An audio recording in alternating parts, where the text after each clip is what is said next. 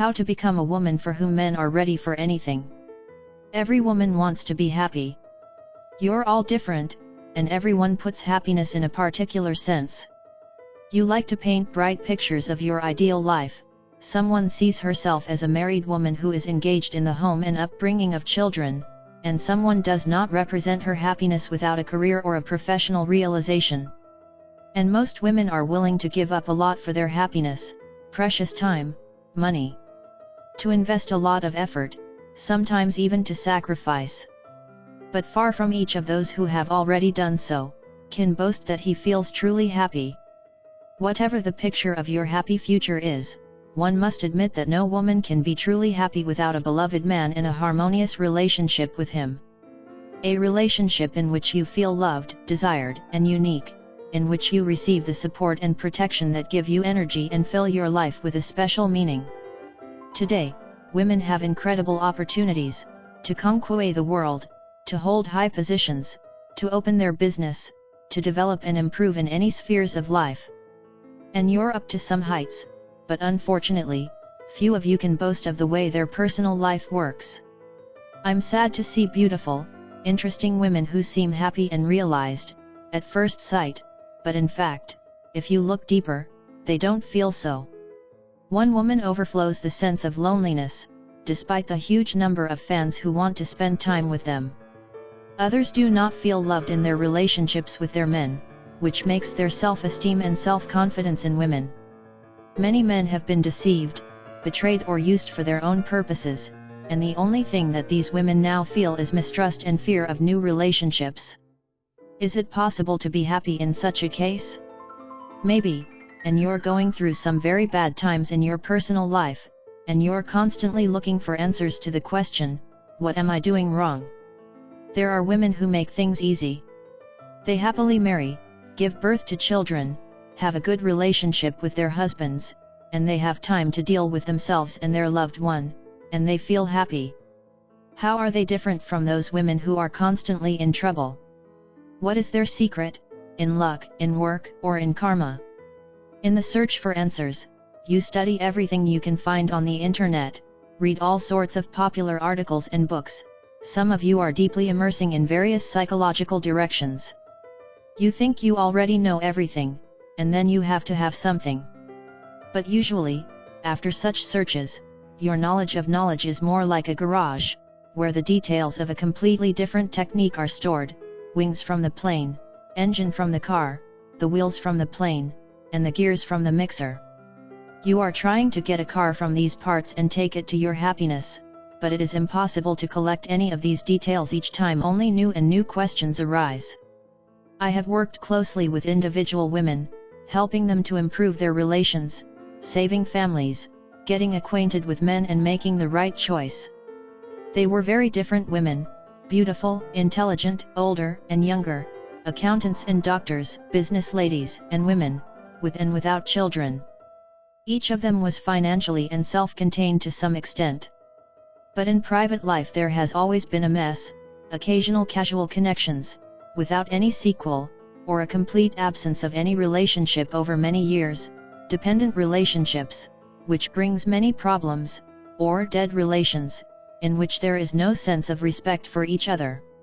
I also met a lot of women who were envious around them, thinking that they have everything: money, a worthy environment, a huge number of fans. But in spite of all this, the woman's plan was not normal. She had only been counting on herself for the rest of her life, because there was never a reliable man whom she could trust, with whom she could relax and feel like a real woman. Despite the success, the money, the connections, she fell asleep alone every night. Or, if not alone, the company of a man who doesn't fit her with her resources and sits on her neck. Men with no special ambition, no one to respect. Yet, he's having good sex with him, but that's probably the only thing he's capable of. And here's what my whole years of practice has shown: the quality of your relationship has a direct impact on the quality of your life. Just remember, what kind of mood did you wake up this morning? It was great, or wasn't it great? What changed your mood? What events? How often do you have a problem with a man you love, even with your friends, or with your work, influencing all of your condition during the day. Let us say you've had a great day in the morning, but the conflict with the man has ruined everything, and now you've got irritation, anger, or grudge. Or you disappointed another bad date, or a man that you loved never wrote or called you, or you found out about the affair of a man you love and you don't know how to live with it anymore. The problems with men and dissatisfaction with the relationship cause you energy and do not give you the full enjoyment of your life. Women with such problems are getting old and hurting very much, because the entire domestic resource goes to stress and sick relationships, conflicts, claims, grievances. Such a relationship is not a source of energy. The woman gives a lot, but she doesn't get anything in return, and by the age of 30, she's already looking at 40. At the same time, a woman who is in harmony and love wakes up in the morning in a good mood, makes breakfast to a beloved man, filled and happy to go to work where he works and spends the evening after a romantic dinner with her family. Her head does not hurt the weight of restless thoughts, doubts, suspicions. She trusts her man, and is sure of his loyalty and love for her. She does not worry about the typical problems in a relationship that takes energy and attention, so she has a huge resource to do and enjoy her life to the fullest. She loves, appreciates, and respects her man, she admires his achievements, and he, in turn, considers her the best woman in the world. She's calm, balanced, confident. And such women do not grow old and are able to compete with many young girls, because even in their 40, they look like 20. I call these women alpha women. They have a wonderful relationship, a decent man, and a high quality of life. And it is about these women and how to become and to be referred to in this book. The idea to write about the alpha woman came after I launched a lot of online training programs for women.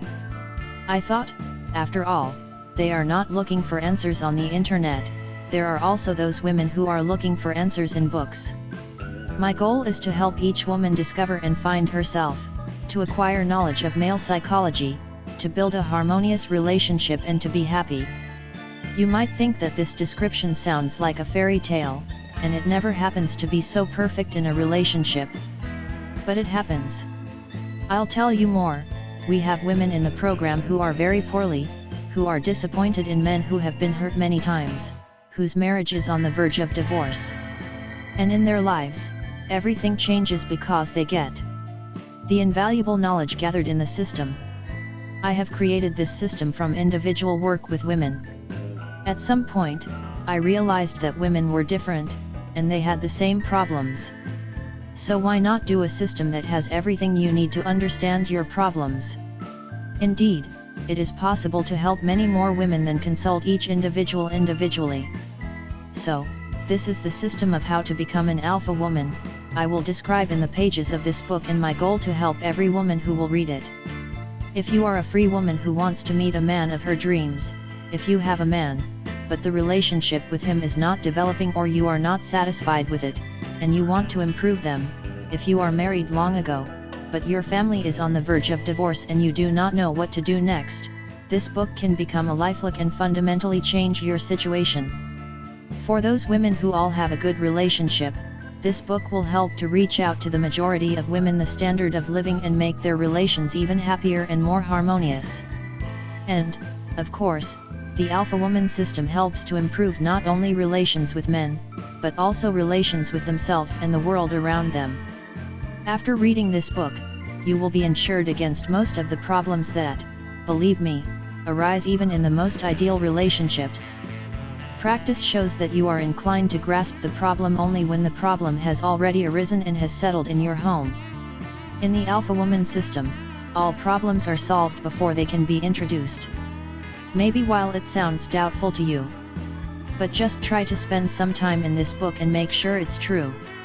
Whatever your situation is, there is always a chance to make things right, and you are now reading a book that will answer most of your concerns about men and relations with them.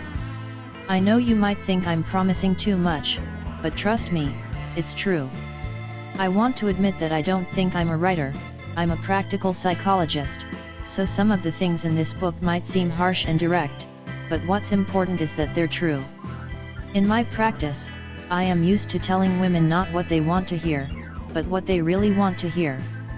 That is what helps them, so I ask you to take it seriously and not be offended. The system set out in this book has already been implemented by thousands of women who have obtained their results. And you know, most of them had problems like yours and even worse. These women admit that the alpha woman is a sip of fresh air, which changes the way the world views and relations. After you have passed this system, you start to see through men, their qualities, and true intentions.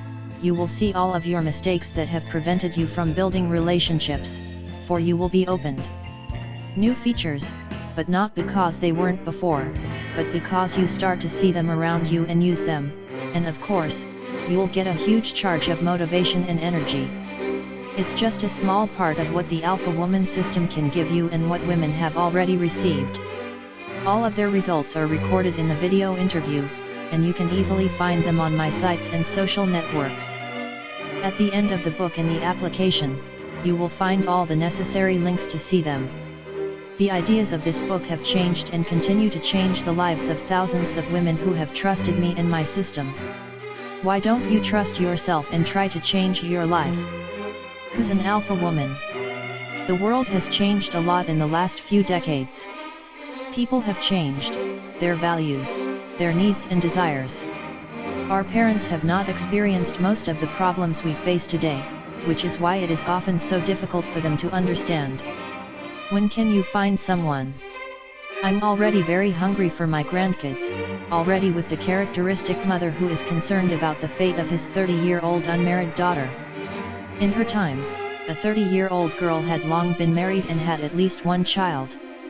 It was supposed to be the right life. The value of the family was in the first place, and it was strange if someone else had it. Today, the values of people have shifted a bit. There is a need for self-development, freedom, search for ourselves. The value of the family remains a priority, but it has to share its place with something else. Along with any changes, new problems also come, the solution of which requires a completely different approach than the one that was earlier. But we're used to the old way we were trained. What did they teach us? We learned arithmetic, writing, history, chemistry, but not a relationship. It is from this moment that all our problems begin. Think of yourself as a little girl. The very first knowledge and understanding of what you do with your parents. How they communicate, how they spend time together, how emotions and feelings get together, all of this lays in your subconscious of the shoots of your future relationship. If you were told when you were a child that love is so lucky for you, it's even more fortunate for those whose parents lived in genuine and true love for each other. In that case, you don't have to talk about anything. You grow in 20 years, someone sooner or later, you get your first experience of a relationship with a man. It can be strange, ridiculous, or indifferent, and maybe vice versa, like in the movies. Everything that happens to you at that age, you are discussing with your more experienced gals, who in turn have never taught anything. So young and inexperienced girls try to build relationships based on the advice of friends, mothers, magazines, the internet and, in some cases, books. Therefore, between 20 and 30 years, women are making their biggest mistakes, and for the same reason, the lack of quality education in the field of relations. The next source after the tips of moms and girlfriends, where women come from knowledge about relationships, are films and shows of love, passion, deception, intrigue and suffering. This is the real box of Pandora, who has been dictating to build relations for decades, and continues to do so now. By the way, both mother and friends regularly watch this box, pays the heroes, cry and rejoice with them, and look forward to the next series, to find out what their heroes are waiting for, whether they will be together or they will be dissolved.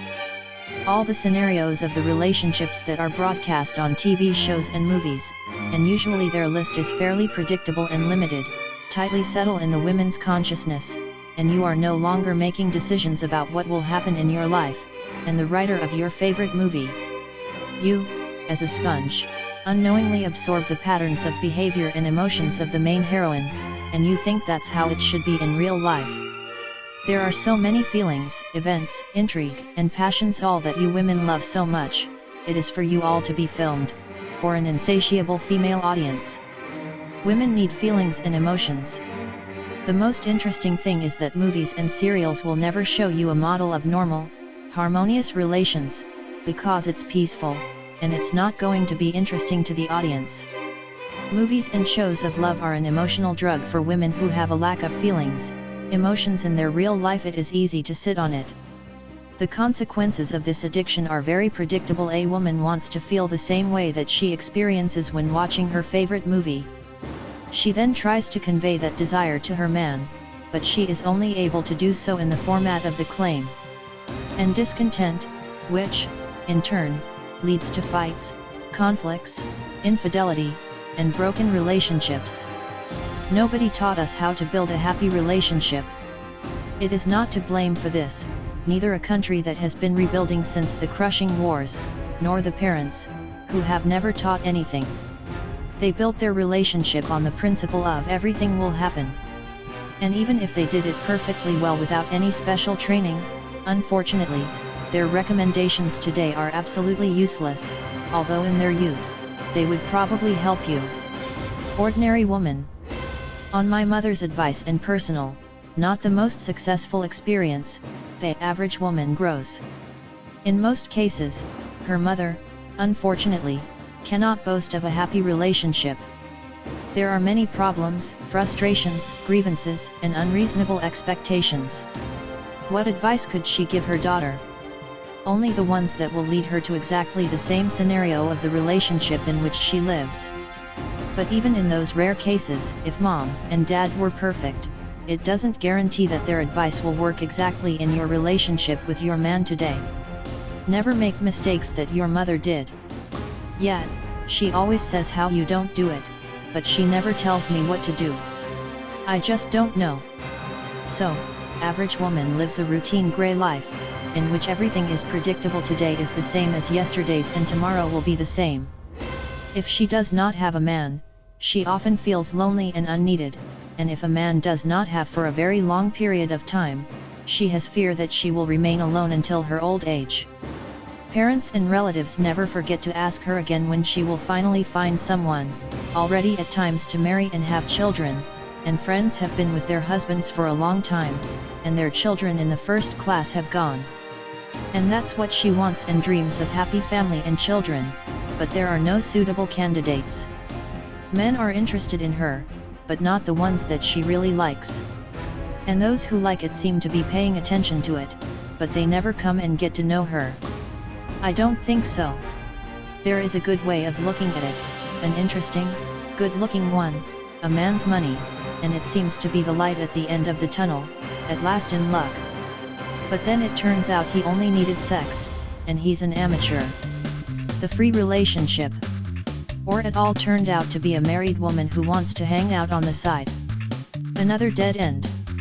Ordinary woman is poorly understood in men, so often falls into negative scenarios where men cheat, use, and betray. But she doesn't learn from her mistakes, so she's always on the same rake.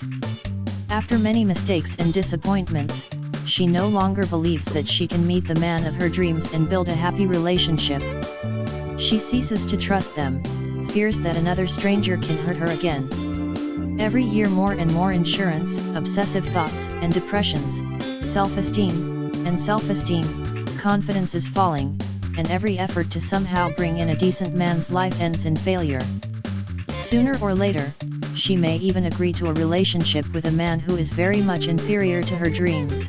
He is not as successful as she wanted, not so beautiful and sexy, quite ordinary man, but, as the mother used to say, the best thing is for a man to be good. Mother wants her daughter to help her marry quickly and get her long-awaited grandchildren, but the mother does not realize that her daughter can suffer in these relations as much as she was free. It could happen that in such a relationship, she would be sick, miserable than alone. By the way, it is very often on the same mother's advice that a ordinary woman may marry a good guy who has nothing else behind her back yet, but her subjective opinion will necessarily be a Of course, during the first 3 years of marriage, they will have children, take credit to the flat and the car, start a cat or a dog, and live a normal family life, just like everyone else. They will both work practically on an equal basis, put their salaries in the overall family budget and once a year on their savings to travel by the whole family to see. Stability and idyllic. But after a few years of family life, their relationship may begin with typical domestic problems that can quickly and easily destroy the marriage. Usually in such relationships, there is a misunderstanding, a warm feeling and a more frequent conflict, and if at the very beginning of the relationship they found ways to reconcile each other, now they simply throw sharp words and differ in different rooms. Both the bigots and the anger are piling up until the next right moment. The woman in this relationship is becoming aggressive and irritable, and the first thing to do is the children who are constantly being frustrated. It is not ruled out that in a relationship it may be boring and full of emotional atrophy. Partners do not ignite and turn on each other, as in the very beginning of the relationship, sexual interest and attraction go away, sex may become a rare guest in their bed. Such problems in the relations attract 2 more troubles, high treason and alcohol. A man who has an opportunity and no moral taboos will make a mistress. If the man does not have the opportunity, or if he does not change his wife's moral principles, the desire to dry off is sublimated in the craving for alcohol, thanks to which he can quickly forget and relax. Don't you see that something is wrong in your relationship? No, it's the same thing that happens to a friend, too, with their permanent disassemblage, and they're not all good at it, but they do, like, it's cool, it's okay. If everyone has that, then we just have to accept that there is no perfect relationship. She might be able to visit the idea of getting divorced and trying to start with a clean slate. But inside too many fears, and the strongest of them are fear of being left alone, because there is no way to meet another man, especially if there are children. In most cases, therefore, she chooses to suffer and endure in a relationship that no longer has love and respect, instead of risking her own happiness. Still better than being alone. A woman who has shown courage and has emerged from a mindless relationship is confronted with a rather deceptive and unjust world of men. In an attempt to get acquainted with someone on the dating sites, she quickly conveniences that men fall into 2 categories. The former are interested only in sex and free relations, some are admitted at once, others are opened on the first date, offering to go to his home for a cup of coffee. And there are the other women who are looking for a woman to create a family, but there is something wrong with them, either a terrible or a beggarly, or a fat one, or a dull one. In short, hopelessness. The state of hopelessness can be traced back to her work. The usual woman often comes to work not where she wants, but where they take and where they pay well. Its work may not be of great pleasure to her, but rather, on the contrary, it is often a source of irritation, aggression, fatigue, and discontent. Sometimes it goes to the thought of finding something else for yourself, but whether the fear is left out of work and money, whether there is doubt, and whether there is a need for it, prevent her from taking the first step. The work is a lot of energy, and in the evening she feels exhausted. No matter how good she gets money or bad, she feels that she cannot be fully realized there and does not get all the things she wants to have. The usual woman in all her misery and troubles only blames the fate or the karma. Once I'm destined to live in heaven, it means there's nothing you can do. And how much she blames her fate for failure, as much she hopes for her that in her life sooner or later it will be a miracle and one day the man of her dreams will knock on the door. She believes in a happy event that just needs to be at the right time and in the right place, and the success of other women is called luck, that someone's appearance is cool, someone has a connection and the money has been decided. She never takes responsibility for what's going on in her life, so she's not trying to change anything. What for? It's already been decided for us. Advanced woman. If a ordinary woman is in peace with her fate and does not make any strategic attempts to change it, then the advanced woman is actively looking for answers to her questions. This woman has a strong desire and motivation to change in her life something that she does not like and begin to live differently, because she has suffered enough and has suffered and does not want to live up to her dissatisfaction. A woman who is an old woman loves self-development, reads books, attends training courses and seminars, and, in general, she is actively working on various spheres of her life. If she is not satisfied with her work, she is looking for information on how to open her case. If she is not indifferent to her health, she changes her way of life when she is sick and she can't handle it herself, she appeals to the specialists. Her mind is always open to new knowledge, and her body is always ready to act, resulting in certain achievements in her life. She's doing great. Motivation is what it is. Motivation to live a bright and interesting life and to travel abroad more often than once a year. She has the motivation to find herself, her job, and become a great popular specialist who gets good money for his work. And, of course, she has a great motivation to meet a decent man, build a relationship with him, and create a happy family. It is not yet where she wants to be, but on the way to it. This is what distinguishes her from the ordinary woman who does not even try to move from the dead point, because she is convinced that all the good things in life should happen to themselves. The normal woman has no chance of a change in her life because she doesn't even want to deal with her problems, she just wants to be happy and do nothing to do it. And advanced chances are a lot, because she understands that one can and should somehow influence her life, that every reason has a consequence. It is only important to find the right way to achieve your goal. If you're reading this book, it's more likely you're an advanced woman, and you're also looking for answers to your questions. And I know that this path is not easy, and sometimes it can take a very long time to find these ways. There is a great risk of getting lost, and very often women are at a dead end, because there are too many information, there are different systems and directions, each of which has its own way of looking at the situation and its means of achieving the desired goals. As a result, after years of information wandering, your head looks like the same garage I wrote about at the beginning. There are many different details in this garage: wing from aircraft, wheel drive, car wheel drive, engine from lawnmower, and it seems to be great that you know so much, but it is impossible to collect anything from all of this to sit down and go where you want to go. It's such an illusion. You know a lot of things, and you think it should help you somehow, but you don't have specific skills, and only skills can lead you to the desired result. The problem of the advanced woman is that she does not have an accurate modern system. There is no good reliable machine to which she can sit and go quickly to the life she dreams of. We need to find the right system. And it is important to do this before you accumulate a critical amount of negative experience, be disappointed in yourself and put your hands down. As it happens with some women, it is easy to see them in the street, those who go with empty views and indifferent faces. They merge with the grey mass of people, they do not light from inside, as if the battery had already been seated. And often these are very pretty and well-dressed women and young girls who have a life just beginning.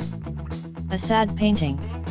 So, the advanced woman is looking for answers to her questions and might by chance inquire the Vedic knowledge. They will seem interesting and promising, and she can try to live on them. I like Vedas, and, you know, I'd be happy to live on this knowledge system if I had lived about 200 or 300 years ago. It was different in those days. The woman was physically and materially dependent on a man because he was the main provider of the family. Without a man, a woman would not have survived, so even the most non-road man is better than without him. It was the responsibility of the woman to do the living, to wash the fields, to cook porridge, to make her husband, to give birth and raise children, and she had no right to say anything, and did not say a word. And the man is the chief, even if he's not a capable man. The woman had no choice but to be a humble and patient woman and to perform her duties. The purpose of the Vedic woman is to serve a man, to keep a family, to organize all domestic affairs, to be beautiful and sexy for her husband, to inspire him, to appreciate, to praise, to obey, and so on. It's a beautiful set of qualities for a woman who wants to create a happy relationship, but, unfortunately, today is not enough.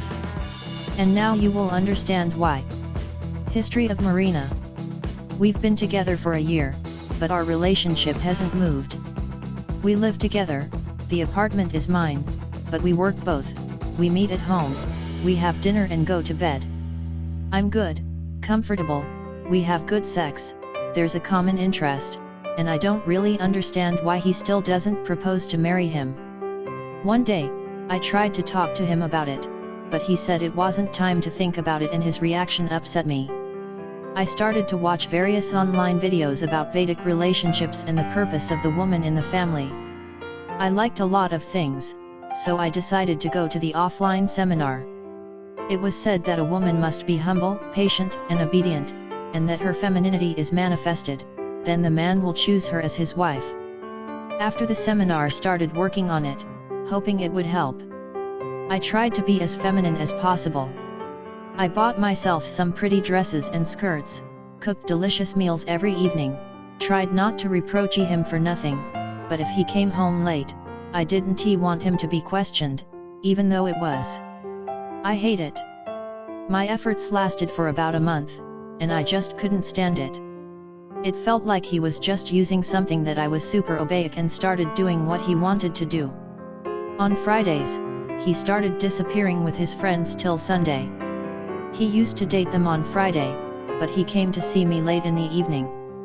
I couldn't figure out what I was doing wrong because I've been trying to be a perfect wife for a month. The desire to be the perfect wife for your man is a great desire. But it will really work and give. The results are only on two conditions: if it comes from inside you, by itself, without any special effort, and if you have chosen the right man, who will be able to see and appreciate it. In this situation, Marina should check to see how serious her men are.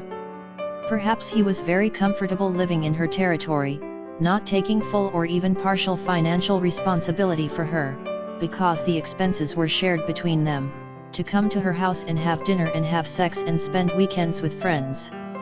Why would he further develop that relationship if he was satisfied with it? There is a type of man who is important to the comfort and pleasure of life. Such men do not marry, they find a comfortable woman who takes all his tricks and does everything for him, prepares, serves, takes care, gives pleasure, gives his love and attention. Such an incomprehensible relationship lasts as long as a woman does not start to strain a man's relationship or talk about something big, such as marriage. After all, after numerous quarrels and breaks, someone is running out of patience and people break up. But the real intentions of a man about the relationship can be determined at the beginning of the relationship with him. One can predict how he will behave and understand what can be expected of him. Yes, you're not Vanga and you will not see your future with him, but you can easily find out a man who needs only comfort and amusation from life, with whom you will never create a happy family. Yet, you're gonna have some relationship, but they're not going to have sex and periodic meetings. Alpha woman can read men when she meets them and visits, so she does not fall into such situations. She knows that if you don't deal with a man in the first place, you can get a deep psychological trauma, give up your love and care for the wrong man, and you get hurt and hurt yourself. If something like this has happened to you, you know what you're talking about. And now answer the question, how much would it be for you to master such a skill? Incidentally, there are other types of men with whom you will definitely never create happy relations. We'll talk about them later in this book, but I'm asking you very much not to go straight to this section, but to patiently read it, because the stories of the women I have carefully picked up in this book will prepare you for my typology of men. Vedic knowledge is definitely missing an upgrade. To live by Vedas is like riding on a wooden cart with a horse. Yes, you can use the cart now to get from one city to another, but will you? What state are you going to be? And where is the chance that you will get to the city you want and not get off the road? This is stupid. After all, a car or even a plane that will take you to the right place quickly, safely, and comfortably, has already been invented. Asterisk asterisk asterisk. Let us get back to the advanced woman. Training on sexual prowess has long been popular, and almost every modern woman tries to pass this training in order to discover the skills of a skilled mistress and to learn to surprise her beloved man in bed. The problem is that more than half of the participants in these trainings are women who have no stable relationship. They are confident that it is through their sexual skills that they will be able to establish their own personal life. History of Victoria. We met 6 months ago at the birthday of our mutual friend. I fell in love. He is tall, interesting, stylish, he has a good job, a beautiful car, in general, a man is a dream. We had a quick feeling, and after the second date I stayed over to sleep. He loved me so much, I decided to give him full and try to make sure he doesn't forget this night. This is the second month we meet, but not as often as I would like to meet, and our meetings are mostly intimate. I still try to surprise him, and he confuses that he has never been so well with anyone before. On the one hand, I like it, and on the other hand, I've got fear and obsessive thoughts that can't go any further. He really fell into my heart, and I'd like to have more serious relationships with him than just sex. It's obvious that Victoria decided to start building a relationship with a man through sex, decided to go a little shorter, simple and clear to her. It's basic: make a man an unforgettable blow, and he'll only think about you after that. That's right, that's how it's going to be, but the problem is, he's gonna think about you just in the right direction, where you make him a blowjob. It's a mistake to think that relationships are sex, even if it's very qualitative and unforgettable. Sex is only an integral part of the relationship, and if at the very beginning of the relationship it pays too much attention, there is a huge risk of getting into the mistress scenario. As a matter of fact, it happened to Victoria, who doesn't even realize it. She met a great man, and instead of showing her best qualities as a woman and as a person, she decided to show him the art of oral caresses. The man saw in her the perfect mistress, who was trying very hard to give him the pleasure of spending time and relaxing after a hard work day, but he did not see in her a person worthy of a woman, with whom he would like to relate her life more seriously. You may not agree with me, and you might want to bet, because what you have here is a way of showing your identity after the relationship has begun to get out of bed. It's passion, feelings, emotions. Can you hold them back? But the script is already running. First, for most men, such a woman is the ideal option for periodic sex if he is not in a hurry to create a serious relationship. And secondly, if he's still looking for a woman for a relationship, he's already going to have a certain opinion of you, which will be very difficult to change, and that will leave a mark on all of your future relations. Maybe you'll never be able to translate them into something serious. And then you'll rekindle again, because you remember a friend who married a man well, even though she slept with him on a second date. No one held the candle there, and I will not argue. I will only say that there are men who have a fairly superficial attitude to it.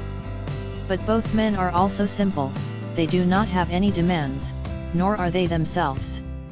Decent men are looking for a pair of equally worthy women. And a woman's dignity doesn't show up in bed, but before her. Victoria made a mistake, and now a man with whom she could build a good relationship sees her as a cool lover. Of course, she may try to rehabilitate these relationships, but we need to do a lot of work here. Alpha woman knows that first we need to have a special mental and emotional contact with a man, and then just get to have sex. And there's no answer to the question, what kind of date do you have to have sex with a man? Everything depends on your skills and the speed of your relationship, from how quickly you get this contact, and a man will respect you as a person. Without respect, you get to him as a mistress. Relationships first, then sex. Ideally, training on sexual prowess should be bought for you by your beloved husband. Not that you're spending your own money to learn to get away with a man who, in most cases, wants to just have fun and doesn't even see your wife's future. Very many beautiful and interesting women fall into relations with men of inferior quality and try to be the best lover. And this is also a big problem. Many advanced women learn sexual skills, but they do not learn to understand men, and the best years of their lives are given to someone who will never appreciate it. *****. The woman, who is a man who is serving a man, protects the family home and takes care of the children, has suddenly broken into the modern world, a woman-kept woman who wants to live for herself, to enjoy all the benefits of this world and to rest every couple of months on the shores of the Indian Ocean. She's not in a hurry to get married and have kids. What for? She is a beautiful, interesting woman, and she deserves all the best, just to find a sponsor who will finance her beautiful life in exchange for her attention and love. Fair enough. While a ordinary woman gives all herself to some loser, believes that he will ever change for the better, pulls half of the family's budget, works every day on her unloved work, and once a year at most, can afford to rest abroad in a hurry to rush to the next session of the spa, so that tonight will please their sponsor. I admit that while you were reading the previous paragraph, in your head you could slip the idea why not? Even if you were never really interested in this topic. But that is why I am writing this, to show you all the advantages and disadvantages of different systems and to warn you about possible scenarios for the development of such relations so that you understand what you fit into. Your choice should be conscious, not forced, or even more imposed by someone. Let us look at the pros of the kept position. 1. A man takes financial responsibility for you from the beginning. You may not work, but you will always have the money. You can ask a man without a problem and feel no remorse or guilt. 2. You can afford to live as most ordinary women cannot afford. Various women's pleasures, shopping, beauty, travel, entertainment, and so on. Your man is most likely not against almost any of your whims, because it's important for him to be in a good mood. 3. As the main part of the financial question is closed by a man, you can afford to do business for yourself and for your own development. For example, teach dance lessons, do charity work, write paintings, and organize exhibitions or work where you like it without worrying about whether enough money is enough for life. 4. You have a man, which means you have a permanent sexual partner and a reliable shoulder to lean on if you have any difficulties. If your man is decent and conscientious, he will not leave you alone with his problems at a difficult moment. Again, many single women can only count on themselves, and that's sad. That's a good list of pros, what do you say? But do not hurry to close the book and register on the dating site looking for a sponsor. Let us take a look at the disadvantages that I have gathered from the experiences of the former and current content. 1. A man takes responsibility for you, but terms and additional conditions are not normally negotiated. It often happens that while you are interested in a man as a sex object, he finances you as soon as the interest starts to fall, or the other, younger, the young candidate for his requests, he can switch quickly, and you just need to be informed. Accordingly, funding stops abruptly and you are forced to look for a new sponsor. 2. With regard to the conditions, in a relationship, everything will be the scenario who pays, the one and the music orders, and thus on the terms of the man. The content of the substance has little impact, because they have no access to either the man or the material resources. Not even a man's head to influence his thoughts. The attitude towards a woman is, in most cases, a consumer-like thing. You will be lucky if you meet a man who will treat you as an individual, appreciate, love and respect, and to keep and accept you as you are. But it never happens. Men who choose this kind of relationship are selfish natures, power and dominant, often tyrants who will restrict you in freedom. Everything will be according to his rules. You will rest there, where he will say, to communicate with the people he will allow, to come to him when he wants, and so on. On the one hand, you have a freedom that many ordinary women do not have, and on the other hand, your freedom is restricted by men. 3. He has money and he can give you a fur coat, a car, an apartment. But will you have real feelings for him? A woman is born to love, and if you don't feel it, you start to get like a woman. In most cases, the mistress has no feelings for her sponsor, and only some have a secret hope of becoming his only woman. And in fact, sooner or later, in your environment, there may be a common good guy, in which you truly love, who will give you care, attention, and love without any conditions, that you will be interested in not only having sex, but also to communicate. And you will stand up to a difficult choice, a beautiful, carefree life without true love or love in an ordinary 2-room apartment in a bedroom. You still have to choose, because no sponsor will allow you to meet anyone else, except for him. Back to the previous item on the terms. For time is up, and you are not getting any younger. It will be more and more difficult to find a new sponsor every time. Such men think it's stupidity to sponsor a woman for 40 years, as it is younger. So once you've exceeded a certain age limit, you will simply become not a format for such a relationship. And then we have to move on. There's no relationship skills. I mean, even if you meet a decent, interesting man and want to build a family, have kids, you probably don't have it. You can. Because you can only be a kept woman, but you don't know how to build a relationship. It's absolutely different things. There is already a certain foundation and scenario in your head, which is very difficult to remake, and on this foundation it is possible to build only the relations of the format sponsor content, but not a harmonious happy relationship, in which there is partnership, mutual understanding, love, support, and so on. 5. It may be that you will meet a man who will experience true feelings and, of course, you will want to build a real family in a harmonious relationship with him. But would that actually happen? A man can even promise you that when the right moment comes, you will be serious and he will even formally make you an offer. Just now he has difficult times and has to wait. And you will wait and believe.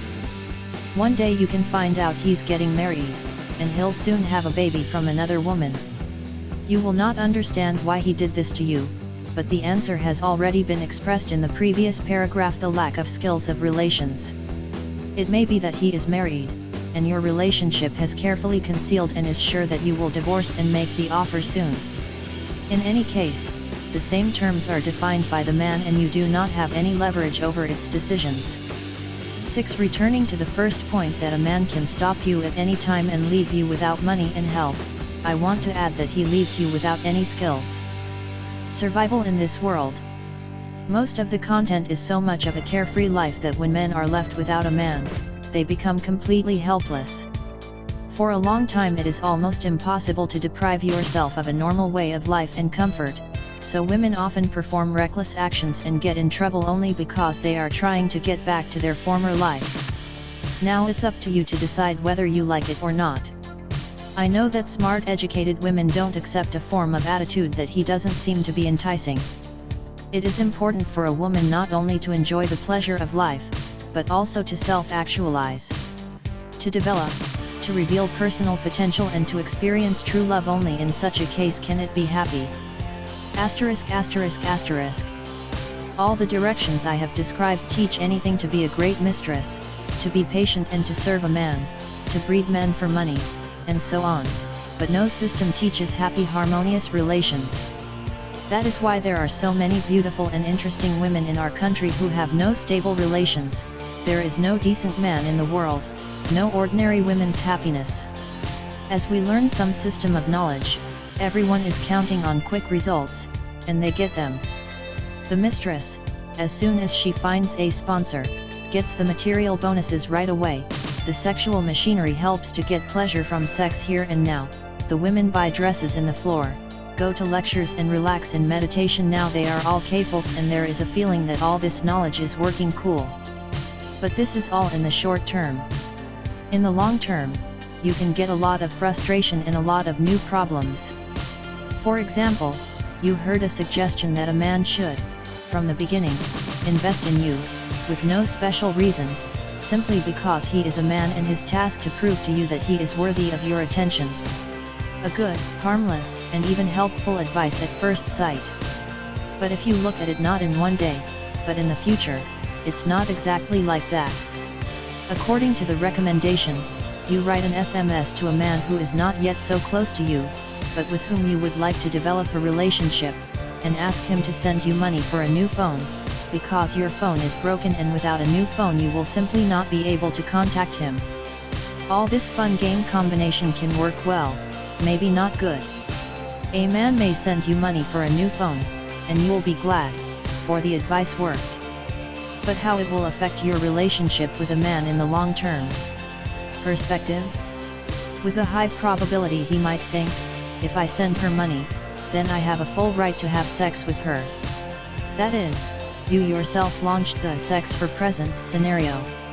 This is one example of how many women are caught in the scenario of perpetual mistresses.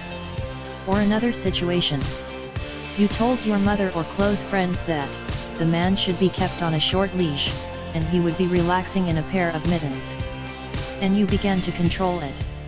Where did you go? When will you be home? Who's the light from work?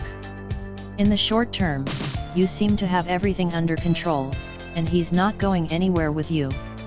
But in the long term, you will have one of three scenarios. The first one, the man will start to find reasons longer at work, to spend more time with friends, or to start drinking at all, because he is uncomfortable being around you, but he can't leave you either. The second man turns into a rag.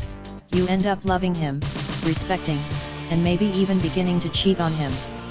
A third man will just decide to find another woman who won't be able to treat him like that. All three options will make you unhappy. And here's another popular tip for women who want to charm and fall in love with a man. It is necessary to be a mystery, for a man to wish you to make a guess, for the instincts of a hunter to turn on. If you don't have any mystery, his interest in you will be fading away. But what would actually happen in such a scenario? You will be attracted to men who love to play such games and who have a lot of free time to solve women's puzzles and crossword puzzles, but there is no time or desire to make any personal success in your life. These are different losers, men without special ambitions, who love entertainment, sex, party, and so on. A successful mature man values his time, so he wants to know right away what kind of woman you are, and if there's anything you can do. Whether you like it or not, he doesn't have time to solve your riddles. If you're going to close it up in hoping to increase his interest in you, you are more likely to have the opposite effect, and it will simply disappear from your life. I have given you just a few examples of how some popular and seemingly useful tips can harm you and literally ruin your whole life.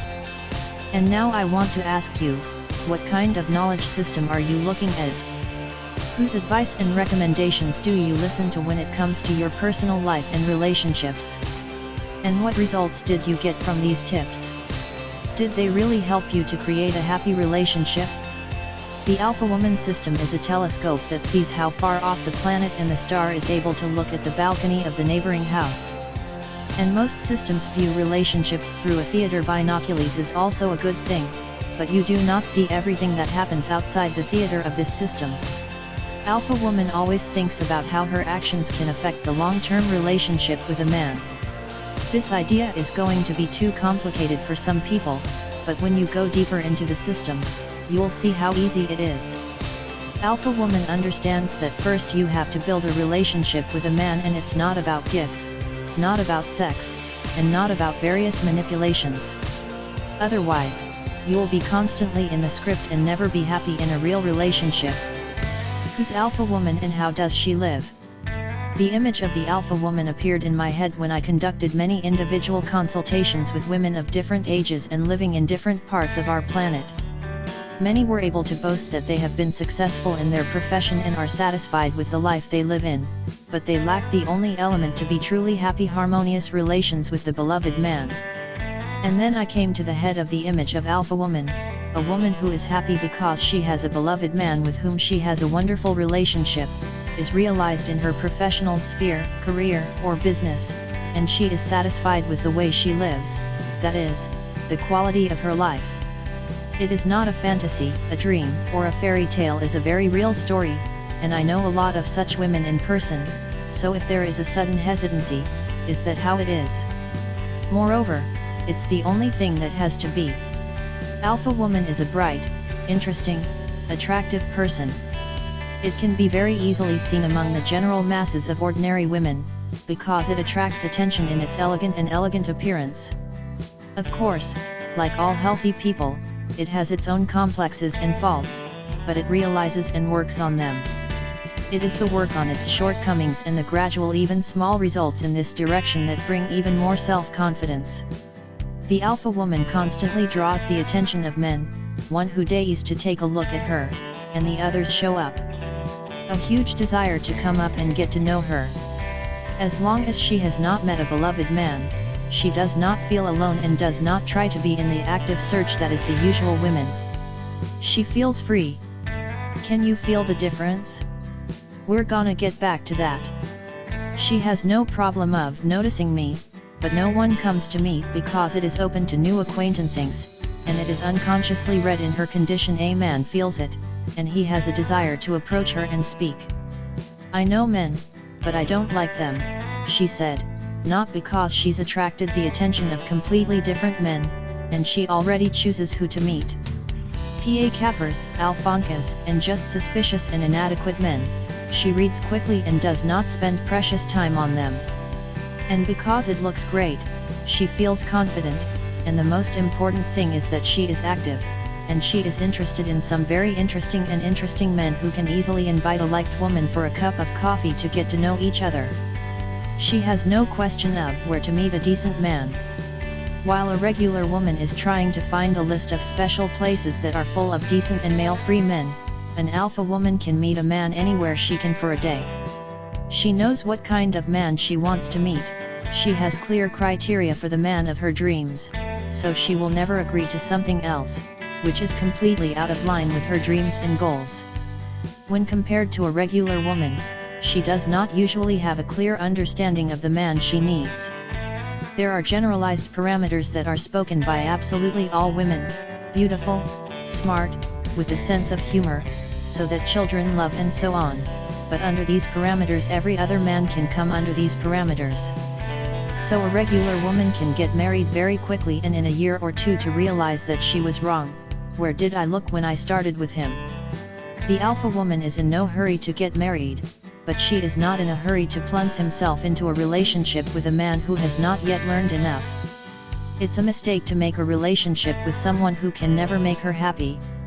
And even a very good and honorable man who wants a serious relationship may simply not be suited to other important parameters that we will talk about later in this book. An ordinary woman is usually only guided by feelings. If she's in love with her and she's good with a man, if she wants it sexy, she quickly agrees to a closer relationship, closing her eyes to other important qualities. Under the influence of hormones, butterflies in the abdomen and romance, her vigilance is dulled, and only through time, she understands that she was mistaken. Although the beginning is cool: sex, passion, impressions, romance, first weekend together, first joint journey, then you decide to live together.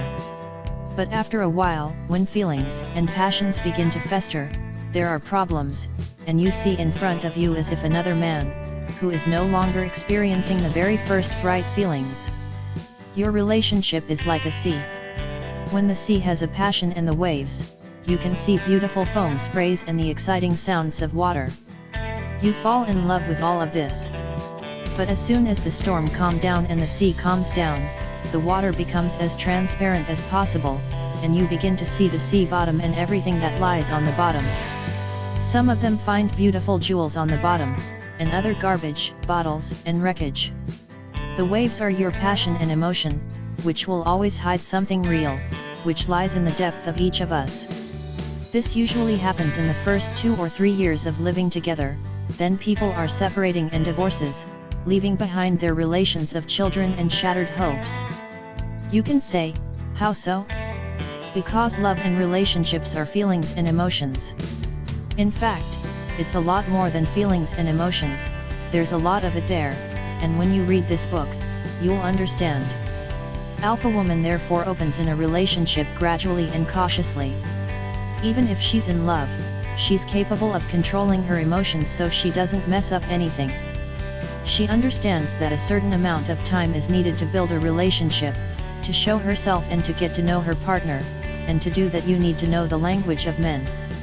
The language of men is complicated. Perhaps you've heard a different story that men are primitive as monkeys, they need sex and tasty food. Yes, there are primitive men who only need sex and food, but are you in a relationship like that? If all of the men were primitive, our world would have collapsed a long time ago, because someone is running big processes in the country, creating systems, businesses, is moving science and technology. Don't believe in stupid ideas. Yet, men like that are less than primitive, but also the alpha women are smaller than the average. Ordinary women think, why do I have to learn the language of men, and men don't have to learn the language of women? And they continue to stumble on the same rake. But it's your safety.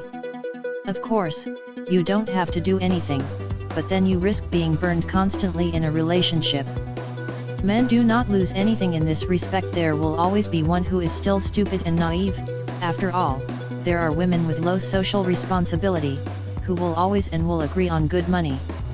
Because an alpha woman is learning the language of men, she has great power over them. She knows what to say to a man and at what a moment to give him certain thoughts and feelings. She knows what buttons should be pressed to get attention and care from a man without any special manipulation.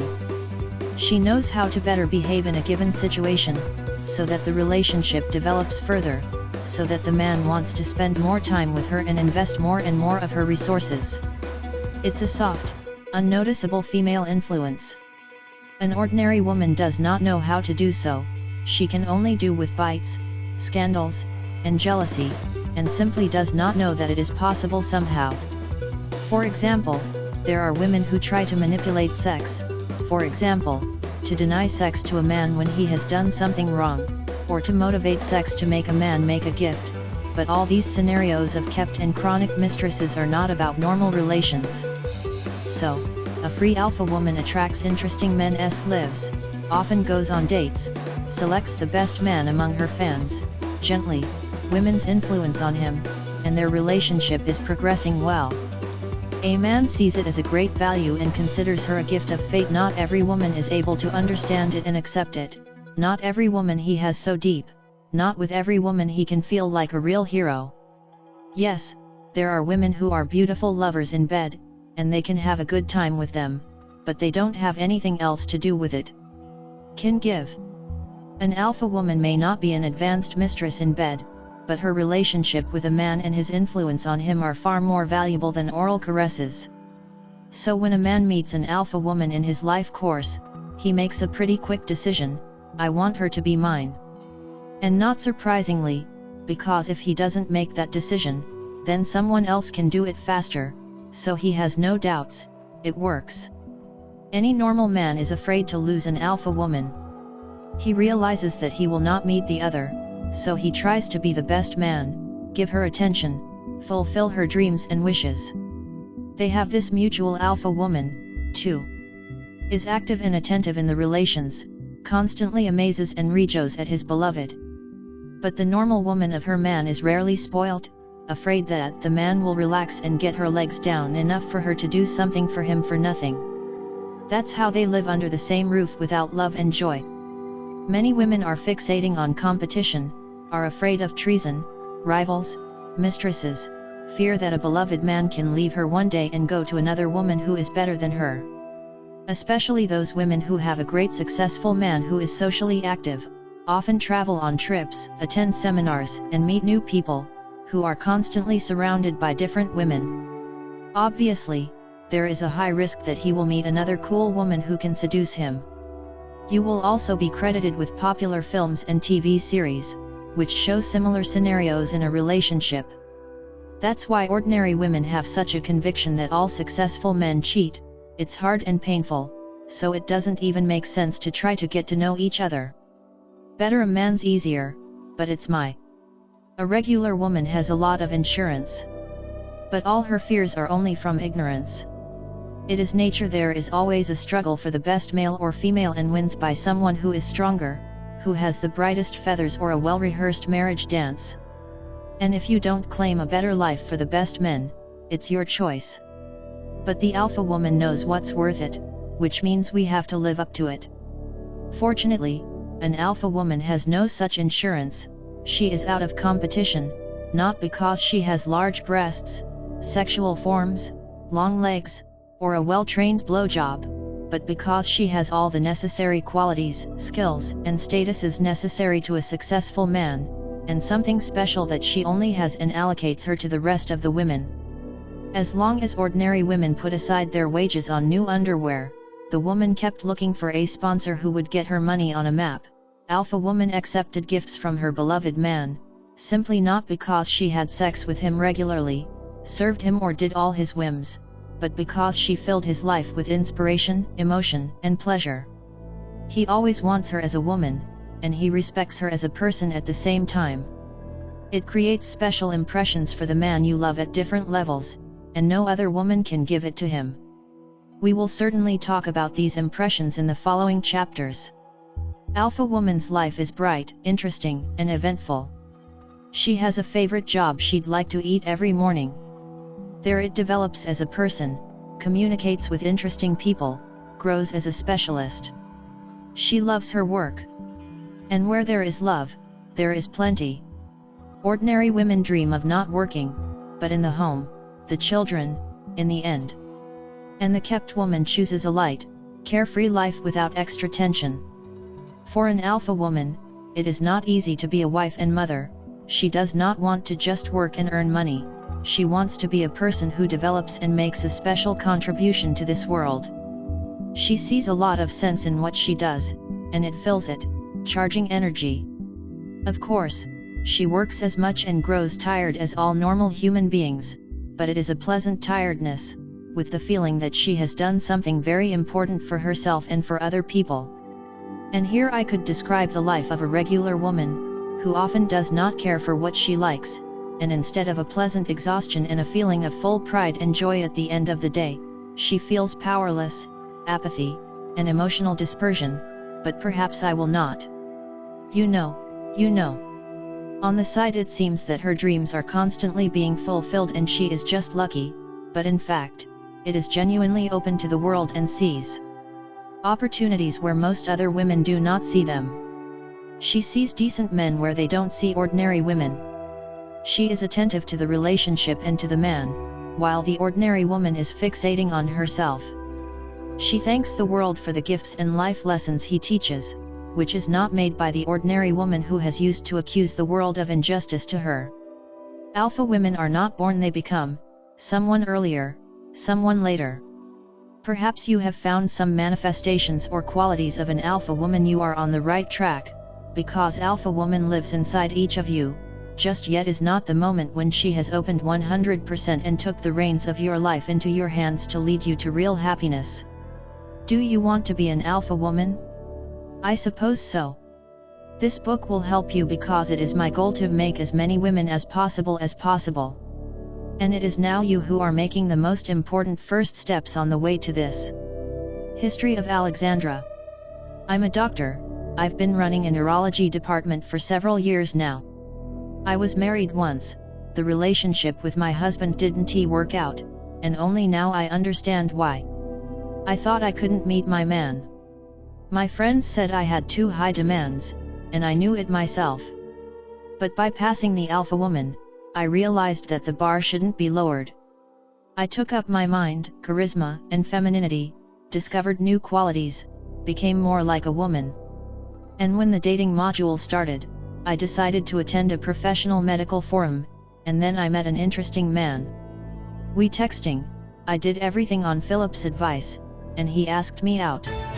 I used to think it never happens to meet a man who meets all my expectations. But it turns out it was real. On the dates and beyond, I continued to act like an alpha woman, and everything worked out in the best way. We're together and I'm happy. Fascination and bad luck. Imagine a beautiful girl driving an expensive car. Let us call the girl Katya. What do you think of Kate? How did she get that car? Most ordinary women would think she was lucky. It was lucky to be born with a nice face, to meet a well-to-do man, lucky he was very generous and decided to give her a birthday present. The same thing can come to you when you meet a woman who owns a cozy restaurant downtown. Let us call this woman Svetlana. This is her husband's restaurant, 100%. She's got control of it. You're lucky to have a husband. Maybe that's what happened, but maybe it's not. We used to call them luck phenomena, the causes of which we simply cannot explain. We don't know where Kathy's car is, we can assume, but it's actually much easier for us to conclude that she was lucky. And that's the end of the question.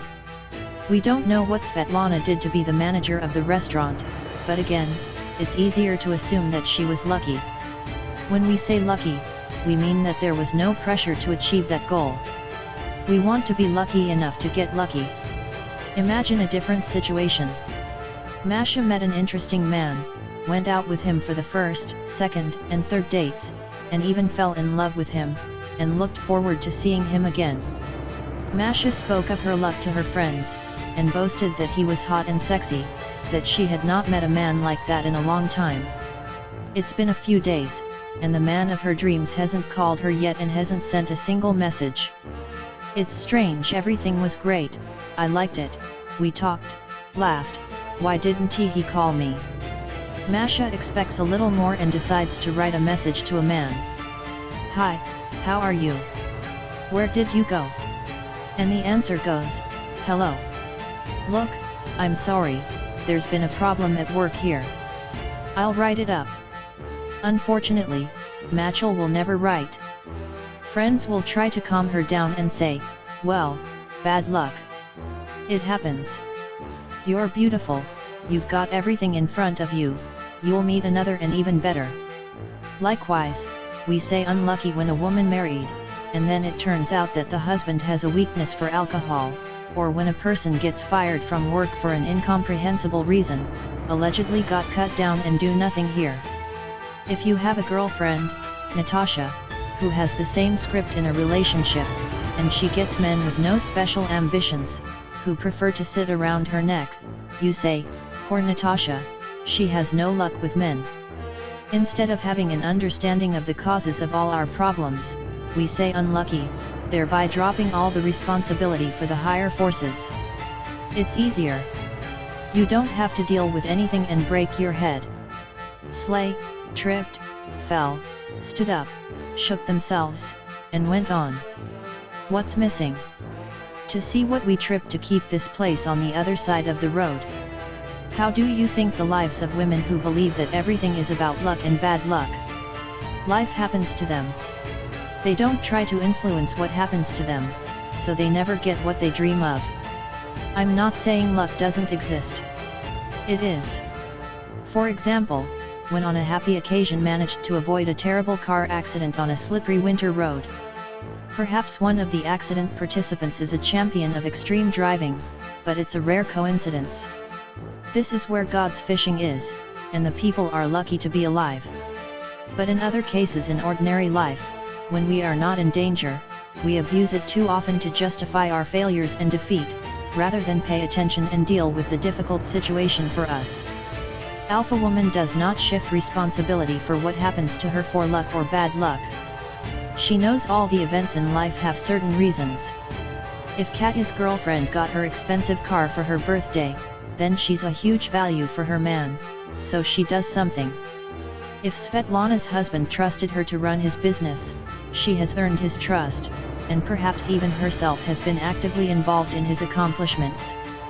Masha met the man of her dreams, and she had 3 dates to take possession of his heart, so that, after every evening spent with her, he could pulse her name in her head, and he could not forget her.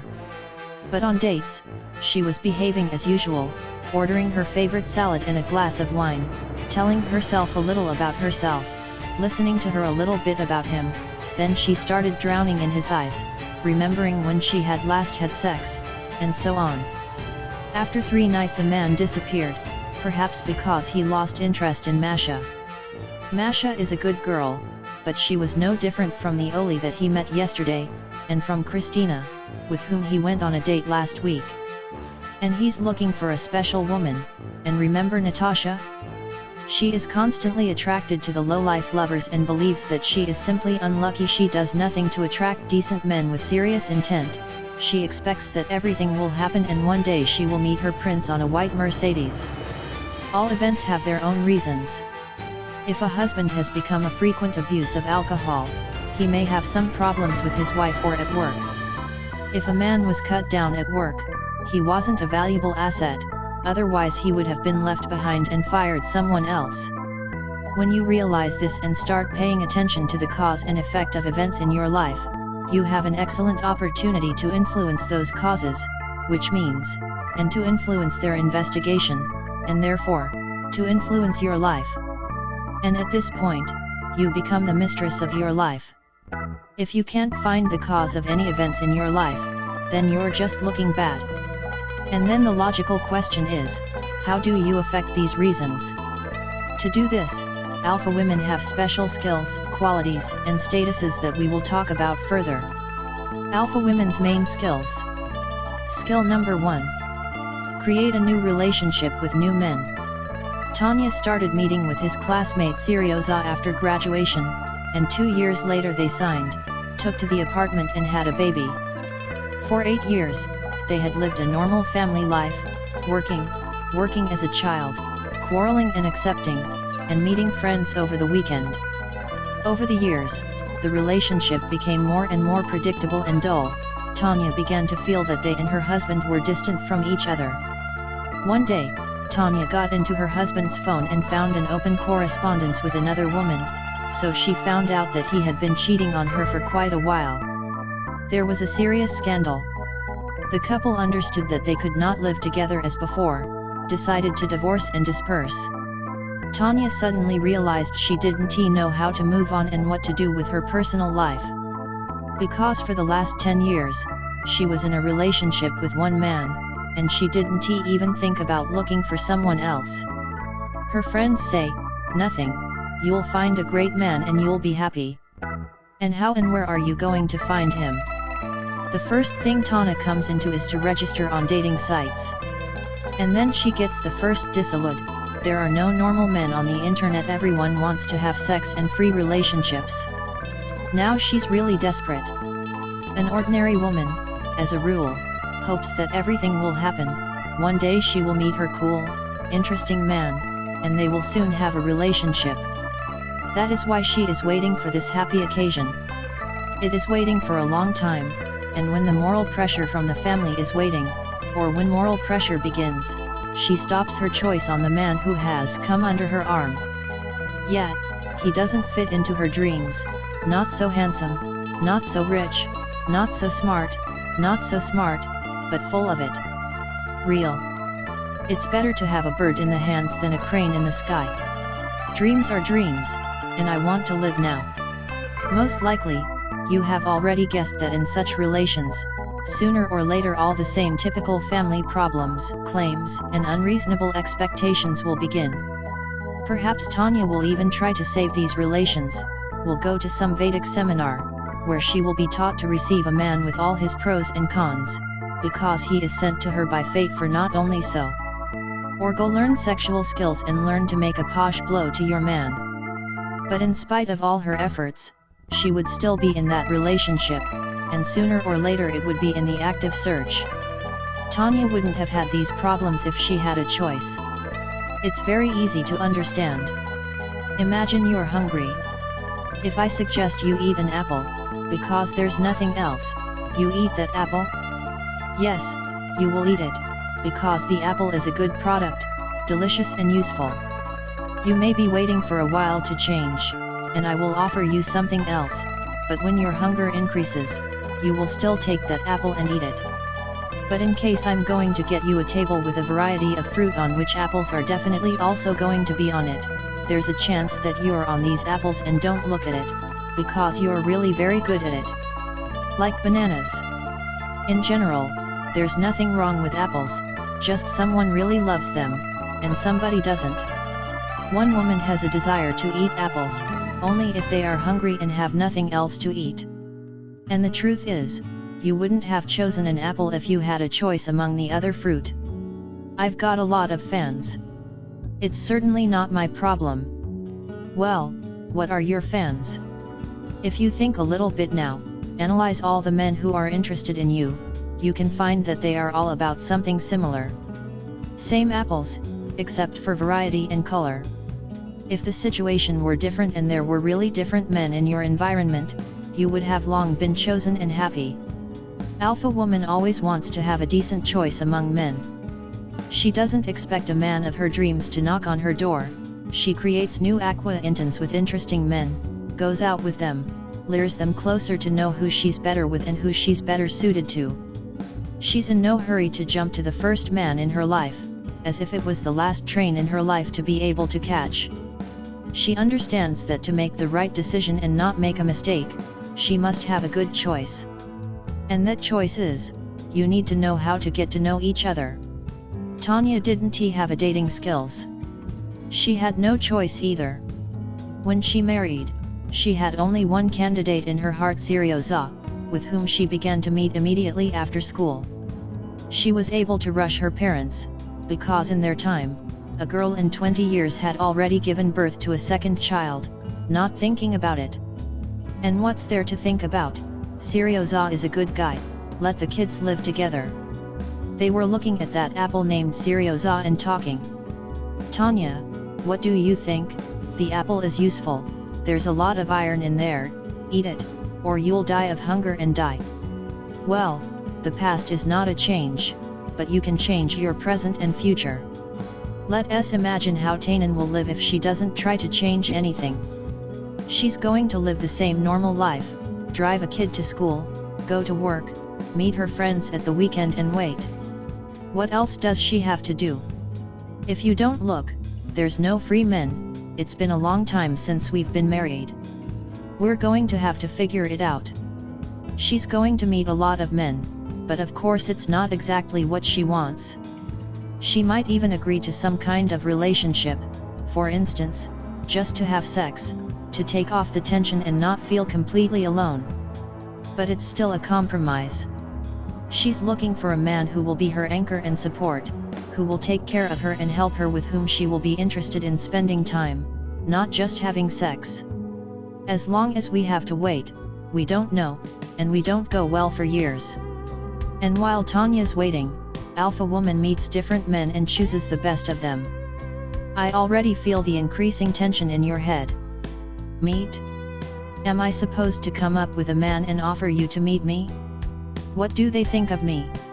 I want to remove this tension in advance and explain to you that the Alpha Woman is never directly acquainted, as you imagine it in your head. It creates a dating situation in which men have the opportunity to take the initiative and offer her acquaintance first. Next, in the book, we'll look at all this in more detail, and you'll make sure it's easy and even interesting. So you have to have a decent choice among the men you're interested in, which means you need a skill to make this choice. When you don't have a choice, you run the risk of making a mistake and being in a relationship with a man you will never be truly happy with. Skill number 2, men and men. Quality, intentions, and prospects.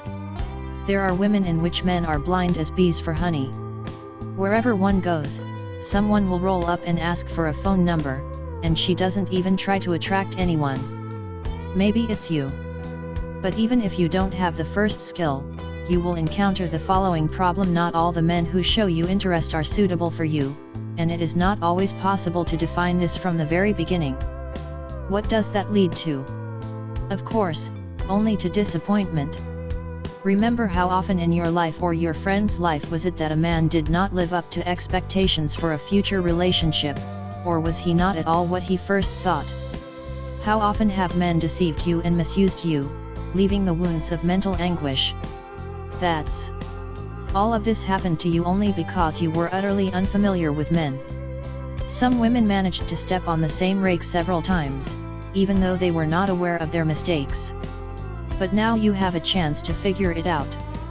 When you do not understand men, in their qualities and intentions, you risk making the wrong choices, making a mistake, and going into a relationship with a man who can never make you happy, or even break your heart. You mean the wrong choice? How can you make a mistake in your feelings? You are not wrong in your feelings, but you are often blindly followed by them, and then you wake up, you open your eyes, and you are horrified. How could I believe you? How could I fit in? You meet a man and fall in love with him, you're attracted to him, you want to be with him, walk, hug and kiss him. What's that? It's a physical and emotional attraction, or chemistry, how many women like to talk. Or if you want, butterflies in the belly. that don't want to break up like that, and that's why you're going to take your head off in this relationship.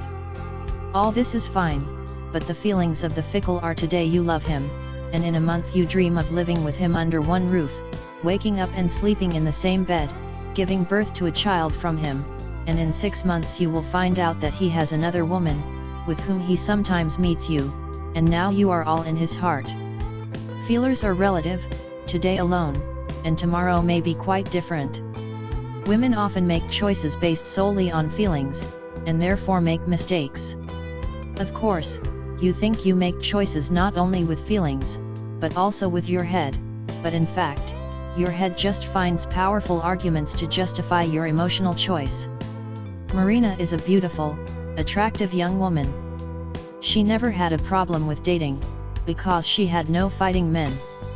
She could have been set up and met by a man in a cafe when she went out for coffee during her lunch break, in the parking lot when she was coming home in the evening.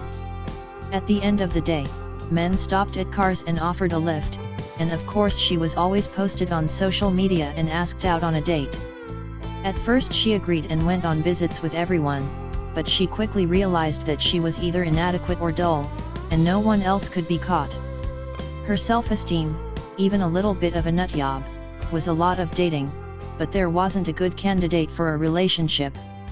She therefore decided that she would only go on a date with a man who would be able to identify himself and surprise her at the dating stage.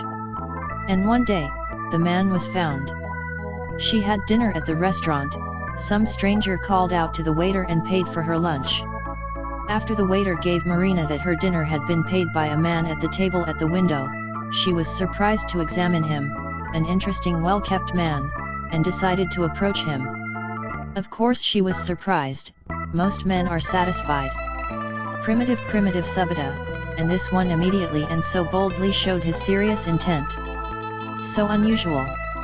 The man admitted that he liked Marina and decided to do so. A compliment. Then they had a regular conversation. Who are you and what are you doing and what are you doing tonight? The Marine remembered only that he had some business, and no longer understood what was going on, because she had started to stand out for endorphins and had a little bit of a sense of judgment. She's in love. They agreed to meet the following day and take a walk. Marina's unbeknown boyfriend boasted to her friends. "Girls, I'm in love, he's so." Marina could not sleep all night because she was excited about the next evening. On that unforgettable evening he told her about the funny stories of his life. Some were even rather dirty, but Marina could not restrain herself or laugh. Then he let her in and kiss her, and Marina started to remember the last time she had sex with her. A while. He whispered something in her ear, and offered to take her home. Meet this man was like a romantic story from a movie. Marina could not resist the temptation to invite him home. She felt it was him. In the morning, he kissed Marina and left for his business, said he would get it later. Filled with feelings, Marina, as though on the wings of love, flew to work and thought about her favorite day. He was a very busy man, and next time they could only see him in a week. He stayed with her all night and went to work in the morning. They spoke a little, feelings and emotions were stronger. And then he stopped calling.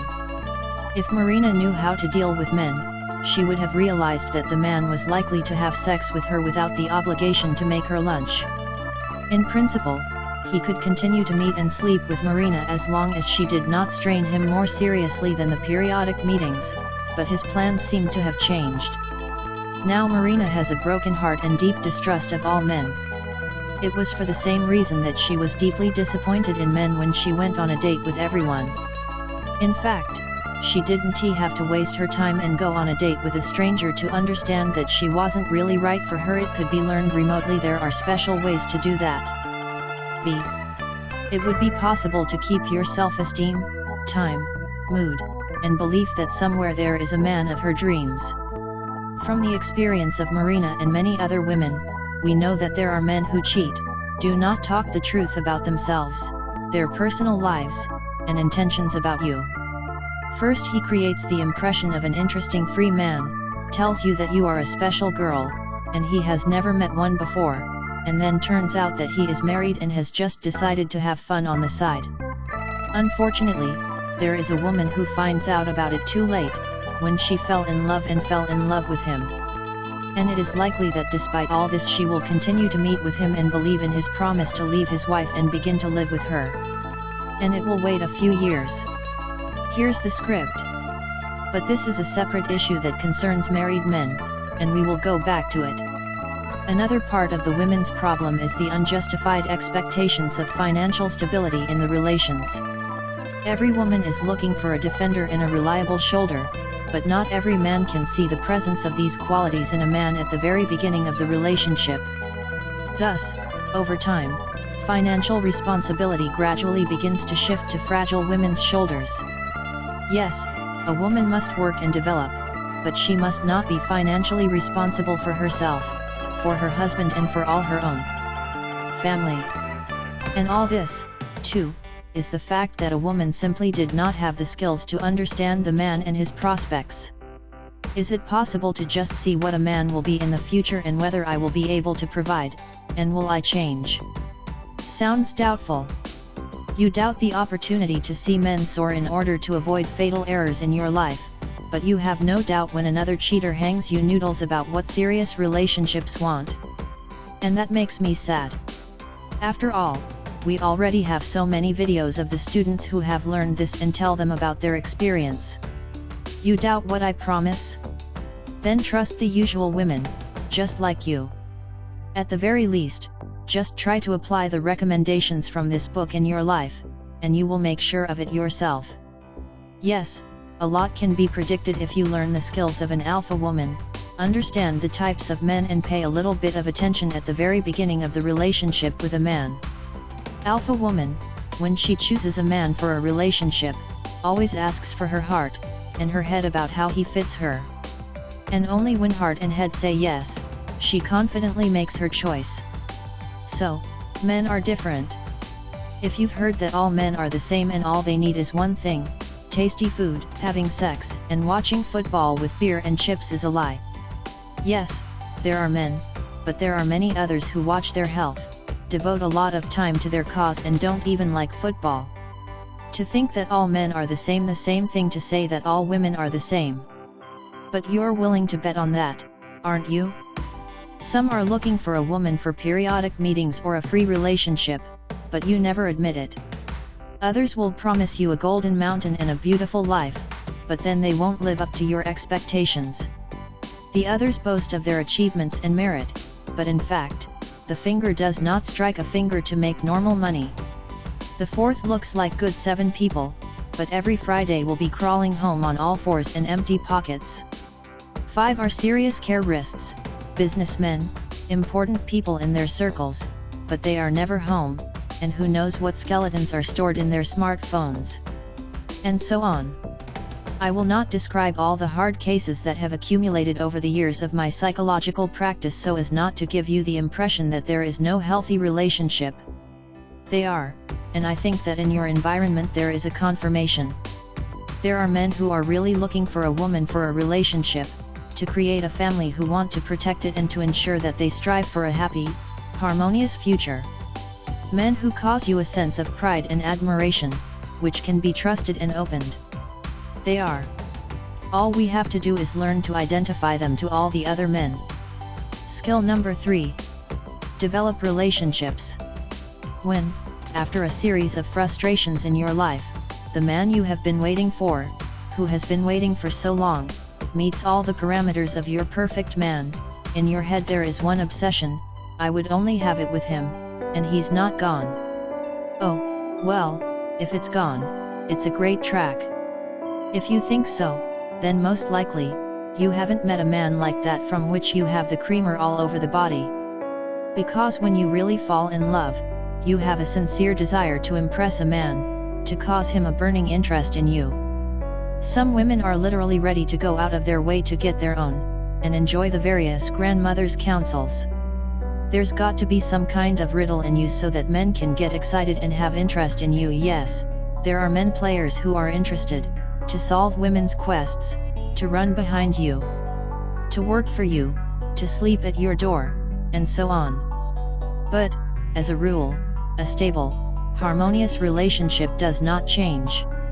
As soon as you want to start living together and get into a more serious format, this man will disappear and lose interest in you, because his relationship is game and gambling. In a relationship he becomes bored with the typical everyday problems on a level spot. Moreover, in most cases, these are men with no special ambitions to achieve. They have a steady job and they don't want to go any higher. Yes, at first you will have romance and passion, and then you will realize that it is simply not for respect. A normal healthy man who is busy with his business, his career, who wants a serious relationship, it's no time to solve riddles. He values his time, and he is pleased when a woman appreciates his time. Even if he takes this adventure, he will spend his time and attention on you, solve all your riddles, and find that there is nothing more interesting for him that will be a great disappointment for him and for you. The Xiamingi, too, by the way, of the past. Now every other woman with her raisins is not all tasty. You need to show a slight indifference to him and that you have plenty of other fans, then he will want to conquer you. A counsel for 5 years, but not for adult women. Again, there are men for whom your behavior is like a red rag. You show indifference, and he already has a guitar under your balcony on the serenade. You show that you have a huge number of chopers, and he takes your hand in return, put his hand in the car and takes you to the sunset. Who's picking on it? The men of the players, they are definitely interested, but also the men tyrants, the owners, who in the relationship maximally limit your freedom and put you in your cell, like you are a beautiful bird. The tyrants will talk more in detail in a separate chapter. Yeah, man should be conqueror, but where? A normal healthy man is gaining in business, in sports, in his career it is his main battlefield. If he moves his conquest to a woman, so he doesn't have any movement. And that means conquering you, he'll have to look for the target again. That's what men of the womanizer and the pickers do. A psychologically mature man needs to be sure that you are the woman he wants, and for that you have to show your personality and women's qualities, then he will turn on and look after you. And often with a decent businessman, there may be an abyss of interest in you just because there is another woman in his environment, as interesting and beautiful as you, but without the syndrome of impregnable fortress. When he calls, pick up the phone from the third, and it's better from the third time. Don't show them you're interested. Let him think you're busy and you've got a lot to do. It will motivate him as an excellent recommendation, if you want to attract some other immature teenager who will be sterile every half hour, until you finally answer his call. Such a teenager may be a man between 25 and 35 years, who has not had time to play these games while he was at school and institute. Your playground will motivate him to suddenly show up at your house when you don't wait for him, to be obsessive, to ask you to come to visit you for tea, with the intention of staying all night, and so on. In general, the game of a man and not answering his calls for no reason is the behavior of a little girl, so only immature boys with whom you can play, but nothing serious will be drawn. A normal man just thinks you're not interested in him, and he's going to switch to another woman who's happy to answer his calls, and he's not building any of it.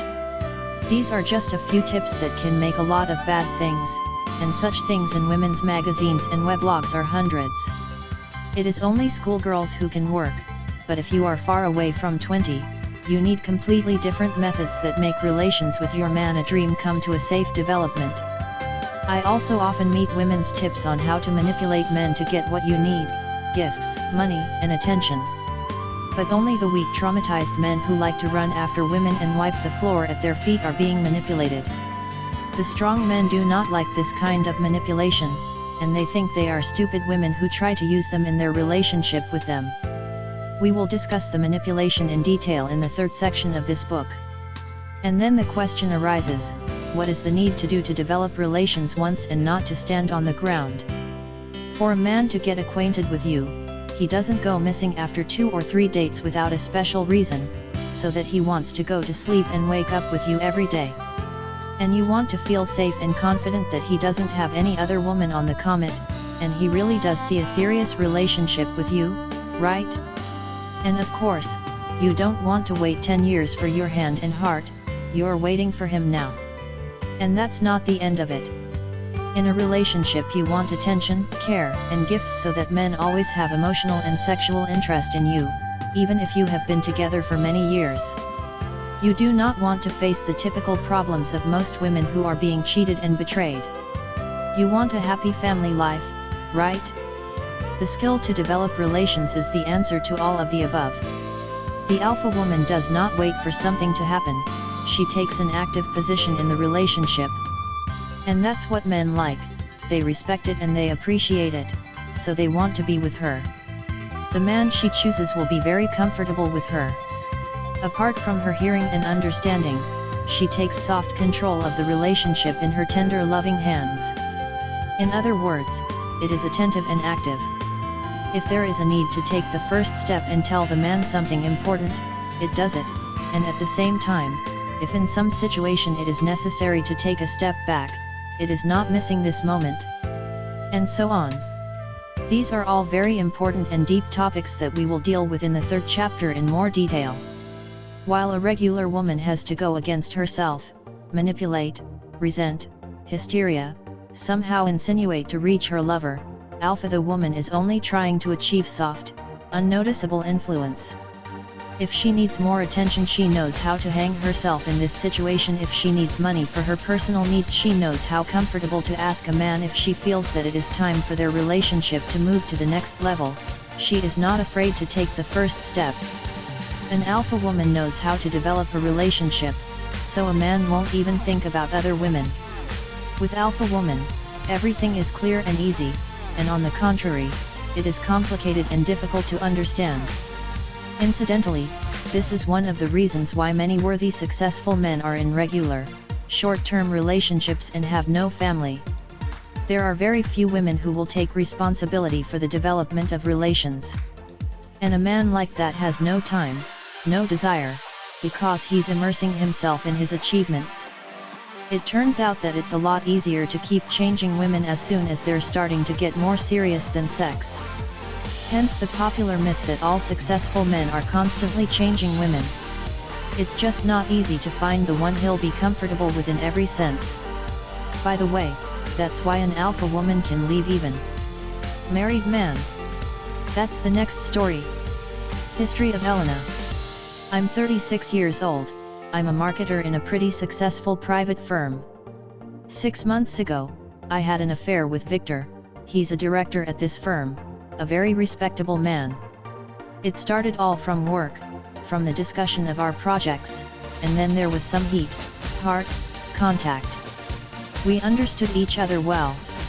Start meeting out of working hours, drink coffee, and talk to topics that didn't work. We had a drink and slept together on the New Year's party, and then we couldn't stop. All this time, I knew he had a wife and a family, but I was so happy with him that I didn't think about it. We both felt that there was something more between us than just sex. After a few months of our rather strange relationship, I began to feel jealousy. He was good with me, why would he come home? I was waiting for Victor to move, to file for divorce, make me an offer to start living together, at least spend my vacation with me, but time went by and nothing changed. For the 4th month, I couldn't stand it, and told him that it was time to finally decide who he wanted to be with. There was a small quarrel, after which he cooled me sharply, and talked reluctantly, and our meetings were cancelled. And I didn't really expect it, because we were fine. I was hoping I could push him to make a decision to leave my wife. Now I understand that I was too abruptly and stupid to give him an ultimatum. It is a good thing that the alpha woman system has begun to be studied in a timely way. 4 months later, Victor applied for divorce and rented a separate apartment for the two of us. I'm just happy, because it's really the man I'm feeling and desirable with. It could have been different. Most likely, I'd like to change jobs. To avoid upsetting myself every time I see him there. Apparently, he was determined to choose his family, not me, and that would have caused me a lot of pain. On the one hand, you might think that Victor was just a weak man who was afraid to change something in his life. On the other hand, if you were to understand male psychology, you'd understand him. Victor is most likely a family man for whom the family is of great value. And such an ultimatum, or she, or I, knocked him out of his feet, because he was forced to choose between the most precious thing in his life, his family and his children, and between the recent novel. Therefore, as long as there was no claim from Elena, he could be said to sit on 2 chairs and was as comfortable as possible. He chose the family at the time. But let us figure out what was really going on. For 4 months, Elena was just having a good time, drinking calmly with the caffeine, discussing the common interests, and having fun with him in hotel rooms on Thursdays. On Thursdays, Victor's meeting is an iron alibi for his wife. And all that time, she knew he had a family. She waited 4 months for serious suggestions and actions, and then abruptly announced that it was time for him to make a choice. And it would have been a smooth and discreet time to influence his decision, to help him understand that she, Elena, was the woman with whom he would be happy, but for that he had to finalize his relationship with his wife. And all this without a fight, without manipulation, without suffering.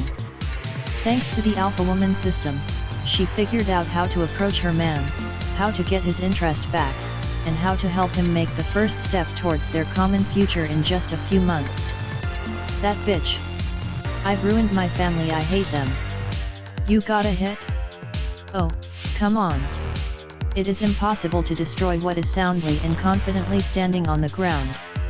If a man or a woman leaving a relationship, so they were already on the edge, and that rival was just helping to complete the destruction process. It was just that their house became old with time, began to crumble into the front of the facade, and to rotting the foundations, and as soon as the strong wind blew in it, it fell apart. It's a relationship. I will tell you that the situations are different and need to be dealt with on a case-by-case basis.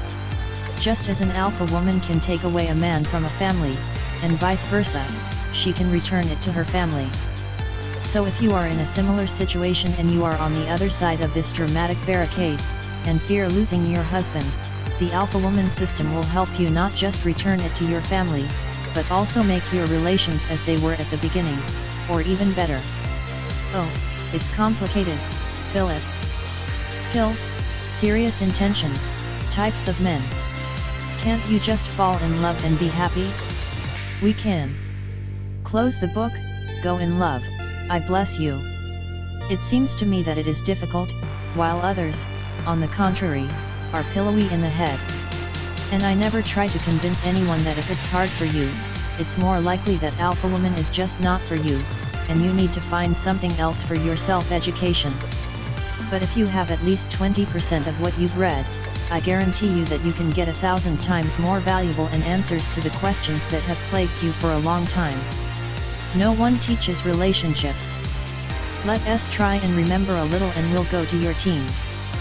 You're a young girl of age 14 to 16, go to school, learn, talk to girlfriends, and start interested in boys. Right now, close your eyes, take a few minutes, and try to remember some details. I also propose that you copy these points in your book, as you will be returned. Remember your first crush is the easiest. Who was that boy? What did he get you, his qualities and actions that caused you emotions and feelings? What were you doing to please the boy like you did? How was your relationship developed or not? What feelings and emotions have you experienced in this invitation? And write down what you are going through, what states and feelings are at this moment, as long as you remember it, joy, sadness, grief, pain, and so on. First love and first feelings are always the most sincere and true, not imposed by socium or living circumstances. Very often, this defines a further scenario in the choice of men or the scenario of the relationship itself. At that age, the girls are the most vulnerable, and the frustration with the relationship can cause deep trauma. Now try to remember what your parents told you about the relationship and what they gave you. How did your mother get involved in your personal life and what did she tell you? She may have asked you not to hasten the selection, and not to make the foolish mistakes she made in her own time. Take your time, you'll be in a hurry, don't be such a fool as your mother, don't be in a hurry to get married. Or, on the contrary, hinting that you must get married as soon as possible, or else it would be too late. Think of all the words that you've picked up and write them down. And the last, swim in the memory. Think back to what your parents' relationship was at the time. How did they feel about each other? What these feelings were: love, tenderness, passion, anger, irritation, and so on. How did they fight and make up? What did you feel when the relationship between them became strained? If you lived with one of your parents, with a dad or a mom, you could describe their relationship at a distance. And what was their personal life, each one of them, who they met, who came to visit you, or maybe they went missing, and you stayed at home in the house, alone, and maybe you had something to do with the relationship with him. And how did you feel about that space? How good was it for you, comfortable and safe? Now, after all that you've pulled out of your memory, sum up and write down what you think about the relationship. How do you feel about men? What thoughts and feelings do you have now? And also record these conclusions in your book. Asterisk asterisk asterisk. At a time when the teenager is revolutionized and formed as an individual, it absorbs certain patterns of behavior. This is especially true of relations with the opposite sex. It is precisely in this very delicate age that a young girl should receive basic knowledge about the relationship with the boys, and the main medium of this knowledge must be, of course, mother. But due to different circumstances, mom was not able to give her daughter any of that knowledge. Perhaps she didn't know herself, for she had married early and your father was her first and only man, so she knew only about how to behave with your father and not more than that. She may have had some experience in a relationship, she has been several times in love, or has been married several times, but she could only pass on her knowledge of her own mistakes. Maybe my mom was too busy making her own business, working hard to keep a family, and even if she wanted to tell her daughter something, she just didn't know what. The only thing she was able to do was keep her out of her late night and deal with bad companies. But you need to get a lot of knowledge from somewhere. Therefore, the closest source of knowledge is the more experienced gals who are already meeting with boys and getting the first sexual experience. The next source of knowledge is popular films, serials, and TV projects about relationships. If with friends, movies, and TV series, behaviopathic patterns in relationships are modeled directly, with parents indirectly, and you absorb them as unconsciously. The relationship model between mom and dad is what is recorded at the subconscious level and defines a further scenario in your future relationship. This is more likely to affect children who have spent too much time with their parents in their teenage years, who have been in the same space for a long time. On a fine level, we as a sponge absorb the emotions, experiences, states that our parents have, inside of us, the thoughts and the words. And to a lesser extent, those children who had left the home early in the summer, for example, to another city, or started to live independently and work. If in your family, everything was pretty quiet and harmonious between your mom and dad, then you got lucky. And you can deal with your problems much faster and easier. History of Ols. My first school love is a boy for 2 years older than me. I liked him outside, attracted his behavior, he was brave, confident, unshackled, such a bad guy. Our offices were very close to each other, and I was very interested in attracting his attention. I wore my older sister's things and tried to look defy so that he would notice me. Mom swore I was dressed like a whore, but I never wanted to know why I'm so dressed up. My experiments were successful. We started walking and dating. The first time was like a love story for me, but then in a relationship he became a despotic and brute. He forbore me to dress well, I look like a skank, calling me scary when I couldn't make up my makeup before he came. And I did not give up and tried to act in accordance with his wishes, to do everything to make him love me, to admire and respect me. And when I heard a few compliments from him, I just melt. I knew it was time to end things, and everyone noticed, but I don't have a thing. It doesn't work, it's like I was sucked back in. It lasted 2 years, after which I was able to finish everything for good. Now I realized that even after such a failed experience, I unconsciously kept looking for bad guys, so much I was attracted to this image. When I was thinking about my parents' relationship, it hit me. My mother had always hated Dad's antics, and she knew that he was cheating on her, but she kept all the grudges against him. Now I see why the bullying of my despotic boyfriend has been through for 2 years, because in my family, it was the norm. My mother never told me anything about relationships. She kept reminding me of her lessons. She swore, if I was home late, punished house arrest and forbade going to school discos. More than anything in the world, I wanted to grow up and start a life of free life as much as I want. Then I began to meet with my classmate quite unexpectedly for myself, who had crossed the school 5 years later. We started living together quickly, and I finally moved out of my parents' home. At first we had great sex, romantic relationships, he worked, and I met him with a delicious dinner at home. Everything seemed fine, but then he became too selfish and self-centered.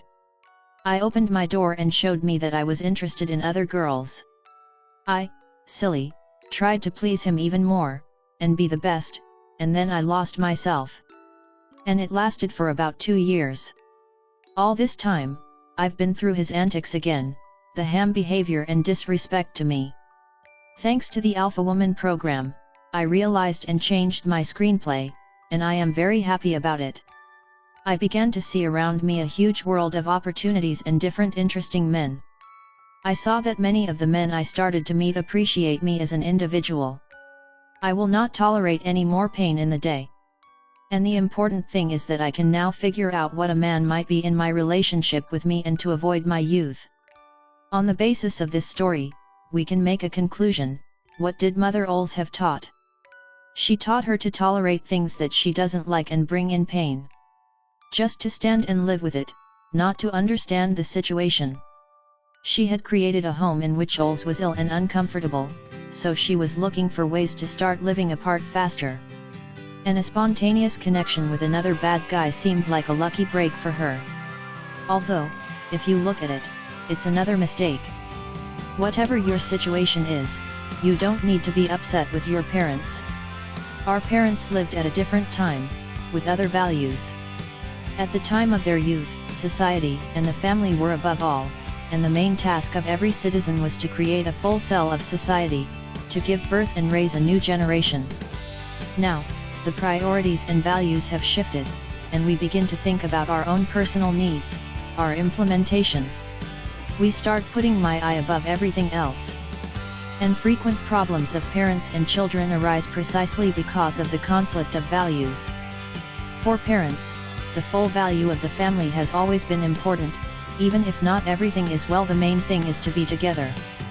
And, of course, to show others that you are well and that you are well off. Whatever it takes. For us, the main thing is to find ourselves and find our person, who will be as comfortable as possible at all levels. And to do that, we need the skills that our mothers haven't had, which we will continue to talk about in this book. How many films do you have in which the main characters show an example of a trustful, harmonious relationship where there is no intrigue, drama, and deceit? All right, if you remember one. There is no such thing, because such a film scenario is doomed to failure, because it is boring, and the viewer wants emotional impressions. In particular, romantic melodramas, which are created exclusively for women, give you excitement. The excitement, the frustrating, the tears, all that women usually experience when they fall in love. To watch your favorite movie is a great alternative when in real life these emotions not available. You're gonna meet your perfect hero. He is a brutal and at the same time a gentle, successful, or a fighter for justice, sexual, with a beautiful body, caring and humorous. He loves children and is ready to accept even your child from the last marriage as his, in the common man a dream. All women want him, but in his heart the only one that he wants most is to win. And all this salad out of passion and feeling will be future related with intrigue, scandals, betrayals, and jealousy. You're on your health. And here, with all this baggage of dubious knowledge, youth experience, and parenting scenarios, you go into a huge and complicated world of relations with men. In 20 years you are still naive, believe in fairy tales, fall in love, rest of your life ahead, where to hurry? As long as you're not 30 years old, you enjoy your youth, the attention of men, the relationships you have, you don't care about anything, and you don't think. But it is during this period that women make their biggest mistakes between the ages of 20 and 30, marrying a man not for that man, fall into complex scenarios, of which long cannot get out, try to build relationships with men, who in principle are not designed, and accumulate negative experiences.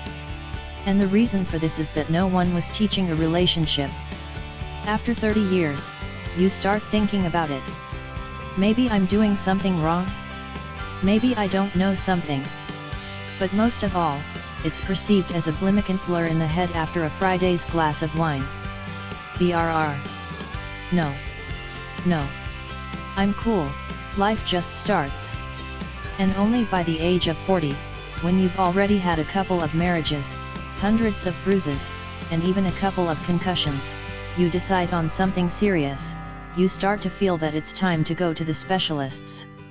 Only specialists and directions are so much more likely to get into the charlatan or to the newly fallen psychologist's nest, who, according to the standard scheme, will be digging into your childhood for a few months and not only will not be able to solve your problem, but will also give you a few more new ones.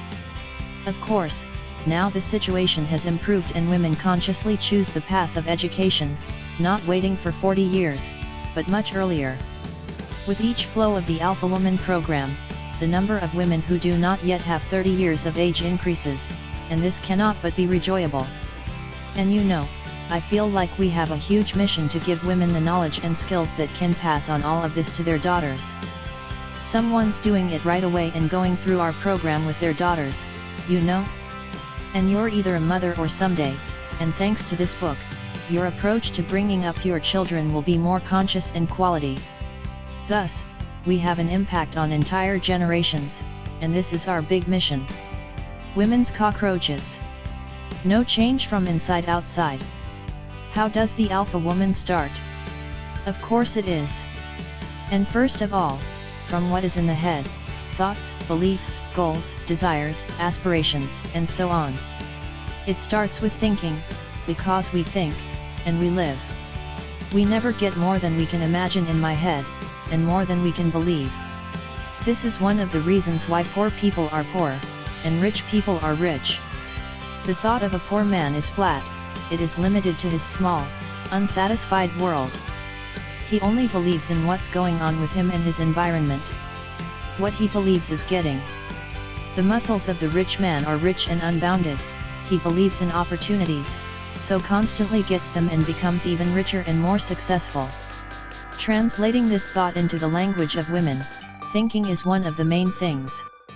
A criterion that distinguishes an ordinary woman from an alpha woman. Ordinary woman thinks that all normal men are disfigured, not even tense. He will be either a married or a loser or a lover of a free relationship. She believes in this and her life continues to reaffirm her philosophy in reality that there are no worthy candidates in her environment. But let us be honest, if they're not in your environment, it doesn't mean they're not around the world. For example, if you don't have the diamonds, it doesn't mean they're not anywhere, they just don't have them. Alpha woman believes in the possibility that in the world, in her city, in her street where she lives, there are many interesting free men, just need to be able to notice them. This is one of the reasons why she's always getting to know each other. Improper beliefs are what makes our development slow in the first place. They're called cockroaches. This applies to all areas, relations, work, self-realization, and health. And the women of these cockroaches are so many that I have already accumulated material on a single book of pages per 100. As a result of these beliefs, you are already familiar with the lack of knowledge and past negative experiences. In this book we will often talk about women's cockroaches that prevent you from building happy relations, but I have now decided to touch some of the most damaging beliefs that have long and deeply rooted in the collective women's mind. A man must love me the way I am. I suppose it's a continuation, and if not, it's a path. In general, women with this conviction have been unable to build a stable and harmonious relationship for a long time. They can make many attempts to create relationships with different men, but often there are many fights, disagreements, and misunderstandings, which quickly collapse. These women may even marry several times, but their marriages are usually long-lasting. Why? Because it's ideal to work on a relationship, and a woman with that kind of belief doesn't do any of that. With this conviction, it is possible for a long time to be alone, without a relationship, because it is not so easy to find a man who would love not only the light, but also the dark side of her personality. That is, a woman with this cockroach is doomed to two scenarios: a relationship with constant scandals and problems that eventually end, or the proud loneliness of a dream of a man who will love her as it is. Perhaps this woman, with time, would begin to think that something must be changed in her mind.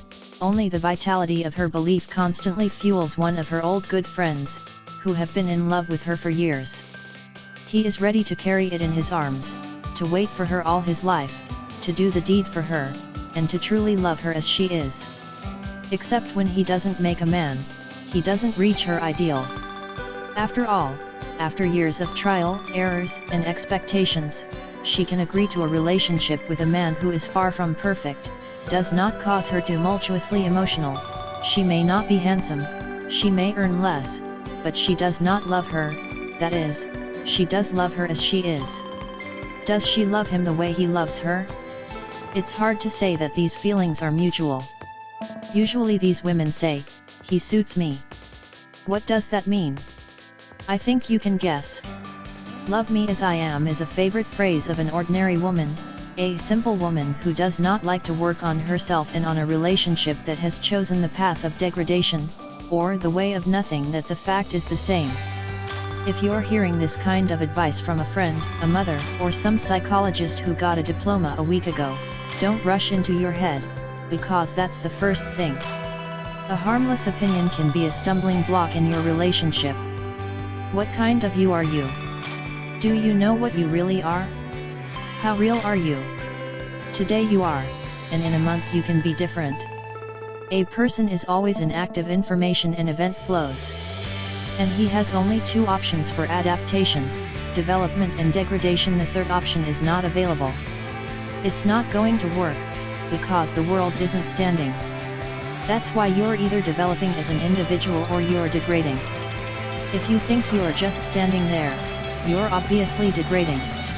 Alpha woman chooses the path of development, constantly changing, becoming the best version of herself every month and every year. If you choose a development path, you can't know what you really are, because you can be anyone in the future. History of Victoria. I always knew I had a bad temper, sometimes I could be unbearable. My dear friend used to joke that if she were a man, she would have buried me in the nearest forest. I never thought it was an obstacle to a happy marriage.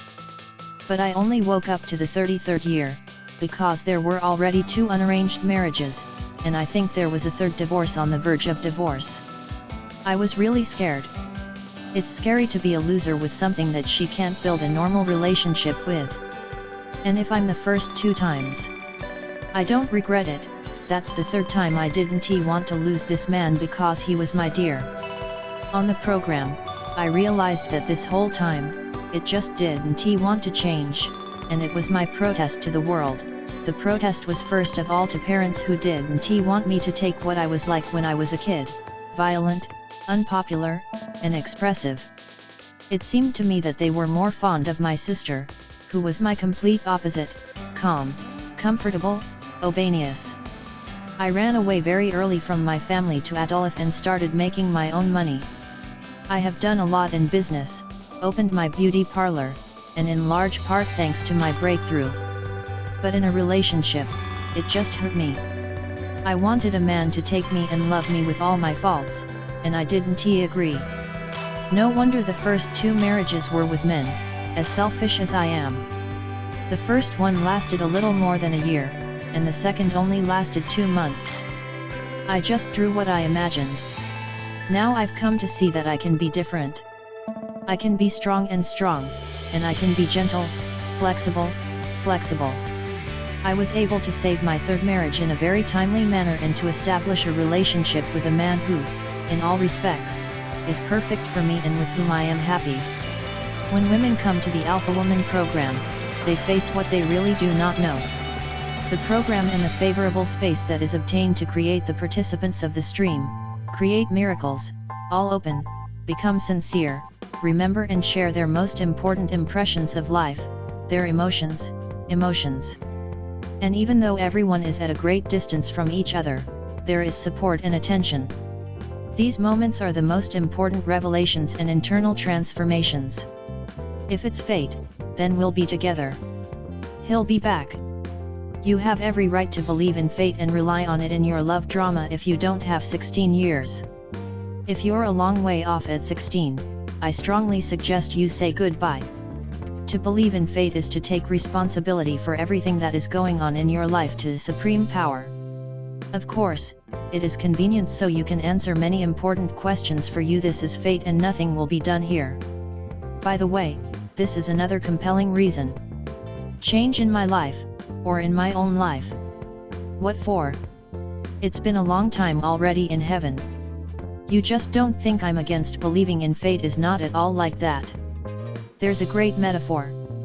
Imagine fate is the ocean. The woman who had put the whole responsibility to fate, she was like a wooden raft, which was ungoverned, and was carried on the river, and to which shore he would be whimsical when and whether he would be happy there it was not known. Alpha woman always takes responsibility for everything that happens in her life. In that sense, she is a ship with a sail and a steering wheel, a captain, and a crew of sailors. She knows exactly where he's going, and she knows exactly when he's going to the destination. Destiny is, and it opens up boundless possibilities for you. You only have to choose, take a certain course and make an effort to get there, or give the chance to the chance will be as it will be, and then we will sort it out. Let us say Masha is a good educated, intelligent girl. One day with Masha, an interesting man meets an interesting man and invites her to a cup of coffee. But alas, after the second date, the mysterious stranger is losing interest in Masha. She does not call her back, but SMS replies that he is busy soon. So it wasn't meant to be, thought Masha, and got upset. How do you know that, Masha? Why don't you think about what fate has given you, and you've suddenly met a decent and interesting man with you, and you missed this opportunity? Why don't you think so? Right, because that's the only way to think that Alpha is a woman who can take responsibility. And Masha is a regular girl whose wooden, unmanageable raft has spurred a wave of luck to a wonderful island, but it struck a couple of reef times and went in a different direction. So what am I supposed to do for a man to break myself?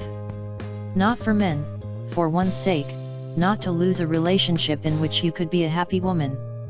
It's another popular female cockroach, stubborn and otherwise, he's getting out everywhere. You only need to hear the recommendation that you first have to try to change something in yourself, right here. What For him For these bad guys, men os? What do they give me? They don't change? Why does it have to be a woman? I don't have to do anything. These words, like a wall without doors, seem to be impossible to pass through. An ordinary woman thinks that she will thus protect herself from a troubled relationship.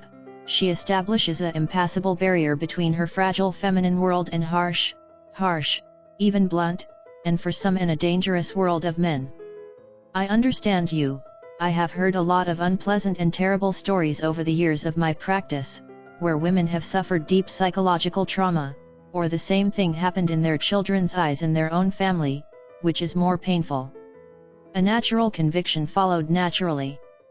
All men are assholes, they need only one. It is a very emotional conviction that is rooted in the failures and disappointments of women in the past. There are women who are 2 or 3 times wrong to choose a man and to get burned, after which, in all other men, they begin to see the same rascals as their former. There are rather doubtful statistics, since no studies have been carried out on the fact. Yes, there may have been a small poll among friends, but, as experience shows, your close friends are women with exactly the same problems as you, which will confirm your statistics rather than refute it. The reality is of course the other. There are many good men who appreciate women, want serious relationships, family, children. They are active in the social world, earn good money, seek to be better and grow in their professional skills. Field. If there were no such men, our world would have collapsed long ago. In the woman's head, the inverse belief is likely to be insufficient living examples in her inner circle. But there are men with unserious intentions, lovers of free relationships, losers, alcoholics, and rib-ons, liars and manipulators. If this is about you, then you have to ask yourself why you only attract them. This is your script. And if you don't try to change anything, then the decent men in your life don't show up. I mean, there's a nice man who's just not in your environment yet. Successful men love dumb women, and strong smart women push them away. If there is nothing more to say about you than you are a strong, intelligent woman, it is more likely that you will really push away a lot of men. Can't argue with that. But if you have a lot of beautiful women's skills and qualities, you become a unique woman who can be strong and gentle and purposeful and flexible, and bold and fragile, too.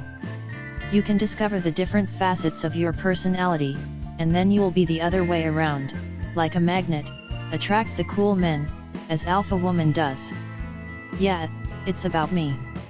I'm the one who really could think of you. Fine, but no less important is how and at what points all these qualities are included in you, as you are when you need it, and that is no less important with whom. Because you can have beautiful qualities and skills, but you don't know how to use them.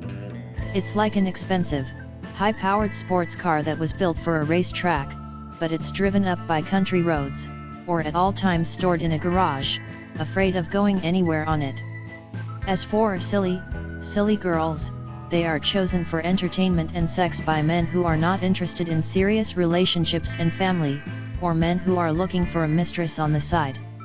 Why silly? Because she won't ask any questions, it won't be a big problem, she'll just be happy to make him happy and do what he wants to get paid in return. A normal mature man who is looking for a woman for a relationship, a foolish woman is not necessary. She is the future mother of his children. What will she be able to teach them and what example can they serve them? Love is chemistry, passion, and feelings. Women with this conviction are often caught in stormy short-run novels. They fall in love quickly, with their head dipped into the passionate romantic relationships. They are like a bright flash that quickly ignites, but flashes abruptly without leaving behind. A woman like that could be married for the same reason, because she and her man were immediately chemo. But in one chemistry, marriage is long gone, and if in the future it turns out that apart from this, the marriage and the relationship are starting to spread quickly, the food is that people are confused. Chemistry, or else love at first sight, is attraction, emotional and even more sexy when you are physically attracted to your partner. It can be sympathy, but not love. This may be the beginning of a great love, but not a guarantee that it will grow into something bigger. Another important idea is that not every person with whom you feel a special chemical connection will be comfortable living at a closer proximity. Sooner or later, emotions and passions are erased, the attraction fades away, and if nothing else connects you, the relationship ends. It is now, and tomorrow it may not be, because, for example, your favorite fascist has recovered by 20 pounds, and is no longer arousing the same excitement as you used to be. Love is a concept deep and voluminous. We will touch it separately in the third section of this book, and then you learn how to distinguish between these things and how you feel. The passion and the feeling are certainly important, but it's only a part of what it's worth to pay attention to when you go into a new relationship. History of Alina. I've always liked athletic men, who have a spectacular view of the abdominal cubes and the veins on strong male hands. It turned me on.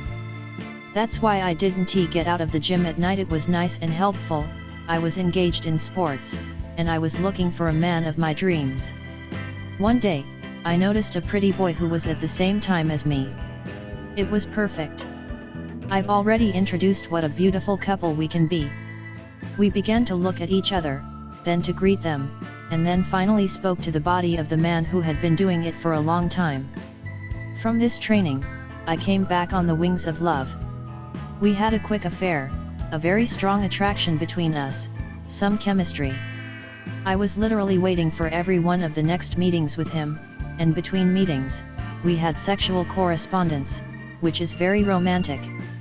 We've been dating for about 3 months, and then things have changed. Things are getting smaller, and the relationship is bigger. It feels like we've been married for years. Then I accidentally saw his correspondence with other girls on the phone and realized it was the end. I was so hurt that I had to change the room where I went to work so that I wouldn't happen to be able to catch up with him and remind myself of the situation. All men are dicks, they need to constantly change women to assert themselves. With these conclusions I stayed after the last relationship, and I was actually already afraid to go to close contact with someone else. I realized that before that man I had a relationship with a similar scenario. It turns out that I always chose the same type of men. I didn't understand them. I started out, and I was disappointed. And that's because I only trusted my bodily and emotional feeling. Now I'm going to choose a man more consciously, and I know how to do it right to make another mistake. Alina's conviction that there should be chemistry between a man and a woman has led her to another destructive belief that all men are assholes, they need to constantly change women. What was expected of her in the future? Most likely, she would have stopped trusting men, and after another unsuccessful attempt to start a relationship, she would have decided that it was better and much easier to be alone. And for sexual entertainment, you can find a permanent partner. A free relationship is a lot of amateurs. All of these beliefs are based on past failures of experience, and the more often this experience is repeated in your life, the stronger these beliefs become. And the further, the harder it is to change them. There are such women who can be convinced of something that is almost impossible, so deeply rooted in her head, all sorts of mental weeds. These weeds confuse thoughts and warp the reality. You start seeing the world in some of your paints and believe that it is. And according to the laws of the universe, you get what you believe. If you believe that all normal decent men have been married long ago, and the likelihood of such a meeting is very low, that belief will be strongly supported in your reality. Men who are looking for a woman for sex who do not earn enough, do not develop, etc. If you believe that the relationship brings only problems and disillusions, you will always get it in your relationship, and once again make sure you were right. It is not your fault that you have a destructive belief. We have already said that no one teaches relationships, so many women try to build something. Injuries. One of my friends at the university was very interested in boxing, and after a month of classes he decided to take part in local competitions. He was sincerely convinced that he was ready to tear down any middle fighter. Of course, he got a lot of it, because he didn't have enough knowledge and experience of training to compete. And after a pretty quick and painful defeat, he decided to quit boxing. The same thing happens in a relationship when a naive young girl who believes in great and pure love goes to the world of men, in which she is completely unable to understand, get to know, and fall in love with a man who is simply a lover of the tussock and the fleetest relationship. Of course, it hurts burn and then begins to see men as enemies and deceit, and from every next new boyfriend, she also expects betrayal. Perhaps the theory that we believe in what we believe is too simple and simple. Is it really that simple? You have to change your beliefs and start miracles with me and dream of my dreams. First, it is only at first glance that it is not so easy to change one's beliefs. Today, you can decide that you will start thinking differently, and tomorrow there will be a situation that will easily meet you with a new mental wave and return to its previous state. So often happens after various motivational seminars and trainings, where you feel full of energy and desire to change everything in your life, but the effect of this event is not long, and after a few days your energy starts to decline. Because if you've lived your life differently, with other thoughts in your head, it's impossible to change everything in 1 or 2 days. You can try to change it in a month, but it requires certain daily actions. Second, we need a system of knowledge that will guide you to the results. Without a quality system, your results will be either short-term or not at all. For example, imagine that you decided to go to the fitness club to pull up your figure and to dump a few extra kilos. You can see free videos on the internet, where sports bloggers show which exercises can be done on different muscle groups, but simply repeating some exercises you will not get any effect because there is no complete knowledge system. So, in order to achieve any result, 3 things are extremely important: the knowledge system, certain steps and actions that solve the problem of voluminous and view the problem from all sides. Only through the system can you come to the desired changes. The frequency of your actions. You can work on the system once a week, and you can do it every day, and then the result will be different. The regularity of your actions. If there are big breaks between your classes and no regularity, the depth of engagement in the learning process is falling, and efficiency is falling.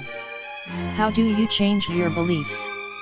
The beliefs are beginning to change when you get a new positive experience, when reality confirms that it can be somehow different, and not just as you think.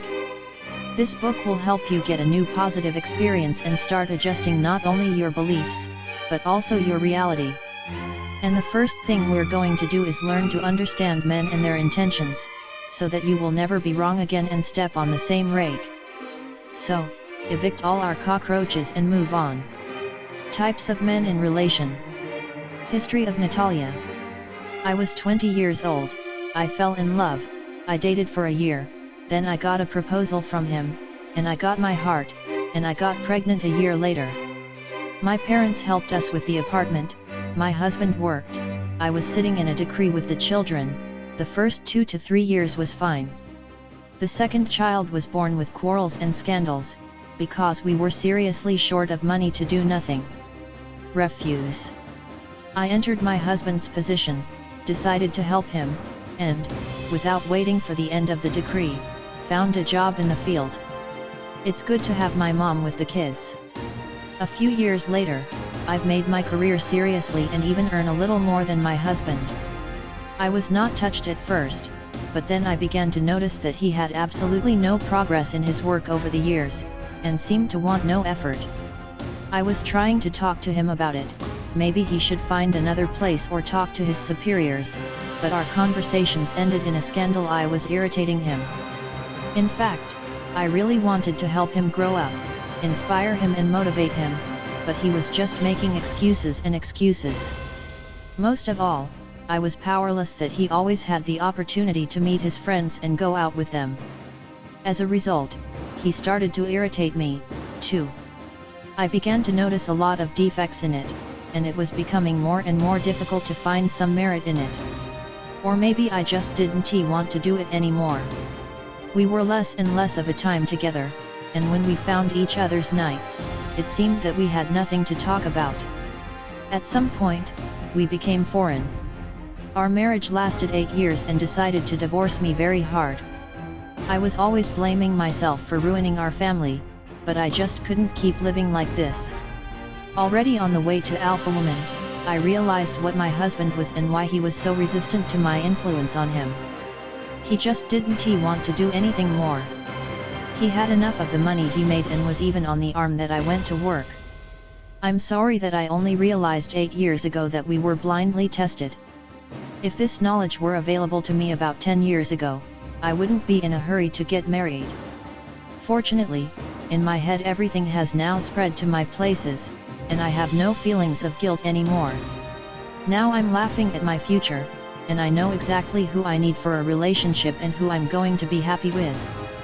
Nobody teaches women to understand men. To inspire and motivate, learn to enjoy, to excite and bring pleasure, learn to accept and accept a man. But what if all these efforts are directed at a man who just can't appreciate what you did? Then you fall into a trap that sooner or later will slam and pinch a part of you. Someone small, leaving a few barely visible scratches, and someone with a significant part of it, the wound from which will heal for several years, and even leave a deep visible scar for the rest of his life. Perhaps now you have remembered some history of betrayal or disillusion from your life, which has left a noticeable trace in your heart. By studying the types of men, I recommend that you write down the men in your notes, who are in some kind of description of each of these types. You will learn more quickly in concrete examples. 1. A man with low ambition.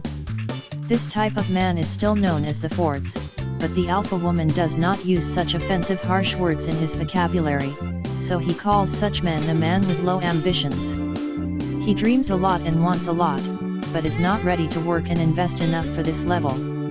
Does a minimum, and gets the most.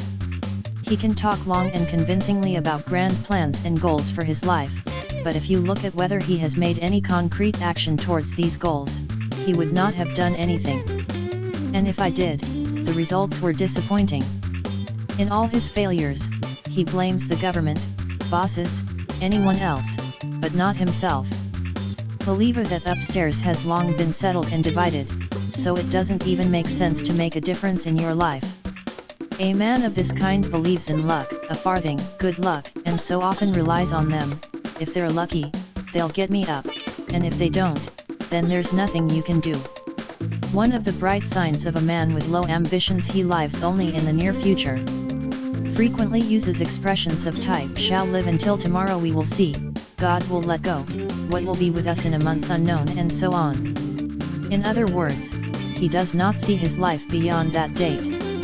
Can't see it, doesn't plan, so I'm not sure about your future.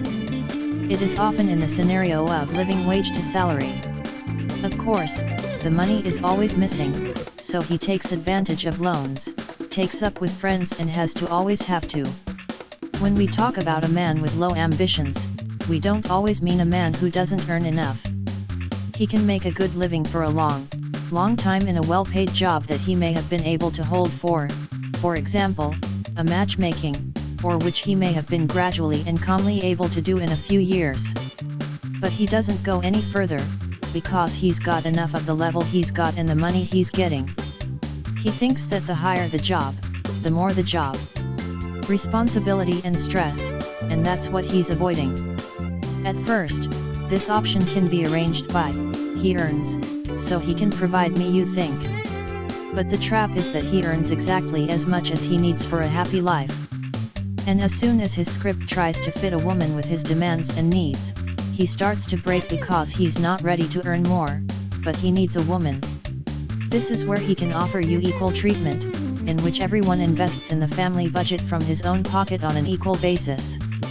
A normal healthy man who has ambition, on the contrary, will turn on and will want to grow up in his own business to afford a bigger apartment and a second car for his loved one, and maybe even buy a house for your future family. With a man like that, you'll be sure of your future.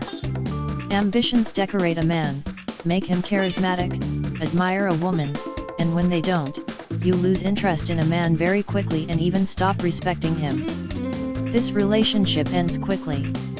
That's exactly what happened in Natalia's history, which you read at the beginning of this chapter. An example of a man with low ambitions could be a businessman who once had been able to build a business, whether the times were successful, whether the partners were more experienced, or whether he had inherited everything, and today, ignoring modern methods and technology, he is trying to keep his business afloat somehow. His unbecoming mindset has prevented it from developing and growing as a man further. Therefore, such a man is easily shown a high level of interest. He has his own business. Yes, there are some problems, but they all have. But the truth is, if his thinking doesn't change, sooner or later, he's just left with nothing, even if he had it all. Another sign of a man with low ambition: he's got a lot of ponies. He often boasts his achievements in the past, but, unfortunately, he does not know much about what he is doing now and what achievements he has in the present. And if he has some small achievements, he exaggerates them a lot, exaggerates the nose. An ordinary woman will be pleased to give her ears to dispel a fresh portion of noodles, and will listen to his folklore with wide open eyes. Of course, she will have the impression that he is a very promising man, just now he has a difficult life situation. But only in a relationship with him she begins to see the whole picture when he realizes that he won't give her any money on the spa salon and will not give her a new iPhone for her birthday.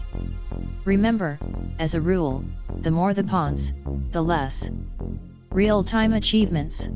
What are you waiting for with a man like that? When a man has low ambitions and a low-paid job, the woman has to be strong and bear the burden of the primary minor in her family. For the first time, you will try to influence it and motivate them to start earning more, but in the end, you will still have to spend all 7 on yourself or invest in the family budget with him on an equal footing. Instead of investing in your own personal work, you will pay for mortgages, utilities, buy grocery, and pay the English lessons for your child. Naturally, you will stop respecting such a man, begin to be ashamed of him, and eventually decide to leave him. And then the most interesting thing is that when he feels that you can walk away from him, at this point he changes dramatically to the better. He gets velvet, gives flowers, makes presents, brings coffee to bed, says he found a new job, decided to quit drinking. But all these changes last exactly as much as necessary for you to change your mind. That is why it is difficult for many women to get out of this relationship. It seems to them that the man has changed and everything can be tried first, but in fact it is only a pitiable manipulation, after which everything is returned to the circle of its own. You lose a lot of energy in this relationship. There might be a scenario like that. A man promises you a beautiful life, says he'll take 2 nice apartments for you, take you to work and take you away from her, and maybe offer you not to work at all, but to do the housework or whatever you like, then cash out the house for the city, and so on. And, of course, any woman is like a bomb to a soul. In reality, this can only be left in words, and when you ask him where all his promises are, he will come up with some convincing swabs for you. In some cases, a man may even begin to accuse his woman of his own failure, allegedly not enough to believe in him, or to hinder him, or when he did not listen to her, but rather to do the opposite. So what if a man promises a lot? Not at all. But at the very least, it is necessary to adequately assess the situation and not to jump into the first colorful train caught, considering that it will take you to warm edges. If a man first begins to be swept away by promising promises, it is possible that he just wants to impress you and bribed you to get to sex faster. And what happens next is, well, we'll see. Alpha man is not going to promise his new golden mountain, until he is certain that she is indeed the woman he was looking for. And to understand that, it takes time. Well, a woman needs to know what kind of relationship she's going and what a man can give her. How then to make a choice if a man does not promise anything? To understand what a man can give you, we need to figure out what he's got now, what he's been able to achieve by his 30 to 40.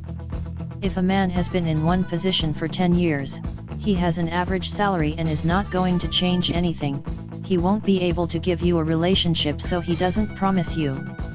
If the man in the past 10 years has grown up and has changed, he has moved in his career or has built a business, he can give you anything in the future, but now he can promise nothing. Many are interested in whether a man with low ambitions can somehow change his mind to think differently, so that he has the motivation to grow and become more successful. You can't change it, you can help it change. But only on condition that he wants to do so himself and has already begun to take the first steps on his own. In other cases, this is not possible. And of course, in every particular situation, everything can to be individually. Because in one man, this type is more exposed, one less, one more flexible and ready to change, and the other is used to doing everything in his own way, and not ready to listen to the advice of others. In other words, one man can be helped, and the other is not. It is better to go away from him, not to torment himself or him. 2. Marav Bachelor. A Marav Bachelor is a man who loves his freedom and is not ready to leave her. Serious relations and family consider the restriction of their freedom because the wife needs to give money, say where he went and with whom he was, and you can't just take and go off to the Alps on snowboarding with his friends. Therefore, a woman is only needed as a mistress who can suddenly call Friday evening, offer a drink and visit him. Some men need a woman as well as a picture that you can show off to your friends. For example, a Marostolical can have any financial level. The main thing is that the money is enough for his way of life, car, restaurant, travel, gym, some hobbies. He may be a successful cartourist, and a professional in some sphere, and a businessman. He's self-reliant, independent, and living for himself. Freedom adds a significant amount of points to male charisma, and such a man seems more attractive to you. It is very easy to fall in love with him. He is bold, brave, charismatic, confident, earns, sometimes even very well, and most importantly, he is still free. Which means you have a chance and you have to get it quickly. A Marav bachelor may even recognize you at once that he does not plan to marry and have a family, but the surprise of some women turns it on. They have a desire to become the only woman for whom he will change and propose.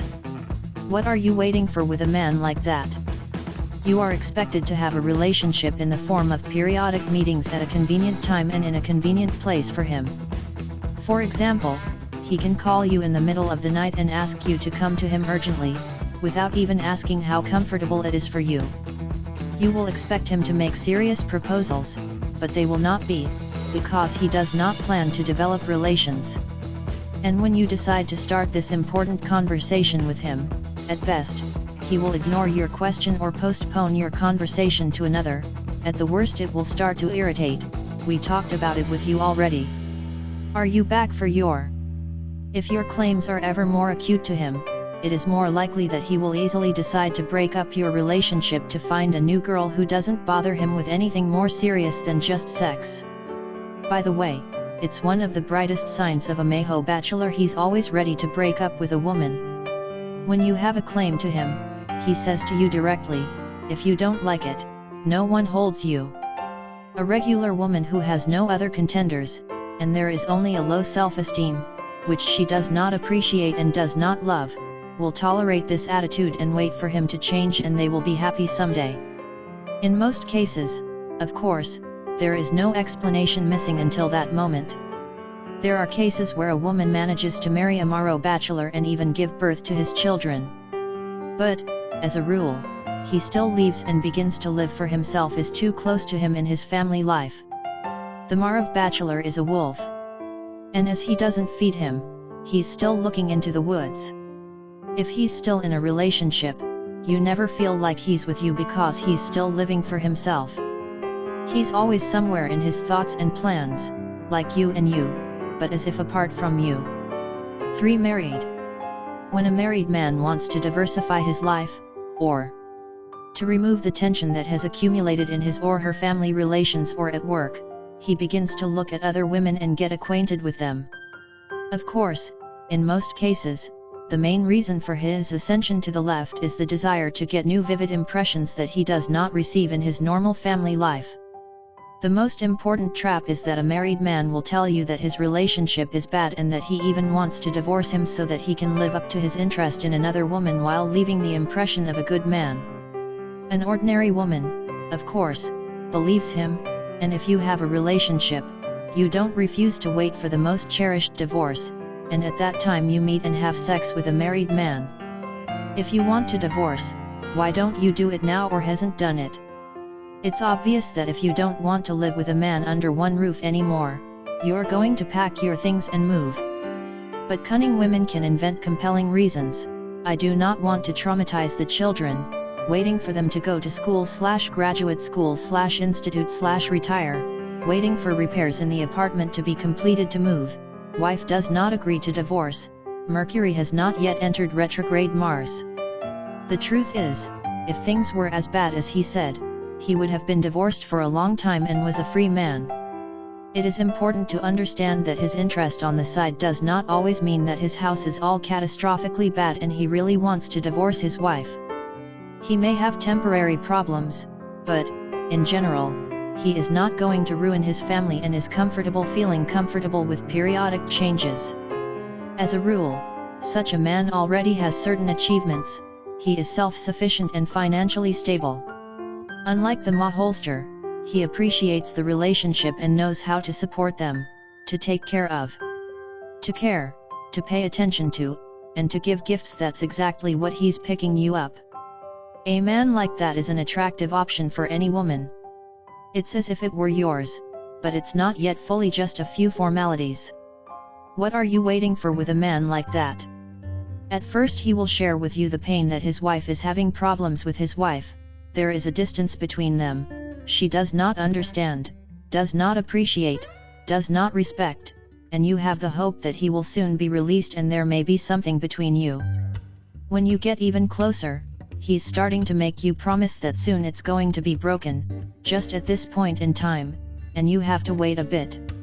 All the holidays, New Year, March 8th he spends with his family. Your correspondence, meetings, and calls are carefully concealed, and at first it turns you on. You are his secret and it is so romantic and so exciting.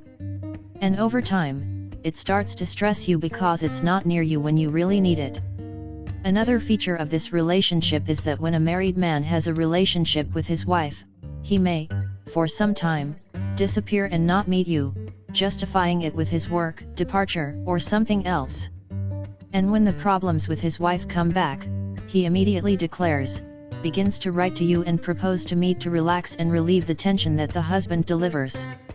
At first, your self-esteem is really growing because it's cheating with you, which means you're definitely better than his wife. But then it starts to fall, because at the top of the priority, he still has a family, not you. At the end of the day, when you start asking him to talk about your relationship with your wife and finally file for divorce, he can just stop any meetings with you. Unfortunately for you, 90% of married men is leaving his wife, but only continues to make promises to you and to enjoy your trust. For the player, this type of man is all very well acquainted, if not in real life, it is for the popular women's films. A womanizer is a woman, a man who has no choice but to stop at one. He falls in love quickly, beautifully courting, making knockout compliments, confers on love, and soon everything does the same for another woman. Why does he act like that? He doesn't know himself.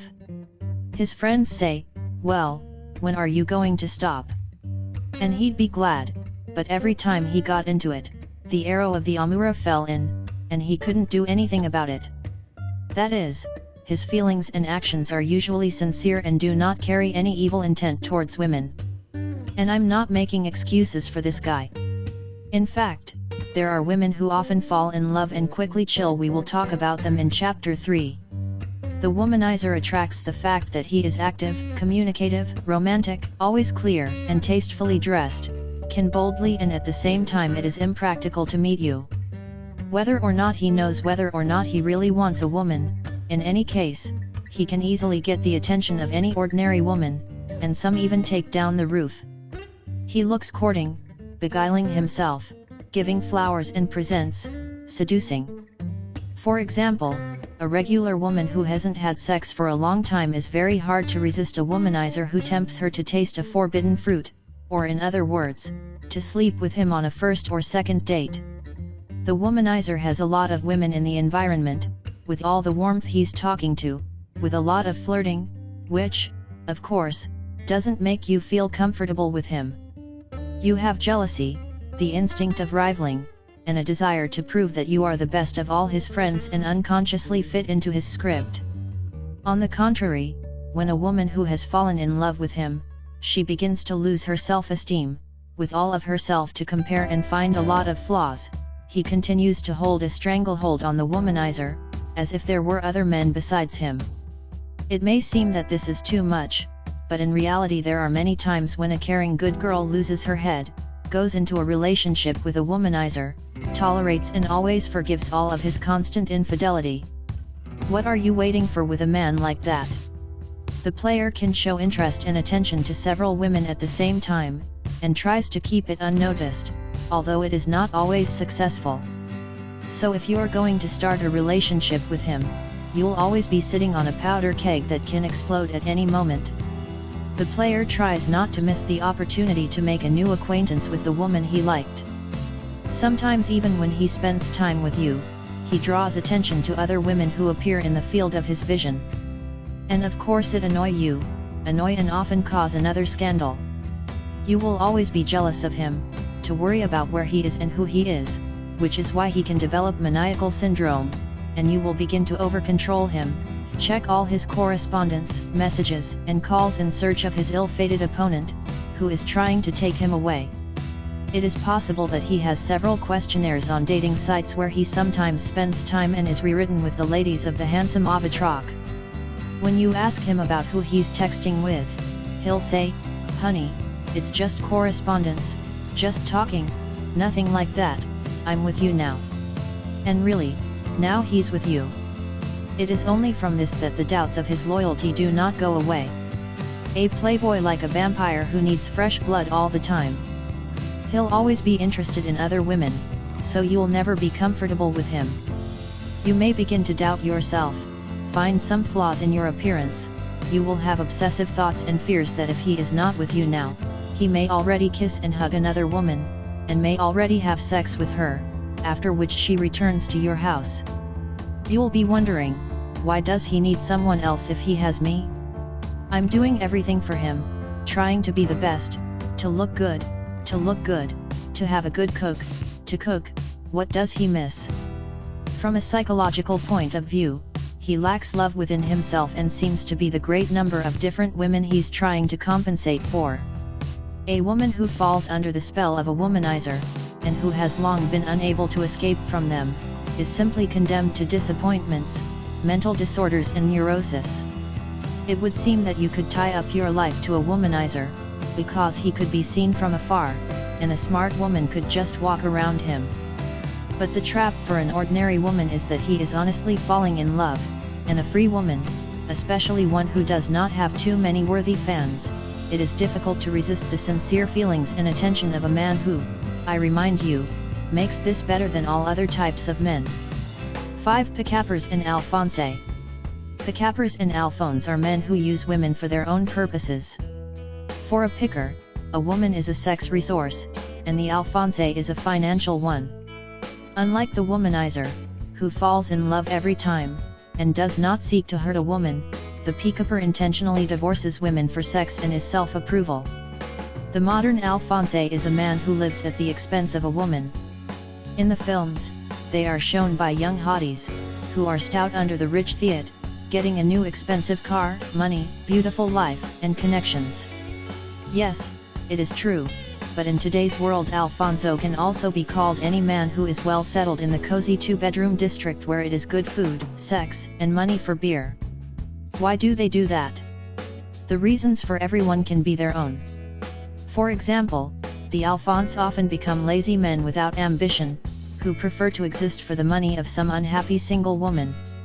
Yes, the Alphonse choose exactly the kind of women who are financially and steadily on the financial front, and there are permanent problems on the personal front. He knows that this woman needs a man's attention and care, and if he does that, she'll close her eyes to her insolvency. In exchange for his feelings and the time he spends next to her, he gets a roof over his head and a beautiful life. The pickers got a little more complicated than that. He may have severe childhood injuries and resentative female sex, and maybe he's just undernourished with sexual experiences with different women in his teenage years. Very often, the picker in this way is self-approved. Every girl in bed with him is another check mark in his head, which increases his self-esteem. A normal healthy man is self-asserting by his accomplishments in business, but not at the expense of women. A married bachelor, for example, can do it in his business or career, and then he's going to be doing all right with self-esteem, and he changes women, because not everyone would agree to a free relationship. That's not how he wants things to be. Maybe he took it some height in his career, but he's moving on. The lack of victories in cases will compensate for victories among women. Some women think that pickers are pimples who ask for a phone number on the street. But it is far from true. There are, of course, novice green pipers, but there are men in the ripe old age who come to the pickup training so that learn to seduce and breed women. And they will teach them the different cunning ways of temptation that no ordinary woman can bite. So be careful. There are pickers with a lot of experience in seduction of women. They are sure of themselves, looking good and telling you what you want to hear. They know that you love and what your buttons need to press for you to quickly agree to sex. An experienced pickupper knows how to make you feel that he is special, and now you are lucky you've met a man who knows what you want. As a rule, you get to have sex with him on your first date. I am often consulted by a woman who disappeared without an explanation after the first sex, and by description and all the signs, I see that this is a picker. It's amazing, but a woman starts to justify it. It's me who wanted to have sex with him on the first date because he's so cool.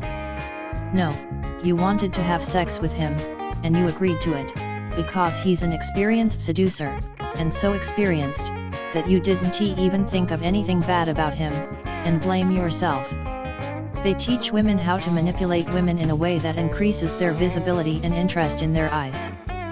For example, the picker can suddenly disappear and stop responding to your SMS and calls. Are you starting to feel bad about something that happened to him? And in a few days, he could suddenly appear as nothing without explaining the reasons. Then he's bound to tell you a convincing story about his disappearance, which he taught him at the next pickup, and you will believe him. And the most important trap is that all this time you think only of him. What are you waiting for with a man like that? Alphonse and the pickers will fool you, use your resources, feelings, bodies, and disappear. Some will disappear immediately and others will remain to continue to use you. For example, if you have completed 100,500 trainings on sex and the art of oral caresses, then the piper with you can be delayed more foolish quickly by the one who can give such unforgettable impressions in the bed for free and without obligations. One of the very bright signs of a picker is a strange sexual offer on his part, like sex in a public place, having sex with your girlfriend, having a threesome, and so on. I remind you that the piper is trying to get a sexual experience. Every woman is very traumatized with this type of man. Her self-esteem and femininity are affected, because the pickers are very manipulative and launder you. After such a negative experience, you may have lost faith in yourself and in your happy future. You will be convinced that normal men do not exist, that all men are fools, deceived, betrayed, they only want sex. Unfortunately, all this only prevents you from meeting a decent man and building a normal relationship. Alphonse will try to settle in your territory, will travel with you to rest, if not completely at your expense, for a part of the sum, but it is unlikely that you will fully finance your holiday. He'll use your connections, take your car, borrow money from you, and then you'll have to bring it back. He can tell you that he has temporary difficulties, stout in business, and he's looking for a new job, and you're the savior, a saint of women who let him in her heart and into her home. In time, such a scenario of relations will become the norm for you, because the main thing is that he is with you, gives you your love and attention. You are not alone, you have someone to go on vacation and go to a restaurant. He's a great, talented guy, he just needs help and support to make him succeed, and it's okay that he doesn't earn enough now, or he's unemployed at all. You have the resources and connections, and you will definitely want to help him. Then the script can develop differently. Everything depends on the Alphonse plans. He may be with you until you get the help he needs, for example, until you help him get a good job, using his connections. Either he can be with you until he meets another woman, with the same opportunities, but younger, interesting or rich. And, of course, it is also true that in plans of the Alphonse, to get the full and official right to some of your real estate or other property. It's a story not only from movies and TV series, but from a real life. 6 Myox. And here's the story of the next man. My classmate, Wang, was in love with me since high school. We were friends, living in the same house, and our parents knew each other. We grew up close together. He was always my good friend, pelting my briefcase, listening to my hysterics when I was sick, never refused to help, but I didn't want to meet him. We tried to keep in touch after school. I've always dreamed of having a real love meeting at first sight, and happily married.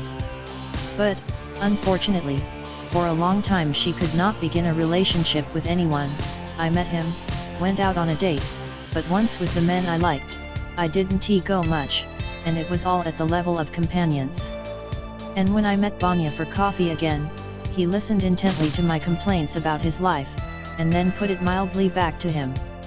I told you we couldn't do anything, and he said we couldn't know for sure until we tried.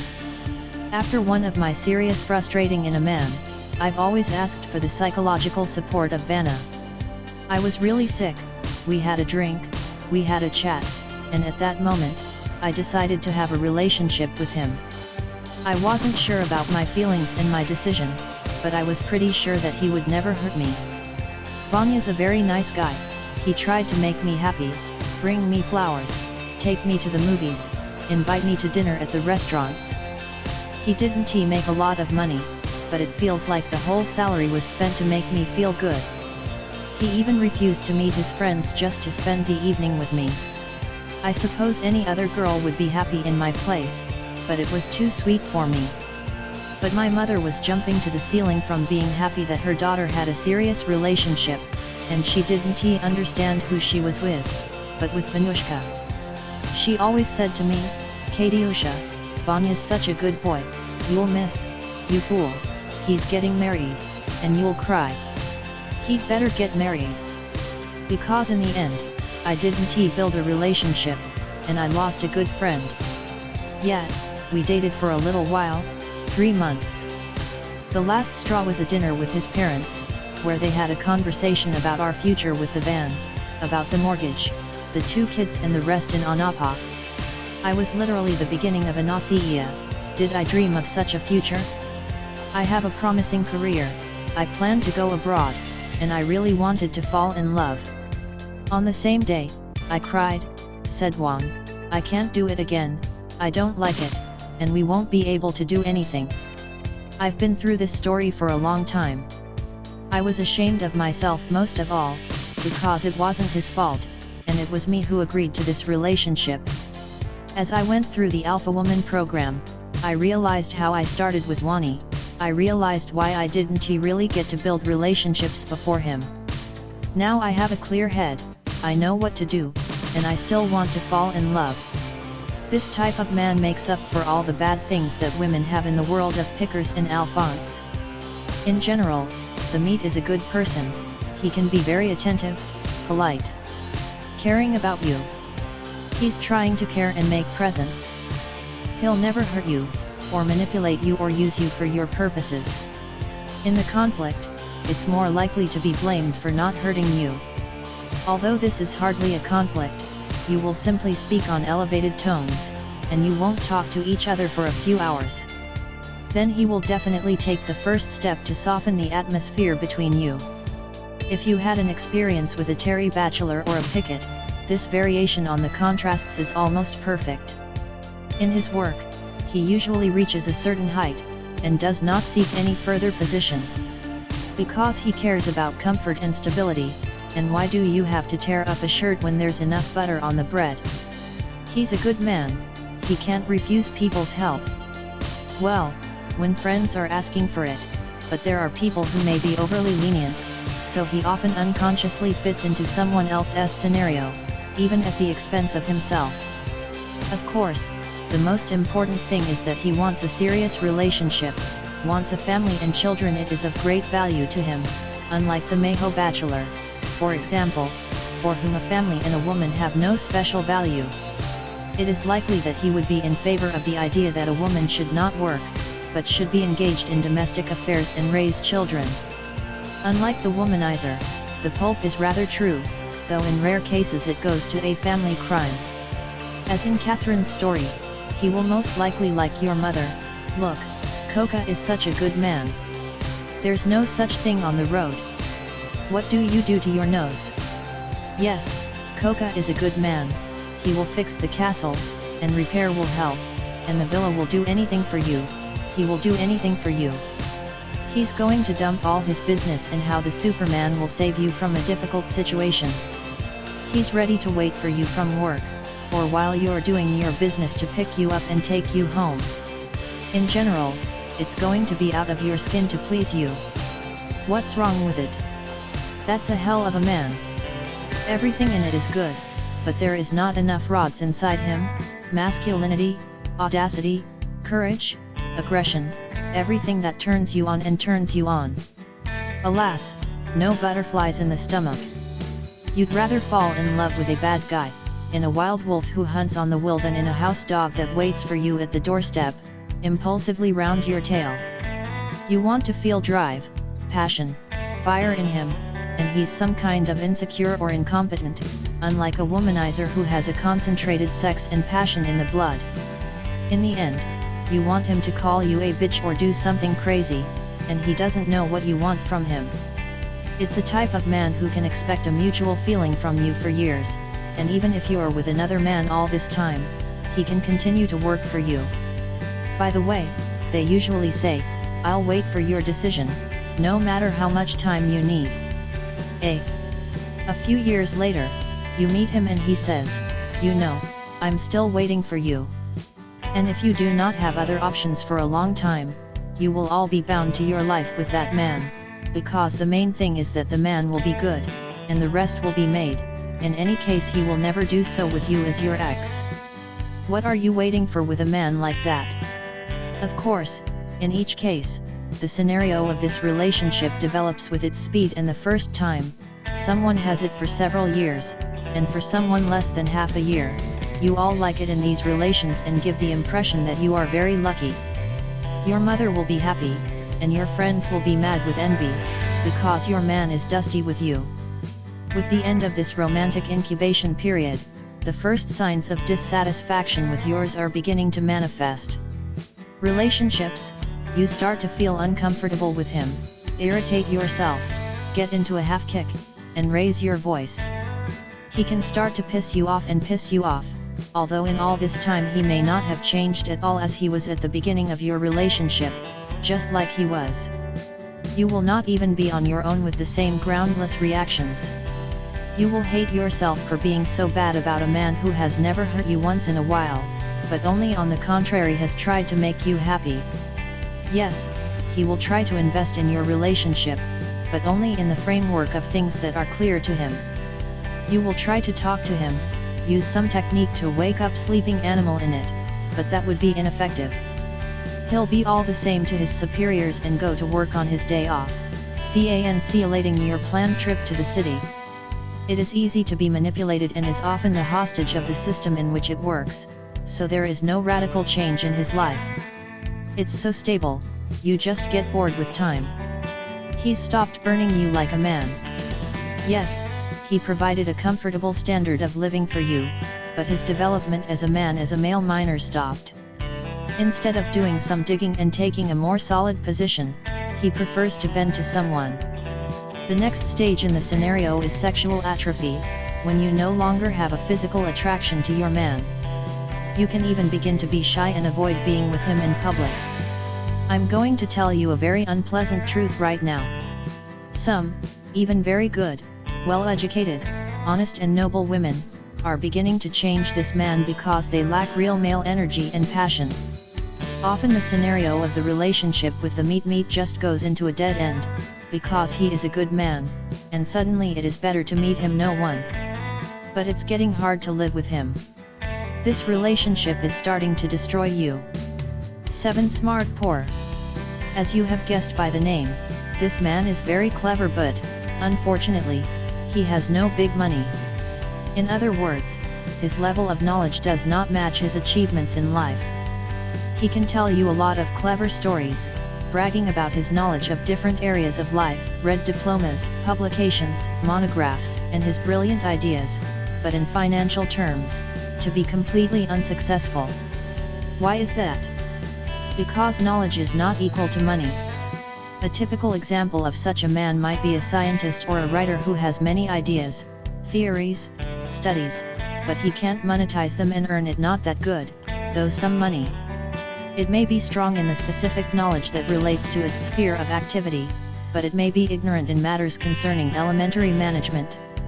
Smart, a poor man who has a low ambition, his whole life will be inventing himself in his garage and working on a job of unloved work that is only necessary to make money. If he is offered to take his inventions and take the right people who can finance and scale his project, he will refuse, because he is afraid that his inventions will be stolen and assigned to people, and he will remain with nothing.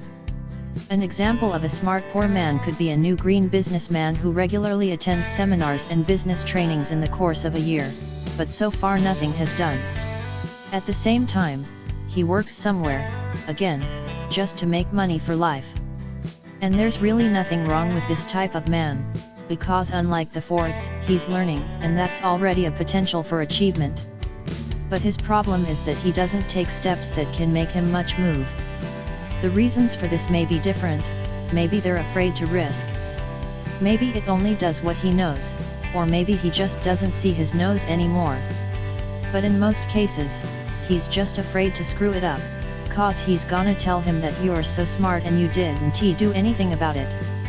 He is afraid of mistakes and lesions, so he avoids new actions and new attempts. As a rule, his thinking leads him to a dead end because he is firmly convinced that everyone knows everyone else.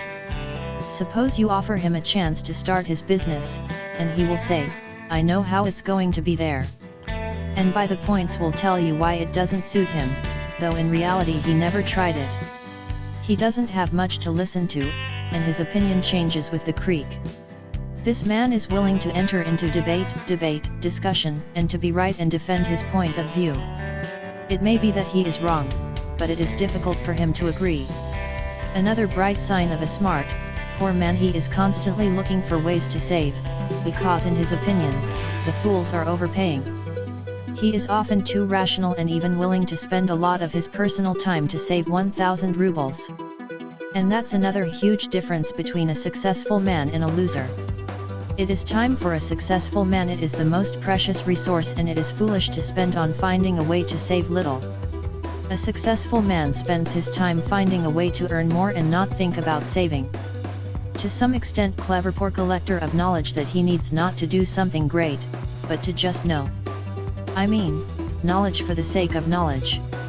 And he's asserting himself when he knows a lot. In this regard, alpha man not only collects knowledge, but thanks to them creates projects, businesses, grows in the career, develops as a specialist, and so on. So, unlike the smart poor, by 30 to 35 years it already has some stable achievements and results in life. This man creates the impression of an educated, intelligent man, and an ordinary woman who does not know the types of men, may think, "What a clever man." But smart is not as successful, prosperous, ambitious, as we have already said. He's gonna tell you something all the time, most likely on a date, and you have nowhere to put in. He's quite persuasive and confident in front of a regular woman. In his pocket, there's a dozen of cool and incomprehensible to the majority of women who might be surprised by the date. He will speak of theories, discoveries, histories, politics, treacherous global conspiracies, the search for truth, the truth, anything but the achievements of which he may not have much in his life. As a result, a good, but naive child, a woman who just does not know how to deal with men, comes into the smart poor trap. She thinks, "He's so smart, that means he's smart about everything, so I'm not going to lose him." What are you waiting for with a man like that? If the smart poor man does not develop, does not work with his thinking, and does not change personal, then you will not be happy and exposed as a woman. The first time you will admire his genius and intellect and expect great victories from him, but most likely you will have to invest in these relations on an equal footing with him, because he will never make a big money. He will often point to your lack of intelligence and your mistakes, will criticize you, in extreme cases, even to call you a foolish woman. Where would you be now, if it wasn't for me? 1 of his favorite phrases. His excessive rationality and mackerel will begin to discolorate you very quickly. You might want to buy yourself a new jacket, and he'll tell you that you've got plenty of them, and why else you want to go to the travel abroad, and he will offer to go to the nearest more budget resort. When you see that the tension in your relationship is growing and the money doesn't appear, you just decide to end this relationship. Naturally, you will not be able to feel comfortable with him, nor can you develop as a woman and do what you love, because you will be worried about your future and the future of your children, for their quality education, for which, by the way, you're not gonna pay the price. You will not feel the support of his side, you will not be able to rely on it at a difficult moment. Again, the same question arises: is it possible for a man to change so that he can become more successful? It all depends on how much of it is. I can say with confidence that 100% clever poor man can't be helped, he is too convinced that he knows everything. 8 Test. The driver is a fan of bright, noisy, rich life. He has many friends and acquaintances. He always spends his time in some campaigns, where he drinks and relaxes with pleasure. His life credo: you need to live here and now. And the most important thing in life is fun and fun. So whoever he was working for, he's always waiting for another tuple, a party, a birthday party, a new year, any reason to get together and have some fun. It doesn't work for him, so every week he's waiting for the weekend to really relax and live. It is important to understand that the party person is the principle of life. The man of any social position may be a party man, and his income will determine the quality of his surroundings and rest. Businessmen, managers, other top managers will be among the top managers, and he will travel every month to rest abroad. The underworld is surrounded by a lot of the same losers as he does, and every weekend they're going to be a campaign in a pub, a sponge, and drinking up to the unconscious. Usually if a man of a party is a lot, he doesn't want to jump above his head in his career or business. He is comfortable with a bar where the level of income for his entertainment is not going to go any further. Prefer to do only that he is high, so the perfect choice when its work is related to the parties, and such professions is quite a lot, ranging from the sphere of tourism, organization of events and concerts, media sphere, restaurant and club business, to any profession, which involves frequent trips. I mean, the party loves everything about travel, events, acquaintance, companies and parties. Life is short, take it from it to the maximum so that in old age it was possible to say with confidence that my life is not for nothing, get from life, to live now, is the philosophy of the party. He rarely plans his future because it prevents him from enjoying the present. Women are attracted by a loose, bold, cheerful, energetic, interesting, humorous, interesting woman. He often tells some interesting stories from his life, who have been traveling with him on trips, at work. This attracts you as if you would like to be part of his bright life, especially if you don't have a bright and saturated like him. He is prone to rash emotional decisions and actions. It may surprise you, for example, to publicly confess to you in love, arrange a romantic date on the roof of the house, make an unexpected gift, offer to go to the airport and take tickets for the nearest flight anywhere. In general, any crazy acts that surprise and impress women are all about him. As a partner in relations, and only one can call this format, choose the same party as the one that will be to share his lifestyle. Most likely, there will be no further development of a civil marriage, because children are doomed. This is not fun. What are you waiting for with a man like that? Of course, not all party members are categorical about the family and children, but there is a huge risk that when the child is brought to bear and responsibility before him, as before his father and the main supporter, he will feel a great deal of tension and decide to escape or divorce. He'd rather send you some alimony and continue to live his K-Fi's life than fill in diapers and dirty dishes. A divorced party who already has an adult child, a very common story that only confirms the fact that family life is not for him. Unlike the ma of a bachelor, it is possible to build a serious relationship with a party maker, but only if you fully support his lifestyle and accept and respect all his friends. For the most unpleasantness is that the party's first place will always be his friends, not you. If you have a grudge against someone, he's more likely to quarrel with you than with his friend. And be prepared that he will not always invite you with him on his travels, because he often wants to spend time with his friends without your presence. He, too, is not very good at developing relations, and in any incomprehensible situation he will sooner or more go away than try to find out. So, as long as you live like this, you will be happy with him, but every woman will sooner or later want stability, family happiness, and children, and the party can just not agree to it, and then your paths will go away.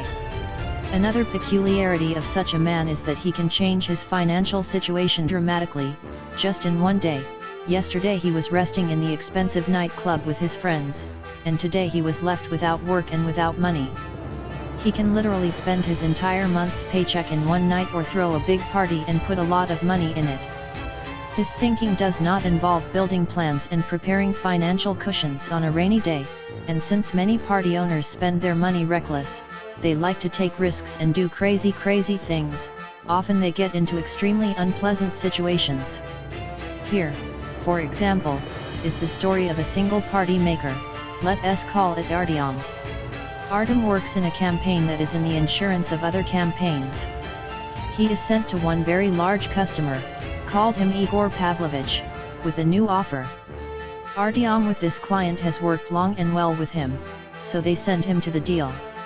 Artyom goes to the country house of Igor Pavlovich. There they talk a little, drinks for the meeting, and Igor Pavlovich shows Artyom the newly acquired sports bike. Of course, it's hard for any party maker to keep himself and try to ride some new car, especially if the host is old and he's not against it.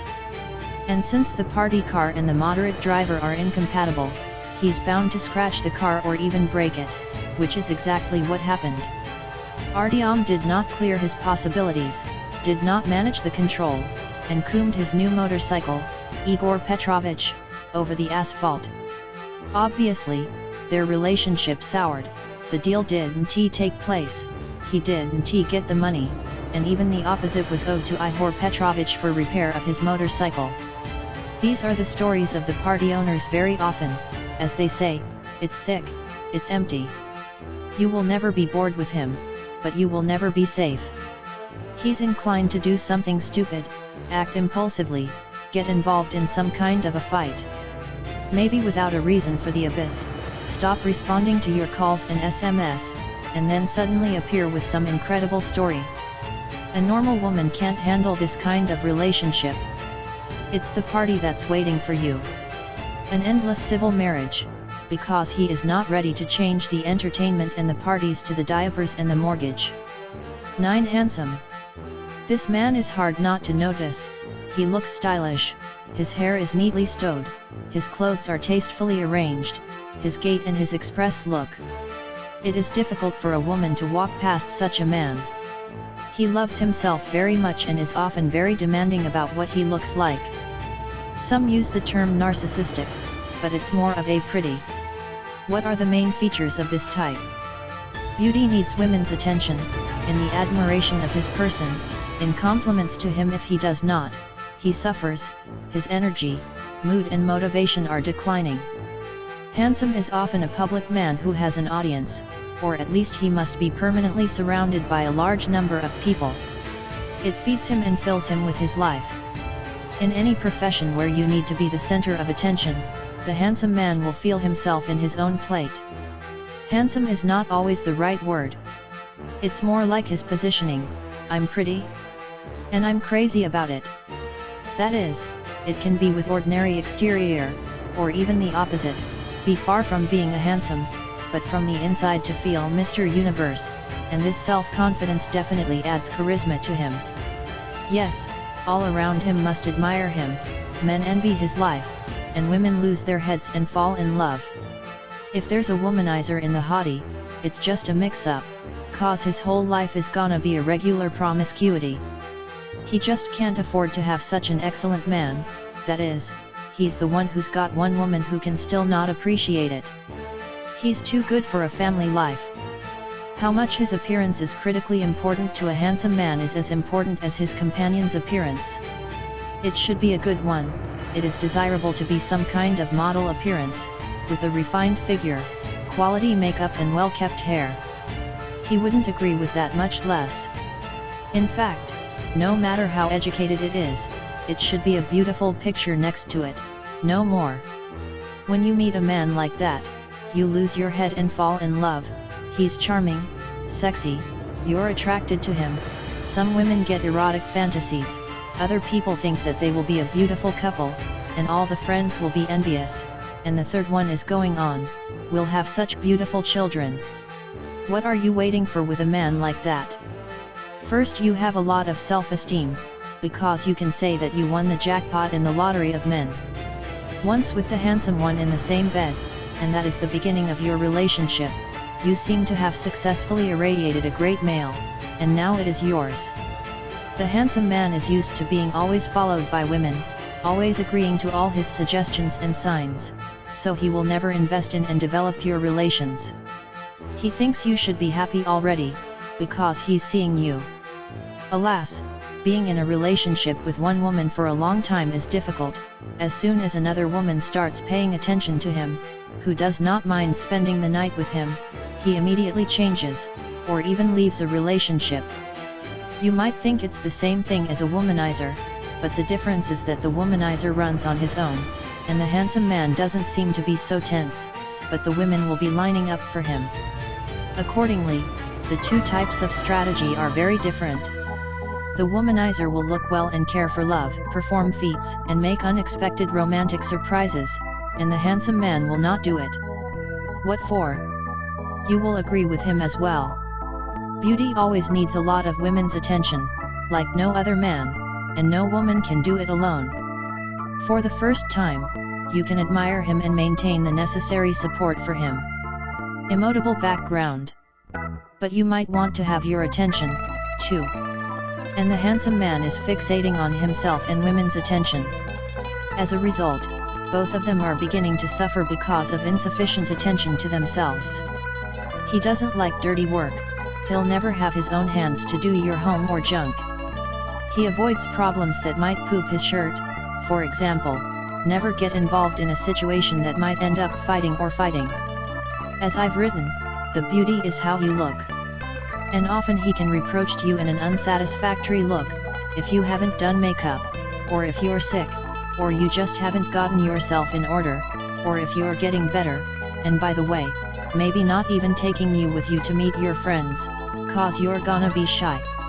The most critical period in the relationship with the hottie when the first child appears. Every woman's attention goes to the child and the handsome man begins to change, because he cannot live without a woman's attention. And, unfortunately, he may even leave you if you stop liking him, for example, after giving birth. To sum up all the above, you will never be comfortable with this man. Just as in the case of a womanizer, you'll be constantly worried about where he is and who he is with when he's not with you. Plus, you won't get enough attention from him and your relationship will look like a one-sided game. 10 Alpha by itself. Alpha male is a man who likes to dominate and control. In a relationship, it is always a top-down approach to be followed, to comply with his requests, and to do whatever he wants. All relations are based on animal level of instincts, that is, who is stronger, physically/financially/by status, that and the main one.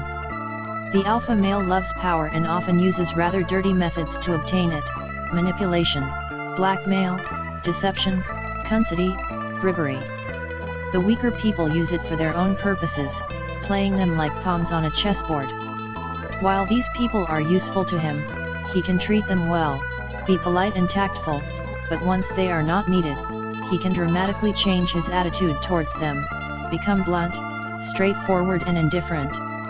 Yes, perhaps alpha male is the most professional manipulator. Sometimes you won't think of him as bad, and suddenly in a moment he can show his true face and thereby surprise you very much. The alpha male is usually highly valued, but it is also often unfulfilled in the professional sphere. Unfortunately, this has terrible consequences, and if his aggression does not have the right way to go and achieve, he begins to sublimate it into alcohol and violence over his loved one. For example, family bats like unrealized alpha males. The power of such a man is needed everywhere, both at work and in the family. A woman for him is a home application, a status element, and a sex resource. There are also cases where the alpha male selects a woman for the sole purpose of continuing his kind. The alpha male is clinging to you with his confidence, masculinity, status. He dominates, and it turns you on. You feel like a weak, defenseless girl next to him, and that's how you like it. A regular woman thinks, there's a real man at last. He's the one who decides for you, thinks for you, is able to handle all your problems quickly. You think you will live with him as a stone wall, in comfort and safety. What are you waiting for with a man like that? At first, you may be attracted to a pierceable picture of a beautiful, comfortable future next to that man. After all, it will be possible not to work, but to enjoy life, to do things you love and not to think about money. But the alpha male will put you in a scenario where you will become his property, and you will do what he needs to do. There's a cage waiting for you. If it is rich, the cell will be gold, you can live beautiful and secure, but your freedom will be severely restricted and each step of your step will be under his tight control. The alpha male will be jealous of you all the time. Usually women dream of being a little jealous of a man, supposedly it is useful for a relationship, but in the case of an alpha, jealousy can go to madness. He will find an excuse for jealousy, even where he is not, will test you, try to get hysterics, to niche, to check your smartphone, to suspect of treason, and, sooner or later, he can start the hilt. The alpha male will limit you in your desires, and forbid you to see your friends, to ride with your friends on a trip. He won't let you go anywhere without your presence. It is not even a question of trust or mistrust. He sees you as a property that someone can steal or spoil, so ideally she should stay at home. He'll decide who you're friends with, and who you don't have, where you can go and what to wear. He will violate your personal borders and use your women's weakness. The woman who does not have a source of livelihood and is financially dependent on alpha male will be particularly affected. You're gonna want to leave him, and you just can't do that. His power over the woman manifests itself in despotiousness, the establishment of its rules, prohibitions, and restrictions. He likes to punish, often uses physical force, can strike. You're going to lock up the house and take away the money. It will either be my way or nothing.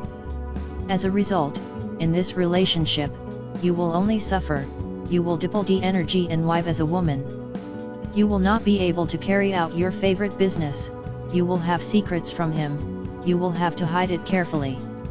The longer you stay in a relationship with the alpha male, the more likely you will have fears, neurosis, obsessive thoughts, and, of course, the bottom will fall on self-esteem.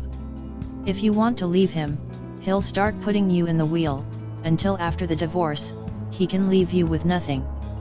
Each individual may be exposed to a particular type more or less. And these types can be 2 and 3 and even 4 in one man. For example, one man can be 70% player and 30% handsome.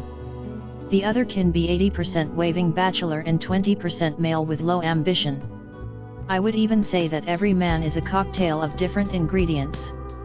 And if you know how to recognize these ingredients, and you know how to feel, you know what a man is in front of you, what you can expect from him and how to build relationships with him. It is obvious that the more these types are present in it, and the more they are expressed, the more difficult it will be for them. Perhaps you will now have the impression that there are no normal men, but do not hurry to draw premature conclusions. I suggest you get to know another type of alpha man. 11. Alpha male. Alpha male is a man who's perfect for alpha woman. She'll be happy with him. Unlike all the 10 types we mentioned earlier, it is self-approved in its own affairs and achievements.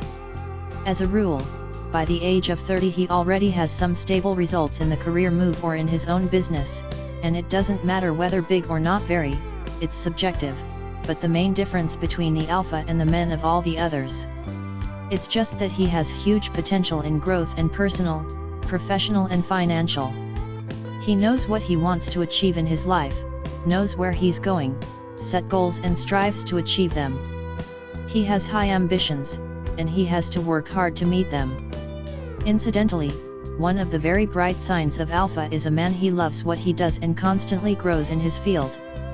For example, a man who had spent his entire life in a sports career, took part in hundreds of different competitions, received a lot of awards, then engaged in coaching activities and decided to open his sports club. In fact, the path of the alpha man, a man who is undoubtedly in love with his cause and constantly improving it.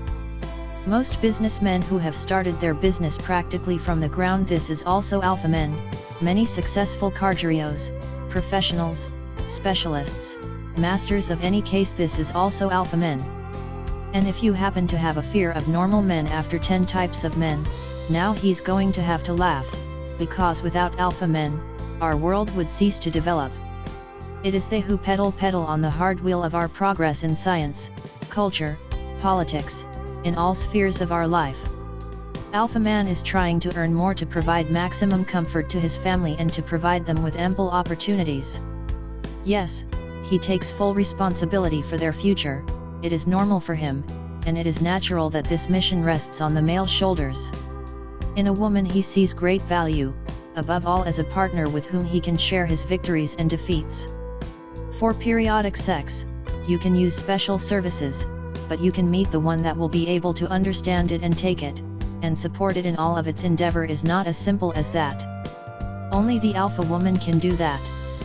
He may be looking for her for a long time, because he knows exactly which woman he wants, with what qualities and skills. He may even have a failed marriage behind his back, after which he actually realized that he had just linked his life to the wrong woman and made a mistake, but that's not necessary. What are you waiting for with a man like that? On the first date, he will be actively interested in your life to gather as much information as possible about you and to understand how much you are. And if it turns out that you are the same woman he has been looking for so long, he will actively develop your relationship, offer you a trip together, then move in with him and try to live together, most likely with a proposal that won't be long delayed. Because he knows that if a woman so great is free, she needs to make sure that no one else can steal it. With a man like that, you can feel like a really happy woman. You don't have to worry about the money, that they won't be able to get enough on basic needs, and you have to work hard on a job that you don't like, because he's getting a lot of money. In addition, he enjoyed the great pleasure of being the main provider of the family. At this time, you will have the opportunity to do what you like, even if it does not bring large and stable money. The main thing is that you do your personal growth. That is why you will always respect such a man, because he will provide you with all necessary comfort for a comfortable and peaceful life. You will admire him, as he is constantly growing as a person in your eyes. The family for him is the place where he will be understood, accepted, and supported, something that the random women will never be able to do, so he has a high value to the family. Nothing motivates like a family, because for the sake of loved and loved men, men are capable of doing so much more than themselves. The relationship with the alpha male is always the synergy, the constant exchange of energy, emotions, ideas. He understands that if he provides comfort to his beloved woman, she will give him care, warmth, comfort. If he gives her gifts, she will give him inspiration. If he gives her attention, and she will be attentive to him. On the one hand, the relationship with it is easy to build, but on the other hand it is difficult, because such a man can have high demands and great demands on his woman. But that's another time. Let us sum up a small sum and remember the main features of the alpha males. Self-approval in cases and achievements. By 30 years there are already stable results. He has goals and plans for his life. Big ambitions. He loves his job and grows in it all the time. To make more money. It takes responsibility for providing the loved one. There's a value to the family. To develop a relationship. Now analyze all men from your life. Most likely you can find signs of an alpha male in your father, brother, grandfather. Find these signs among your friends and acquainting people, and you will find that alpha men are, and there are many. Likewise, you will find in these men some echoes of the 10 types of men we talked about earlier, and that's normal. Try to determine which type is more, and which is a very useful practice, which allows you to easily determine the type of any man you will be able to learn in the future, which will keep you from mistakes and frustrations. Ordinary women often enter into incomprehensible relations because they do not understand these elementary things and try to build relations with a man who is unable to make her happy. You will be protected from this now. The story of Veronica. After the divorce, I could not get my personal life back. First suffered, then recovered, and I worked a lot. I didn't see how it was 5 years since the divorce, and I never had a normal relationship with anyone. There were a couple of men I was looking at for something serious, but now it turns out I wouldn't have anything to do with them. I liked one, because he was very attentive to me, and he came out with flowers, took me home in a car, took care of him. At first I thought I was lucky, but something inside me stopped. Now I know what it is. There was a lack of internal rods in this man. He had no ambition. Yes, he had a stable position, and I almost didn't take it. I thought, financially stable, attentive, romantic, I would be happy with him. But, in fact, with every subsequent meeting, my interest in him was slowly declining. The second I met my friend, he was the opposite of the first. In life, a player like that, unpredictable, insoluble, my friend probably wanted me to be amused and relaxed, but I didn't thank her later. After 2 weeks of our allegedly relationship, he said he was going away on an urgent business trip, and he would call me back. Then he stopped responding to my messages. The friend admitted that she knew him badly, but for some reason I was sure that he would do it for me. It was a tussle with the lure of a pickle, or a mode of a single man's bachelor. I had not had time to figure it out. Of course I know about these types before, I know where I'm going. The third option turned out to be the most normal, though, to be honest, I was already scared and waiting for another one. There are signs of an alpha male in this man, there's something from the flywheel, but I feel like I'm not a lot, which means there's a chance. I like him, we meet a lot and drink coffee together, because we work in the same building. Now I'm going to use all the alpha women's recommendations and try to get closer to him, and get to know him better. And most recently, I met another interesting one. I was a man when I was walking with my dog in the park.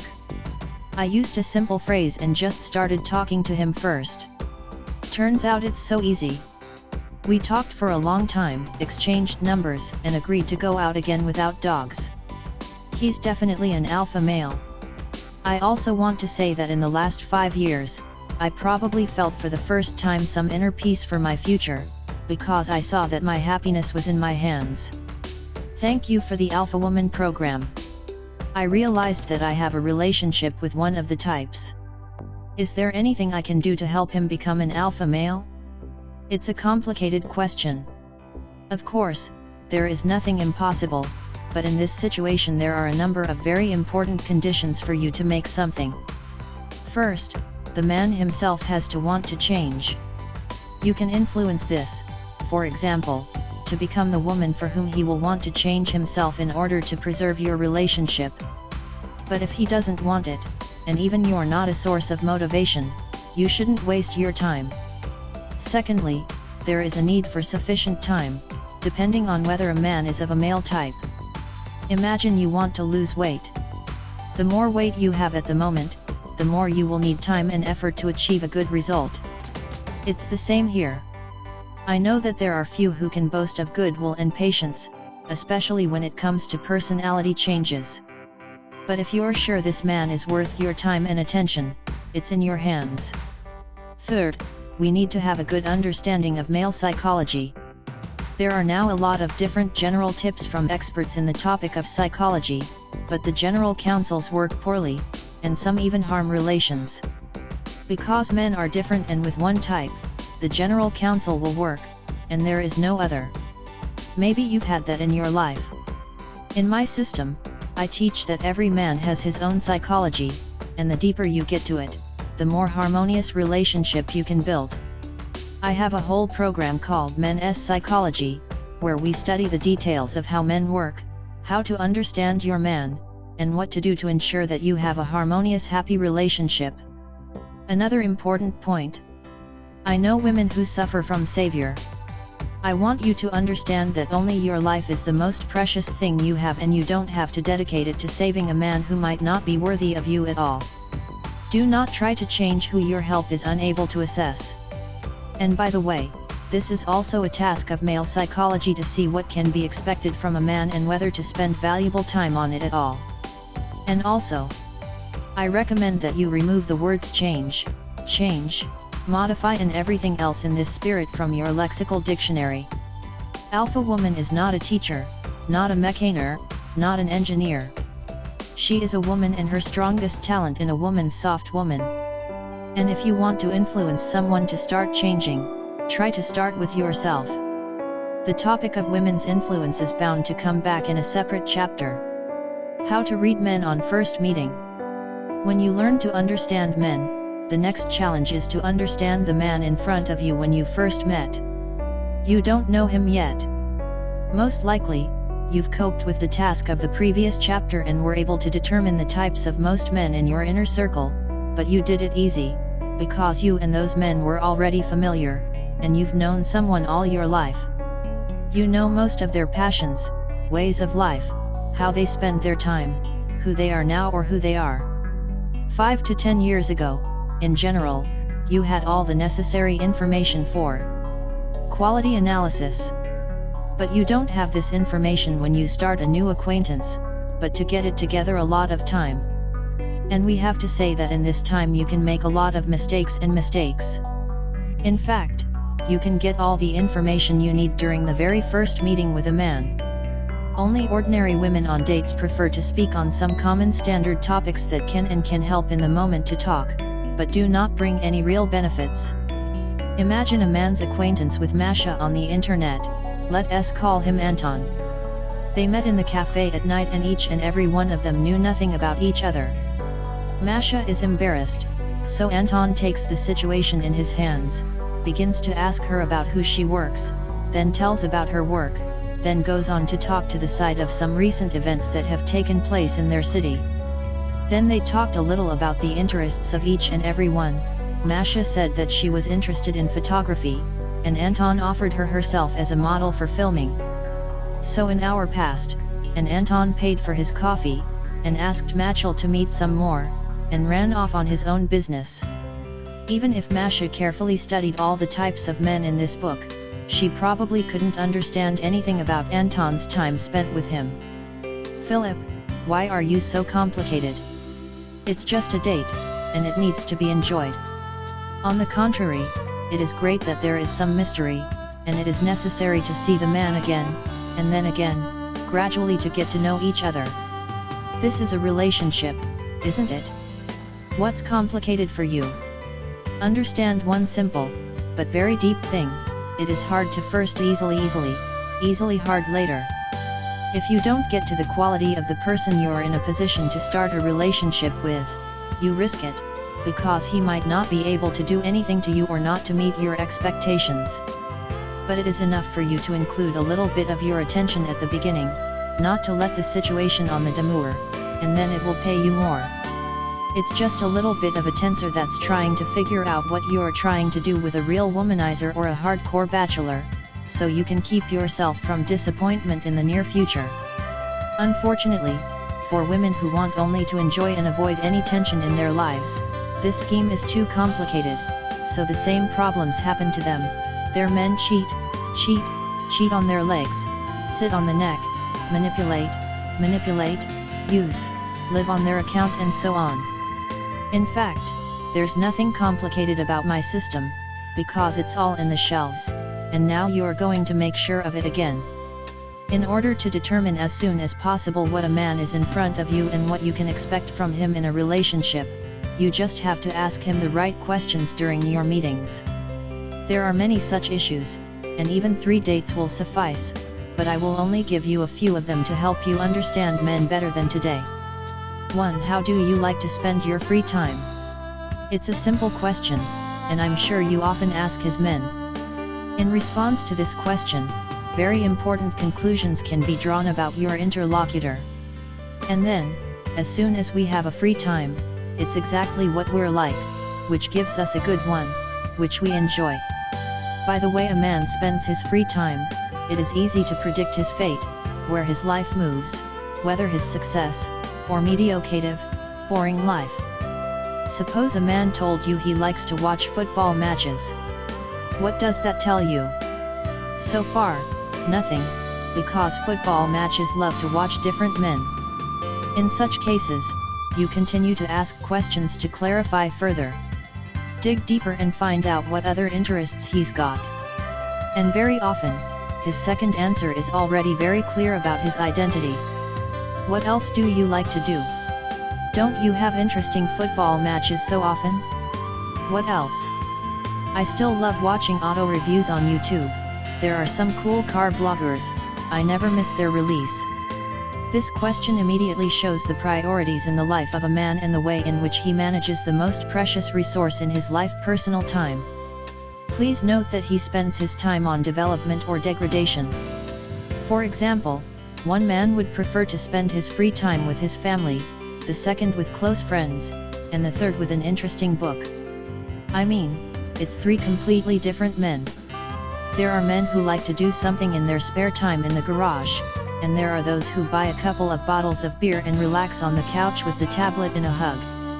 One man is not going to get out of the house because he's obsessed with video games, and the other one is always going to hang out in the atmosphere, smoke a hookah, dance, or go to the bathhouse with the peasants and so on. The things that a man spends his free time on speak of his true nature, the essence of the party, the womanizer, the Ford, the bachelor, or the ideal family man. Do you understand? At the same time, there are also men who do not have free time at all. They work all the time, they get caught up in their own business, and they devote their days to their work. It can be concluded from this that the man found his place in life, which means a lot of work, developed and formed as a person. He will give you respect, interest, admiration, and you will be able to feel like a woman next to him. And of course it is important to pay attention to the extent to which his interests intersect with yours, but you often close your eyes because you see a lot of other people, in your opinion, compelling reasons to spin a new novel, even if your interests go different ways. You're thinking, well, maybe I'll like what he's interested in and we'll do it together. But if you have personal development in your priority, and he has fun and party, you can't do it. Let us go back to our example. If it is acceptable to you what a man does in his spare time, or you can share his interests, since you are also a fan of Messi and Ronaldo, and you are also subscribed to the same auto bloggers that you were talking about, that is the possibility that you and that man are on the way. But if you think that a free time can be more useful for yourself, or even more interesting, then you will make a note in your mind, go to the following questions. Because only on the basis of a few questions you will be able to see the full picture of the man's personality and how far it suits you. 2. What are your plans for the next year or two? It seems a simple and very useful question for you, because it shows how the man's social stability and success are, and whether he plans to develop further in his life. But, as a rule, women are shy to ask him on dates. Allegedly a question is too personal and may alienate a man, irritate him, and eventually he will not want to answer you. But I can tell you right away that there is a lot of things to say about this question. Irritation shows that he has a very precarious and uncertain and unsteady state. Life plans are his painful area for now. If a man, with a deep sigh, starts rolling his eyes and thinking about what to say to you, he probably never even asked himself that question, which means he doesn't plan his life at all. The driver, for example, does not like to plan, he lives one day and your question may to give him a smile. Of course, he will tell you about plans for travel, but his plans will not include major achievements and changes, career advancement, growth in business. Men with low ambition do not plan and live in the immediate future, because planning for them is a rather complicated and incomprehensible skill. The scale of the man is determined not by the thickness of his purse, but by the range of his life planning. A normal, healthy man will ladle with you his plans for the next year or two, tells him that he wants to change what he wants to buy, which he plans to move, which tries to introduce new in his business and so on. He has nothing to hide from you, especially if you ask him this question with interest and in soft form. I think you already know that dating a man who doesn't even have development plans for the next year is just dangerous. You can fit in his incomprehensible life script, and then you'll regret it. Men like that can just ruin your life. A man without goals is like a ship without a course, and no wind will do him any good. 3. What are you learning at this point? / What would you like to learn? Are you studying in your profession, business? The logical continuation of the previous question will be this one, because the implementation of any plans requires training. Depending on what he is doing, you can ask the question differently, adapting it to the situation. For example, if a man has a business, you can ask, "You've done it all the time, you've done it, or are you going somewhere, or are you going to study now?" This question will show you how flexible a man is and whether it will grow personal and financially, because any growth is possible only through training. A man who is not educated, learns, and does not plan to do so, will not grow anywhere and will work for the rest of his life to work a plus-minus on the same position and earn the same money. The Fords do not like to study at all, and even if there is a large amount of free time, their hands will rarely be available for the book. Of course, there are men who fall into good offices without much enthusiasm for training, but with successful sibling ties. In this case, you need to look more closely at both the work and the future plans. Because today it can be a successful store manager, but it will be unemployed tomorrow, because nothing makes sense in management and trade. You thought he was successful and promising, and he just couldn't live up to his father's hopes. Another important aspect of training is its value. Quality education must be paid well, especially in the modern world, where on the one hand there are very many useful internet resources and free access, but at the same time their quality is quite mediocre. And especially business. In other words, if a man does business and draws his knowledge from online articles, it is unlikely that he will soon move. And if he regularly visits business seminars and trainings, it is in thematic parties and hiring consultants, it shows a high mental flexibility and a great potential for growth. Another really cool question. Are there any people you want to learn from? Maybe his quest for training is connected with sports and in your city lives a legendary boxing coach, who he wants to train. Maybe he's targeting Western speakers and he wants to go to the seminar. He may have already purchased tickets for the training of the national guru in the world of marketing and sales, which will be held in the future year and he is looking forward to it. Maybe he wants to personally to meet with the world-renowned actor, director, or to interview his professional idol. Please note these nuances. These examples show that men have a sense of direction in the future to which they aspire, and that way of reference you will see in these people. If a man has no direction, it means that he thinks he's the smartest and most knowledgeable person in the world who might surprise him or pick him up. This is a clear sign of a man who has been stopped in development. 4. What are you proud of in your life? In other words, it is a question of its achievements. But of course you can't ask a man directly, "What are your achievements?" That is not correct and rude. But to ask about what he's proud of in his life is soft and womanish. Men can't live without achievements. Someone has small, some big, one in sports, others in business, third in entertainment, and so on. And as you have guessed, it is also possible to determine the type of man. Our pride is usually what we invest most of our time, attention, and strength, and that is one of our most important values. A man can be proud that from the very bottom he raised his family and ensured their financial comfort. He worked a lot from young years to make his loved one happy. And this is a good achievement that you will have in the future to be proud of your man. Or the man can be proud to have reached the top of his career by 30 years, while the majority of his peers have been sitting in the same place for several years. On the whole, this issue is quite difficult, because it can lead to confusion in your mind.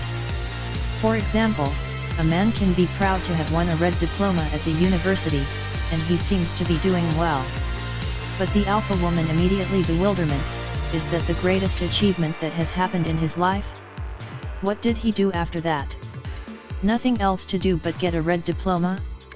I mean, this isn't exactly how it looks at first sight. But I have a little clue for you. Once you've heard his answer to this question, ask yourself, does his achievement have a sense of pride in you? To you, his achievement must be something cool and meaningful, because there is nothing worse than a relationship in which a woman has no reason to be proud of her man. Well, maybe he didn't have any good hits on me, but if I turn it on, he's gonna come up with me, and that's where he's gonna be. Maybe, maybe not. You can guess at the coffee shop, believe, hope and wait, and you can make a basic forecast of an individual. If the man had no special achievements, up to 90% of the probability that your birth will not change anything. Yes, of course, a woman has a huge influence on a man. With the right woman, man can be very successful. She can multiply it by dozens of times, and personal and financially. But if the man is zero, then how many times it won't be multiplied, it'll still be zero. I also remind you that you can always ask questions if you haven't received your answer yet. For example, a man can tell you that he has a sense of pride that his grandfather fought at the front and received many awards. We can say that a man respects his family, but we do not understand in such a case what his values are and what type it belongs to. So you keep asking him, how cool. Your grandfather is such a good boy. Hero. What are you proud of? Finally, there are answers that should not cause any doubt about whether the man should continue to communicate with him. For example, if a man is proud to have a drink, a liter of beer is one salvo, or that he is not drunk from a quart of vodka, it is obvious that you are not on your way with him. In fact, no matter how much you hear, it's your decision whether you like it or not. There are no templates. 5. You're so tough and you've got so many achievements. Have you ever been defeated? This is a very powerful question, because the answer will show you how much the man is being honest with you. Let me explain. I don't know about my achievements, he said. I don't have to ask anyone, and he boasts a great deal of how he spent a round amount on a fancy car, or how he sent his partner in the knockout. And if he doesn't have any special achievements in the present, he will tell you about the achievements of the past, and of course, in no less bright colors, as if it were yesterday and he remembers everything. And then ordinary women are very often trapped. A man, a stranger, can tell you anything about his achievements in life, but you can't verify whether or not it's true. After all, he could have invented, decorate, rewrite it all just to impress you. Many inexperienced women are engaged in the epic tales of men and thus run the chemical process in their own head, helping them to fall in love, to open and trust men. He's so cool. There were so many victories and achievements in his life. He's the perfect one. So the subtlest way to test whether a man is honest and sincere with you is to ask about his defeat. Remember, without big lesions, there are no great achievements. The defeat of men is never asked. They are not prepared for such a question, which means telling the truth. And this is where you need to check the extent to which his accomplishments match his defeat. For example, if a man tells you that in only 2 years he has made a derelated career by overtaking the best employees who were in his position, and the question of defeat suggests that they were not, it is a reason to think about it. There's a hole in any way, it's the law of any success. Do not believe anyone who speaks of great successes on the way to which there has been no obstacle. These people lie or exaggerate their achievements. In the history of the tough Olympic champions, there are always serious injuries, frightening diagnoses, moments when they had to start their sports career first. Businessmen and popular media will always have a few sad stories from life, that there was no money, and it was necessary to feed the family that betrayed the partner, threw money at the money, the crisis happened, all the doors closed, and so on. Every man who has achieved something in his life has passed through certain holes on the way to this. In fact, There are many such issues on the Alpha Women's program. We are all in the details. We learn to determine the types of men and their intentions about you. And in fact, there's nothing complicated about that, just to understand what a man invests in the most important resources, such as time and money. There are men who sit on their payroll all weekend in some party, and there are men who put money in a jar and hide in a cupboard. There are men who spend their spare time on video games or social media, and there are men who spend all their free time with their loved ones, trying to spend more time with them, and of course, there are those who have free time and not at all. The most important thing is, don't set up the interview date. It's important to ask questions gently, like you're interviewing a man.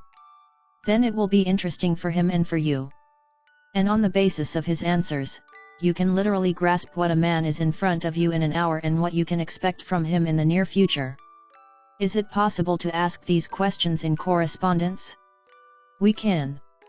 But the living things work a lot better, because you see the reaction of a man, you can feel his condition at the moment when he answers questions, you have more senses, which means you can see more. And actually, even if you've met a man on the internet and are far away from each other, you can make a virtual date by video link in general, everything in your hands. History of Catherine. I finally learned how to deal with men. Because all I had before was this: he ran up to me, such a pretty little puppy, I got him warm, and I fell in love, and then I grew up with a Rottweiler, unruly and rude. That's what happened to my ex-husband. At first I thought he was a good man, and I would be safe with him, and in a few years, a completely different person opened for me, aggressive and violent. I wasn't even ashamed to show up at my friend's cause I didn't know what to expect him to do. Then he chased us into debt that he could not repay himself. And when I paid my last loan out of my wallet, I filed for divorce and packed his bags. Now strange men are like open books to me. I often go on dates, I get to know the internet all the time, and now I have a great instruction on how to choose a decent man for myself, with whom I will really feel good and comfortable. Thank you for all the Alpha Woman. Good acquaintating rules. History of Anastasia. In the past, I was convinced that a woman should never meet men and show her initiative. I thought it was humiliating and weird. I was sure if I tried to do something, any normal man would just think that I was inadequate, laughed, and wouldn't want to meet me. But I have to admit that there were times when I saw an interesting man, and of course I wanted him to meet me. I was waiting, I was looking at him, but nothing ever happened. The moment passed, the man went on his own business, and I was once more upset. As a result, it all led me to dig into my head, to find my faults, to think that there was something wrong with me, that normal, decent men with me were not acquainted with me, as I would try, not to dress, not to be dressed, not to be. Thanks to the Alpha Woman program, I realized that a woman can take an initiative, and it can be easy and interesting for interesting men to come up and meet. I realized it wasn't about how I looked, it was about what I was doing, not exactly what I was doing. I recently met one very cool man, and it happened because I was not shy and afraid to do more than just look at his side. And the man himself confessed to what he wanted, but he didn't dare to come to me because I thought I'd probably have someone else. I've got all the cockroaches out of my head, and now I can meet any man I'm interested in at any time. And that's awesome. The problem with Anastasia is the problem of 90% free women who dream of getting to know the cool, a decent man. It's a lot easier to get acquainted with friends, and it's a lot harder to get acquainted with a stranger in everyday life, when you get to work, eat in a restaurant, or take coffee in a break when you just walk down the streets of your city, or visit any other place. There are a number of reasons for this. 6.00 Reason number 1. You think it's strange and not even culturally appropriate. After all, every man takes care of his own business, hastes to the meeting, scrolls an important speech in his mind, works in the end, and suddenly someone is trying to interfere in his private space to get to know him. Therefore, most women are welcome. Acquaintance, through acquainting, or in a working group, or at parties where acquainting is, in principle, a norm. But we will also deal with the topic separately. The following is the result of this paragraph. Cause number 2, you're scared. You're afraid to get an inappropriate response from a man, a rejection, a negative emotion. You're afraid of being an intrusive, inadequate, strange, funny, or even desperate, that you're already throwing yourself at men. So you prefer to be passive in any situation, so you don't think about anything like that. Reason number 3. Well, it's a way of thinking among women that a man should be the first to take an initiative and approach a woman if he likes it. The ideal solution is simply to wait for it to happen, and at this point it is necessary to remain interesting, but cold and indifferent, to summarize the instincts of a hunter in a man. If the man who is interested in you is not so close to you, then the following is the conclusion in your head: if the man does not show, then he does not like me, or he is just a wuss and coward, which means what is the point of doing something? The circle closed. Reason number 1. If it's fate, he'll find me anywhere. That is, the woman who thinks so, is sure that in principle there is no point in moving a finger, because somewhere in heaven, a meeting with her Sahen has long been registered and has been drawn in all the details, and it is necessary to wait. First she waits, then waits a little while, and then a man falls to her, and she thinks that he is her fate, but only he turns out to be the last indignation. In general, this is a more passive strategy, which leads women to either deep loneliness or incomprehensible relations. Reason number 5. You want to meet, but you don't know how. Sooner or later, you get into a situation when you meet a great man who's terribly hungry to meet, but you just don't know what to do to make him talk to you and ask him out.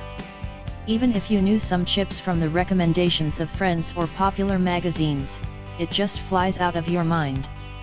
You may even have a heart rate, begin to sweat your hands, or get a flush on your cheeks, and while you're worried about all these reactions from your body, the man disappears from the field of your vision.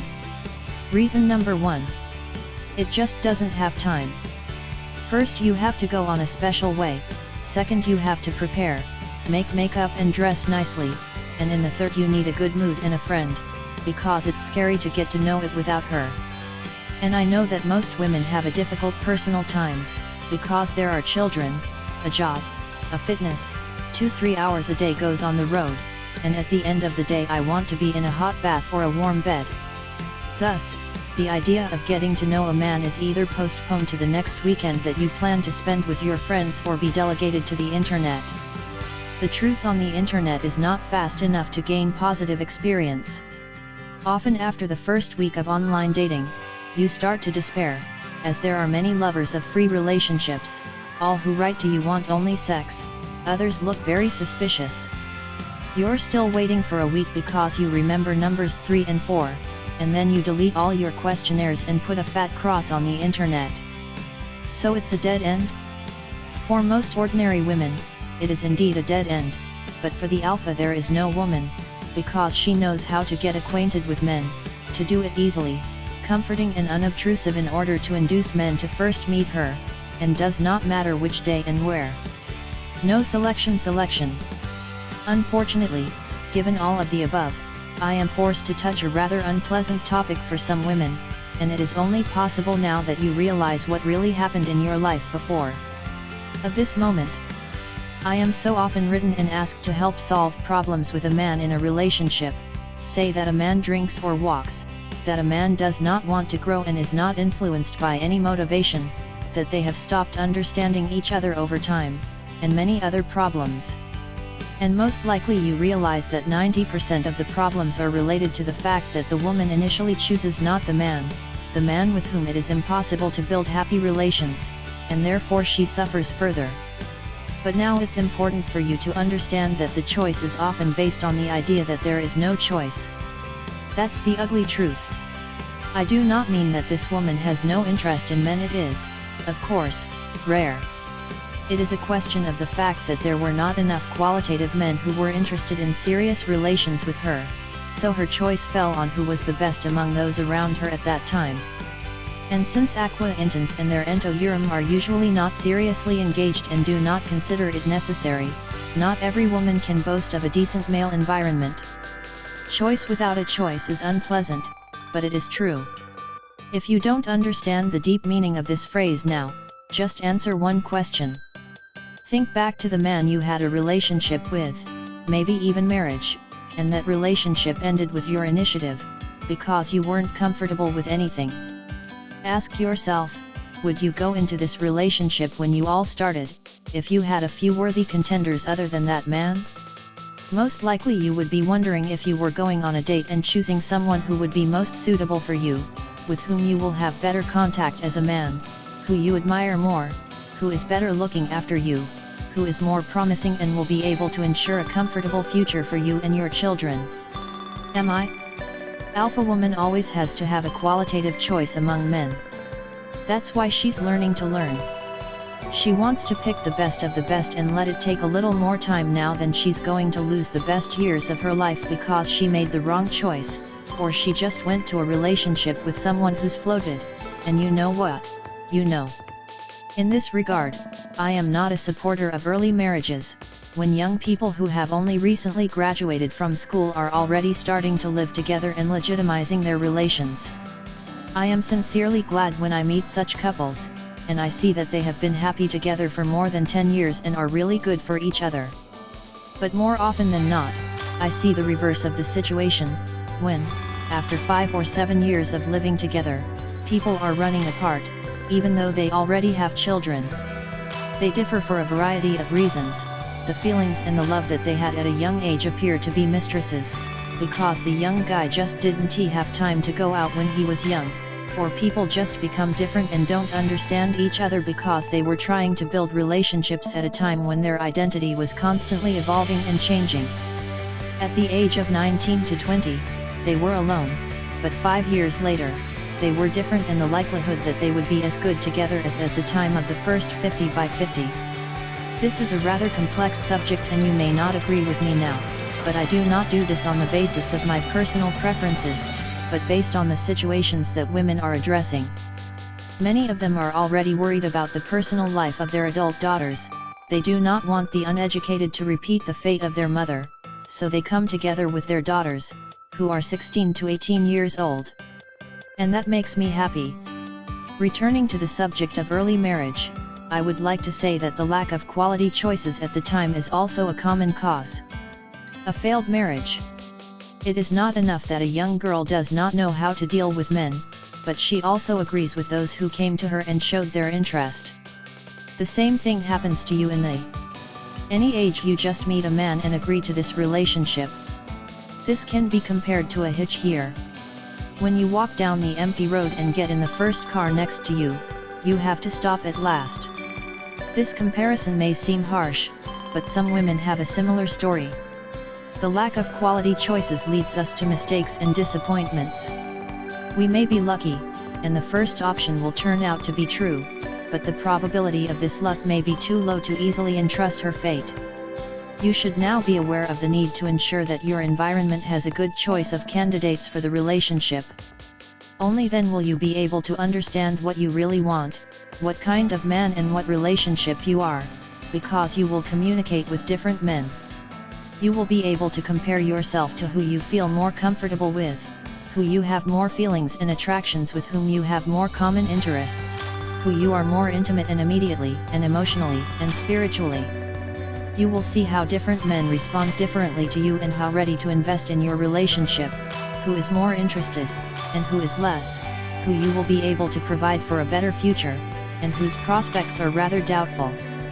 Well, now that we're closer to the case, and more specifically to actual practice. Knowledge is good, but women in my programs get great results, too, because they do a lot of action. 3 good acquaintating rules. Regulation number 1. The woman should not be the first to meet her and offer her to meet her directly. We just need to get the man to meet you first. Usually, when I tell women that they need to create a lot of new acquaintance, they begin to resent the indignation. How is it? Am I supposed to be the first person to get to know men? It's humiliating. Of course not. It's rude and wrong, and it immediately lowers your ratings in the eyes of a man. The secret is that the alpha woman knows how to get the right man to come up to her and meet her first. Can you tell the difference? It behaves in a way that attracts attention, sends out special signals and, if necessary, may have some kind of dialogue, but it is only for men to take a step towards it and offer to get to know each other. The way a man can cause such a desire is very much, and in my programs I talk about all the ways in detail. And in my opinion, one of the main achievements in dating is that these methods work both for young girls and for mature women, both very shy and shy girls, and very brave and savvy. Then I will give you a couple of comfortable and simple ways of getting acquainted, both live and on the internet, so that you can also try it and make sure that it is easy and even interesting. Rule number 2. You should try to look like 100%. Well, I think you know what I'm talking about, and I don't need to sign this in detail. The makeup, the hair, the clothes, the condition, everything influences how well you get to know men. I already know what you're thinking, Philippe, it's not realistic to look 100%. I know, but you have to try to look 80 to 90%. When you have first contact with a man, in the first 7 seconds, he makes a decision about whether he would have sex with you or not. And often this is the indicator that determines the further development of events, because it is primarily a man who treats a woman as a sexual woman, the object, and then draws attention to your intelligence and other virtues, which is much longer needed. There are women who are actively advocating the slogan "Man must love my inner world." I'm going to have to let them down. For a man to love your inner world, he must have time to consider it, and for that to give you his time and attention, and before that, you will notice you and want to get to know you closer. That is, your external image should cause a man's desire to meet your inner world. It is important to understand that a meeting with a man of your dreams can happen in any place unexpected for you in any place, and if you look tired, unkempt, or tortured, the possibility that you will get his attention and call him to come to you will be greatly reduced. Whatever you have in your mind, whatever skills you have, I will tell you what will happen in this situation. You see a great man, and all of a sudden you remember that the alarm clock came off this morning, and the alarm went off in order to put your face and hair in order, put on what you wear normally, to feel as comfortable a day as possible, such as a sweater and a pair of jeans, and, stumbling, to run on your own business, so that you would never be too late. Momentarily, your confidence and self-esteem are beginning to fall, and you no longer believe that you have something to do, so you make a decision not to look stupid. A man leaves your sight, and you're missing the opportunity to make a new acquaintance. Let us be honest, it's beautiful to look like your lady's job. A woman has been created to decorate this world. And in fact, if you just try to give your appearance and condition at least half an hour more every day, you'll start to feel better, and you'll have more confidence in yourself and your love for yourself. I know that many women are already actively complying with this rule, but they certainly face the next paragraph. Regulation number 3. Not a problem if a man doesn't take the initiative. When you observe the first 2 rules, you know how to cause a man to be willing to take the initiative, while still looking good, but the man doesn't turn on, then there's no problem. The majority of women in such situations are starting to get upset and to lower their hands, especially if this is repeated several times in a row. This may result in your willingness to try again. But passive male behavior has an explanation. If a man does not take the initiative in response, 1. You may have chosen the wrong moment for him, he is very busy and his head is busy with important things, and having seen you, he just did not have time to switch. 2. He may be deeply married, and such men often do not even know what to do in a situation where an interesting beautiful woman is clearly not against it. Maybe he wants to meet you, but after 10 years of marriage, he's even forgotten how it's done. In the end, he may be happy in his marriage and not looking for another woman at all, but your attention is pleasing to him. 3. You chose the wrong man. He's just a passive, dumb, limping, man break, not noticing the possibilities that the universe offers to him. And you don't need men like that, so it's good that he didn't take any initiative or take your time and attention. In other cases, you must have everything. The ideal place to meet men. Are there places where there are so many cool, free men who want serious relationships? When a woman has the status of active search, she tries to get out more often to meet someone. Only, as a rule, the list of these places is quite primitive and is limited to some templates. For example, there are women who try to meet in nightclubs, karaoke, and any other night entertainment. It's no secret that it's very easy to get to know each other, especially if you come to the company with a cheerful friend and have a relaxing drink. There are a lot of men there and they are very eager to introduce themselves, because as you have drunk a few hot shots, he will always be supported by an amusing friend. Unfortunately, as the purpose of the people who visit these institutions is to relax and to distract from the everyday problems, then the men are looking for non-serious fleetness relations, say, for one or more nights, without obligations and without a sequel. And as you already know, this is the epicenter of the party, the players, the beaners, the handsome and the morrow bachelors. Surprisingly, there are still women who continue to walk around the same places and make the same mistakes and complain that normal men do not. No one wants a serious relationship, and everyone wants to have sex without obligations. But in a place like this, you don't see anything else. And there are the fierce opposition of some noisy parties, and they do not have time for this, nor will they. But you have to understand that there's no such thing as a home in the bathtub, which means you have to go somewhere.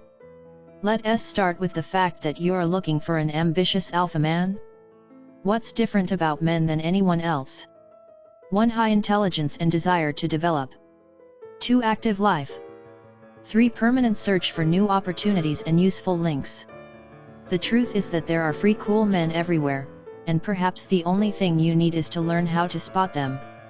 To help you learn faster, I have a small parking lot for you, where the concentration of decent men will be much higher than anywhere else. 6.26. 1. Places where men are trained in their intelligence and learning. These are all kinds of conferences, forums, seminars, and trainings. Fortunately, such events now take place in all major cities on a monthly basis. Choose topics that are of interest to you and actively visit them. Introductions are tied very easily there, because people are gathering with more or less common interests, and you always have a reason to talk to a person, for example, to talk about, to exchange impressions, etc. And you already understand that at such events, men with low ambitions do not go. They perceive it as a law-plone and money laundering, and are convinced that they know everything. Men who are constantly studying are flexible, ambitious, promising people. For one such event, you can create at least 3 successful acquainting, or even more. Another interesting point is that the more expensive the training event will be, the bigger and bigger the men are. If you can afford such training, you must do it. And, of course, it works and vice versa. If the event is free, there will be very different men, both promising and ambitious, so be prepared for it. 2. Places where men pump their physical body. These are different sports clubs, halls, games, fitness clubs. Just as in the previous paragraph, the cost of these facilities will determine the level of its clients. Apart from the gym and fitness clubs, there are pools, martial arts, rock climbing clubs, tennis courts, and football fields, open treadmill, where a man can do his morning run. Men who pay attention to their physical health, endurance, and beauty of their body are likely to have such qualities as discipline and will, which is also evident in his social life and achievements. And by the way, there's also a lot of indirect reasons to get to know you. On the pretext of helping out with the exercise, with the equipment, asking for advice, or just giving me a compliment. But about that later. 3. Places where men seek new opportunities in communication. This paragraph is more connected to the main sphere of activity of a man, with his career or business. For example, this could be business forums, business meetings, investors' clubs, conferences for medical/scientific workers/managers, various social projects and charitable foundations. If you are also active career or entrepreneurial activity, you understand what you are talking about. 4 places where men rest or take a break in the middle of heavy labor. It's cafes and restaurants where men take a lunch break, drink tea or coffee, or dine at the end of the day. In general, such institutions are located close to large business centers or administrative buildings. You yourself sometimes like to sit in some cozy room, relax with a cup of your favorite latte and read the book, right? Then try to discover some more of these places in your city and periodically change them to meet new faces. You might think that people want to relax, not get to know, and you don't understand. Maybe a man sits and waits for his girlfriend. I understand your doubts, but you probably just didn't have a positive experience when it happened in a cafe or restaurant, and it almost went on a full-on date. All you need is the skill to get a man's interest and a desire to come to you and meet you. 5. Of course, the internet. By the way, 80% of successful participants of our programs take place on the internet. And this method is gaining more and more popularity. People are spending more time on the internet, in social networks, especially businessmen and women, who do not have so much free time for any activities and entertainment. It's silly not to use it. But I know for sure that many of you are probably already on the burn. You registered on some dating site, waited for you to write a successful, interesting man, but only the lovers of free relationships and losers wrote. You may even have had correspondence with some normal person, as you seem to be a man, and even met him, but in reality he has disappointed you very much. Therefore, a week later, all questionnaires are immediately removed and the fat cross on the internet. It's only because you don't know how to use it properly. 6.32 Simple and comfortable ways to meet a man. History of Jean. Jean is a beautiful, interesting woman. She works in one of the most expensive restaurants in her city and is responsible for the reception and comfort of the guests. She always looks good, smiling and attentive to her guests, so many men who are regular guests of the restaurant show interest and try to meet her. In general, Jean fans have plenty, and given the average bill for dinner in this restaurant, fans are not beggars. As you understand, the contingent in restaurants is quite diverse, from entrepreneurs and top managers to ministry employees. It's probably gonna be easier to say who's not there. So, Xana is guided by her feelings, and thinks that she is guided by her head too. One day a man comes to dinner, in which she literally falls in love at first sight. Beautiful, tall, exquisitely dressed and smells good. Her knees start to tremor and her pulse is racing. She's seeing a guest at his table. Of course she met different men, but she's the first one she's ever had. Now she's only thinking about him. And now, in almost every shift, Jean meets this beautiful man who comes to the restaurant for lunch. A regular woman in Jean's place would just be afraid to show up and show the man that she liked him. Yet, she'll look at him and smile, but she won't dare. She will wait for one fine evening, as it is in popular romantic films. He will wait for the end of her shift at the entrance to the restaurant and invite her to drink coffee. But Jean is not an ordinary woman, she is an alpha woman, and she knows many different interesting ways to get this man to meet her without waiting for a happy occasion. To begin with, in another meeting with him in the lobby of the restaurant, she smiles with a smile and makes a compliment. "Good morning. It's so good to see you. Are you going to be the usual?" She noticed that a man always likes to sit at the window, so she decided to continue the dialogue in this way. "I noticed you like to have dinner at the window table. Perhaps you would like to book this table so that no one else does it. That's enough for you to call me and tell me you're coming tonight. Man, this idea definitely likes it. Then you can call us at the relay, or even me personally, if it's convenient for you." And leaves a restaurant card with a handwritten phone number. The same evening, the man calls her back and asks her out. What did Jean do? "I haven't done anything difficult." She creatively took advantage of the context in her favor. She said several phrases that, at the level of subconscious mind, lay in the head of a man, as signals that she was interested in him. I am very glad to see you, and you've got to call me and tell me that you're coming tonight. She left him a business card with her phone number. She didn't say directly that she wanted to see him. She didn't humiliate herself. She didn't seem strange or intrusive. She offered a favor to him. You might think that a man might have an opinion of Jean, like a frivolous girl who has no difficulty leaving a strange man with his phone number. But it doesn't matter, because the main thing is that the man called her. Then she would show him how nice and modest she was when she met him, just that he had caught something in it.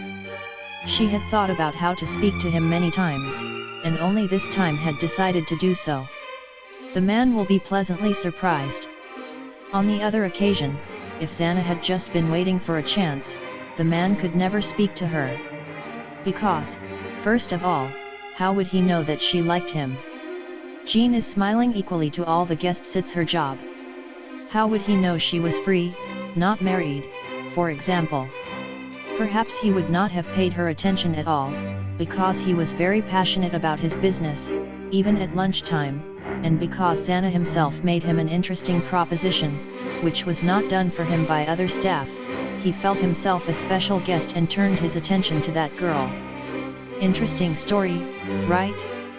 This is an example of the fact that you can find a way and approach for a successful acquaintance in any situation, only to be active and attentive. You might think that Jeanette was lucky, because she works in a place like this. But in her place, most women would just be passively waiting for someone to meet them. Very often, this is a man who has been temporarily ridiculing a glass of alcohol by a man without serious intent. Do you understand? In order to help you and inspire the same results as Jean, I have decided to bring in this book some interesting ways, easy and unobtrusive, to get acquainted with the man you are interested in. The task in these techniques is to have a dialogue with a man so that he can notice you and feel that you are not opposed to meeting him. 6.40 Quoc compliant/compliment. This method is appropriate if you have the time. For example, while you're sitting in a cafe, standing next to a man waiting for something, you're at some kind of event, or you're just taking a slow walk in the city. This rather simple technique consists of 4 steps. Step 1. You need to pay a man a compliment: his appearance, his qualities, his actions, or his choice. To do that, you have to turn on your female attention, take a closer look at the man and find out what's going on. Step 2. Immediately ask him the question that is associated with your compliment. The question suggests that the man should answer you, which means that it is an opportunity to engage in dialogue with you. Step 3. After the question comes the argument that gives you an understanding why you ask him that question. If you have an argument, you will never show a strange or inadequate man. More inquisitive. Step 4. Again, a compliment that strengthens the emotional background of your contact. It may even be more bright and daring than the first. You can say that as a compliment, and you can stand the pause and wait for the man's answer to your question and then compliment me again. This step comforts the atmosphere between you. Example 1. Man, good afternoon. I noticed you have such a beautiful scarf. Compliment: don't you tell me where you bought it? Question: I'm just looking for such a gift to my dad. Argument: I saw yours, and he's just posh, that's what I was looking for. Example 2. Man, good afternoon. Sorry, I was passing by and I saw your fancy car. Tell me, would you advise me to buy it? I'm just picking out a new car right now, and I don't want to talk to anyone. Pause. The taste is great. Example 3. Good evening. You were very good at performing. You went to school somewhere? I just wanted to learn to work for the audience, too, but I don't even know who to turn to. Honestly, I'm very impressed with your skills. After these 4 steps, you must engage in a dialogue, and your task to continue asking questions to the man until he makes you an offer to meet, sign off, call and tell you more. You are pleased to agree to his offer. and he will have the feeling that he first met you. 6.44 How do I get rid of the fear of dating? I know that there are women for whom all these methods and techniques are still extremely difficult and frightening. Maybe you're one of them. When you see a cool man, you have a fear that blocks all your thoughts and actions. It is a fear of being silly or funny, fear that you will not be accepted as you are, fear to gain negative experience. I could describe how all these fears come from, but I don't think it's going to help you with men. Therefore, it is best to offer you a simple practice to remove these blocks that result from fear. Yes, the fear of new acquainting is not entirely quits, but thanks to this practice, you will be able to make at least the most elementary attempts to meet you, which will be of great help to you. The practice is as follows: from now on, wherever you go, say hello to the men you like. For example, you go down the street and you see a man standing by his car. You walk past him and just say hello and go on your own business. 3 very important conditions are necessary for the correct execution of this practice. Conda 1. You only need to be nice to those men you like. You don't have to do this with everyone.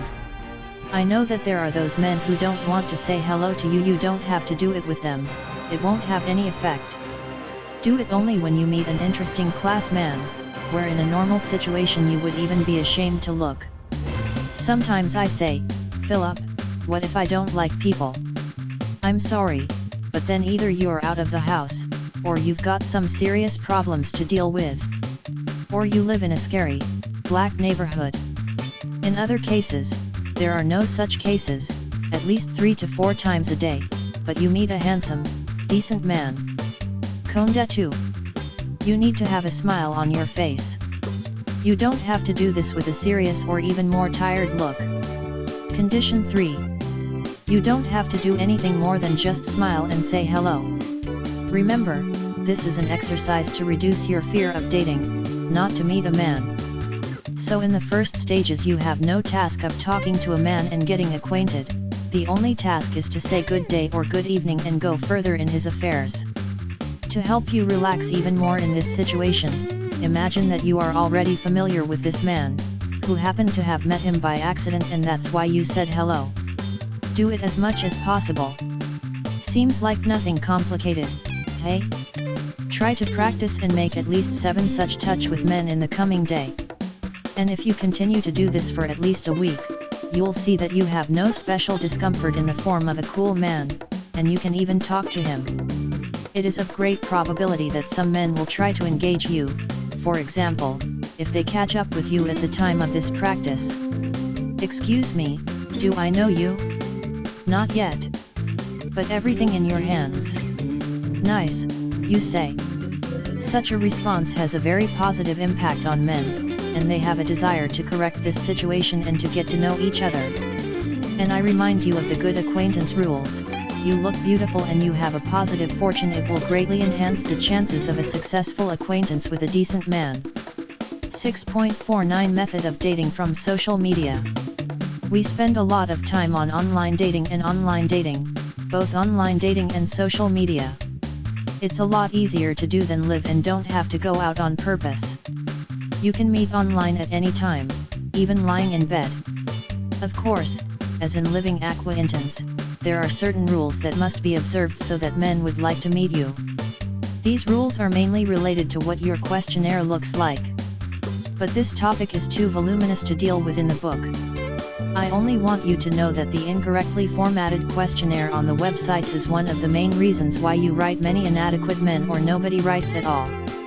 I want to start by saying that if you don't have a questionnaire in social networks, you are missing a lot of opportunities, because there is everything in social networks today. The internet removes any limitations to distance, cramping, and fear.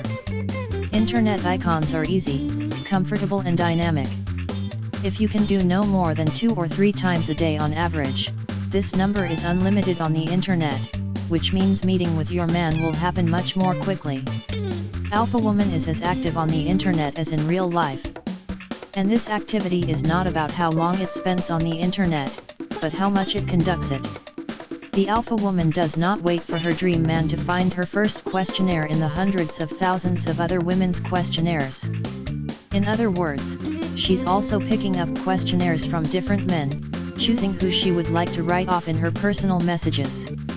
Again, I will not say in detail that every social network has a search for cities, ages, and some applications have long been searching for geolocation, and you can correspond with those who are, say, on the same street, or even in the same office center, where you are. I'll talk about the way I met you. When you find a suitable questionnaire for you, an interesting man, you're gonna have to do 3 things. 1. Pleb 2 to 3 likes in its photographs or publications. 2. Leave the comments, for example, as a compliment. 3. Write a personal message to him. Hello. I noticed something on your questionnaire that I was really caught up in. I wonder what it is? After these 3 actions, the man will naturally come to your questionnaire first, and if there is a good quality there, if he sees a beautiful, interesting woman, and this questionnaire won't look like some kind of fake, then of course he will want to know exactly what you have caught. And then you can write to him what you really got caught and why you chose his profile. For example, you saw in his questionnaire the publication about animal welfare and you are also very interested in this topic. You can write to him. I saw your post on animal protection. You are so brave in the pictures, but at the same time, you are not indifferent to this problem. I have not met any of these men. Or so. I saw you with a picture of my dream car. You have great taste. Or another example. In one photograph you dress so stylishful and tasteful, I never met any other man with such a sense of style. So you testified that he was very special to you, you singled him out among other men by giving him a compliment. Then the man will be included in the dialogue with you in most cases. Again, if you have the correct form. Variations of what you can write to a man, so that you have a good acquaintance in social networks hundreds, it is enough simply to include attention and creativity. After you've started to sign up with a man on social media, and he's a good fit for you, and it's interesting to you, it's important not to delay the moment of your first meeting. Because a lot of women just hang out in virtual relationships. They're texting with one man for years, and then they find out he's deeply married and has a lot of kids. These women are passive, they are always waiting for the man to meet, he will come, he will write, they will call themselves, they fit into this scenario, losing their precious time, then disappointed, and they put the cross on the internet. The secret admirer. It's a very interesting and romantic way. It is more suitable for cases where you often intersect with the same man, fear to speak to him, and do not know how to provoke him. I will tell you about this technique in the example of one of the participants in the program. Let us call her Olga. Ola decided to move and start shooting an apartment in a beautiful, elite house with security cameras, and underground parking. She had consciously approached the choice of a new place of residence, as she had already taken a course on secured self-sufficient men who lived in such houses. A small studio apartment in such a house is perfect for her. 2 weeks later, she began noticing one man from this house, who had always left alone, had been in her car and left, and then sometimes began to notice him in the evening when he was coming home, too.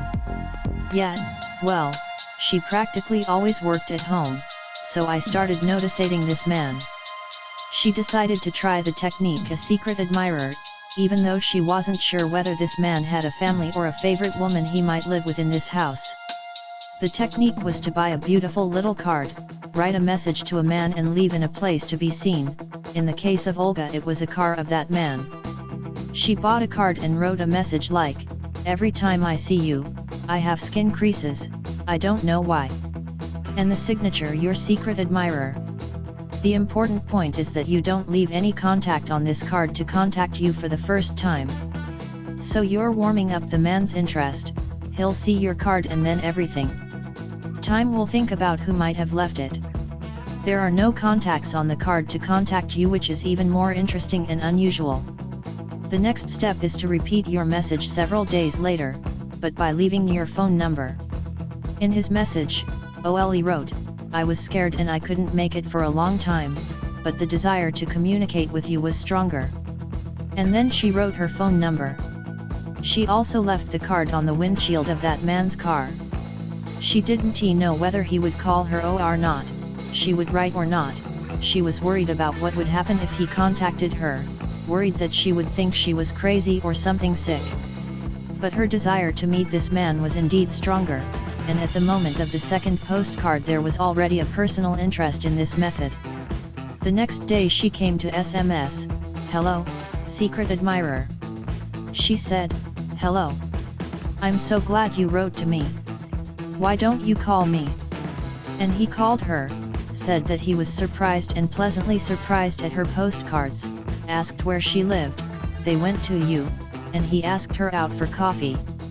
Turns out it was pretty simple and even interesting. Again, there are many variations of what can be written in such messages. In the program, for example, we already have ready-made templates of such messages, although personal creativity and fantasy are also welcome. Well, perhaps for the first time in these ways, you will have enough to make some successful encounters with decent men in the near future. I wish you luck with your acquaintance. And we move on. 7.00 Types of Women in Relations. History of Tatiana. I'm just tired. From work, from home. I just wanted to feel like a real woman, to afford to be weak, to afford all the different women's want, just go somewhere and relax. After I got divorced 5 years ago and I was alone with a 7-year-old daughter, I couldn't slow down for a minute. Everything was on me. I was working as a horse, and I was tired, but I was able to cook, and I'd go to school with the kid. Of course, I tried to do everything I could for my daughter to have a happy future. The time has come for me to sit in social networks, and I've decided to look at my student friends. I was revising their pictures, and I had tears in my eyes. They were beautiful young, interesting women, someone with children, someone with no, someone with a husband, and someone with a friend. They had many photographs of different journeys, beautiful places, and generally, they were clearly bloated with happiness. After that I looked at myself in the mirror, and I felt even sadder. Because in the reflection, I saw a plain old woman who looks like 10 years older than she really is. I'm depressed. It's good to have a friend here. She motivated me to take care of myself, to visit a cosmetologist, to go to a massage and a fitness. It's all great, but it didn't solve my problem, which I thought was somewhere deep inside me. I started to see psychologists on the internet, read their blogs, videos. Of course I learned a lot of interesting things, except that my head was getting confused in this knowledge, because some of the tips even contradicting each other. I've lost my... And then met Philippe Litvinenko's pipe, and I liked that he was the one who found some structure and everything in my head went to bed. And then I came up with an invitation to take a free course, Golet's really about men and relationships, and that's where I clearly understood that Philip would be able to help me. After that, I decided to go to the Alpha Woman program. I only regretted one thing, that I didn't go to school before. The program gave me a second life. I realized I would never make my daughter happy, if I was miserable myself. She's a bad example, and she can just repeat my screenplay and I didn't want to. I realized first of all I had to do my own personal life, learn how to build relationships with men, and then teach her how to grow up, so she wouldn't repeat my stupid mistakes. Alpha Woman needs to be educated from the youngest years, because she teaches everything that women need in real life, and confidence, and special thinking, and how to deal with men, how to behave with them, and in general how to understand who you are and what you want to achieve in your life. I've been through the program a long time ago, but I've already felt a lot of changes. I was out of depression, I changed my job, I started getting to know and dating men. I just went with my daughter on a little trip and made a lot of cool photos. Now I look at myself in the mirror and smile. Thanks to the whole Alpha Woman team for the second life. 7.05 To be able to feel like a weak woman and enjoy a beautiful life and happy relations, you need to do only 2 important tasks.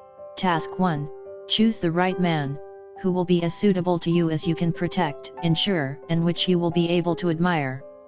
Target 2, it is right to influence him so that your relationship develops harmoniously, so that he can see you as the only desired woman to be loved and afraid of losing you. I often encounter situations where a woman's choosing not a man tries to build a normal relationship with him for years. She goes to counseling and training, trying to solve some problems with her man, is trained on sexual prowess, so that he does not lose interest. She does everything to preserve their relationship, but in fact simply wasted his time and effort. It's not her man. She was mistaken and afraid to admit it, because it means that it is necessary to start all over again, which means to be left alone. She is very afraid to remain alone and continues to feed herself with illusions. And women are also being asked to help me establish a relationship with a beloved man whose relationship hangs in the balance, or the man has already begun to change. And the problems in the relationship start out of the blue.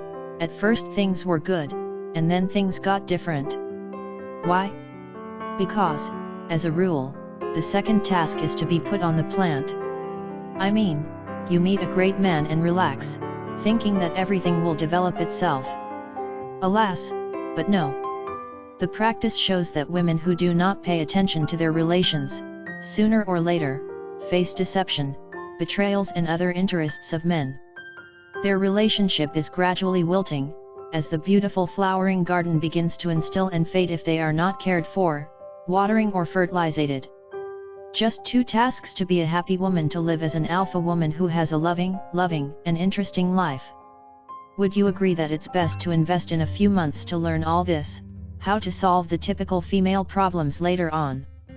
Sometimes I write something like this: women are now working in the same place, and trying to give the peasants all the time we have already spoiled them, and they have become lazy weekends. Well, listen, spoon can be different. Here's one woman who spoiled her husband's job, and the other one woke him up as a hero because she was pamper him right. Well, imagine that you have a dog and you can just feed it 3 times a day and spoil it, and then it grows fat, stupid, and lazy. You can train her, you can deal with her, and you can give her food for the right team. And then this dog will grow up smart and energetic. It's a very striking analogy. The women who write that way are probably just really starting their own relationships.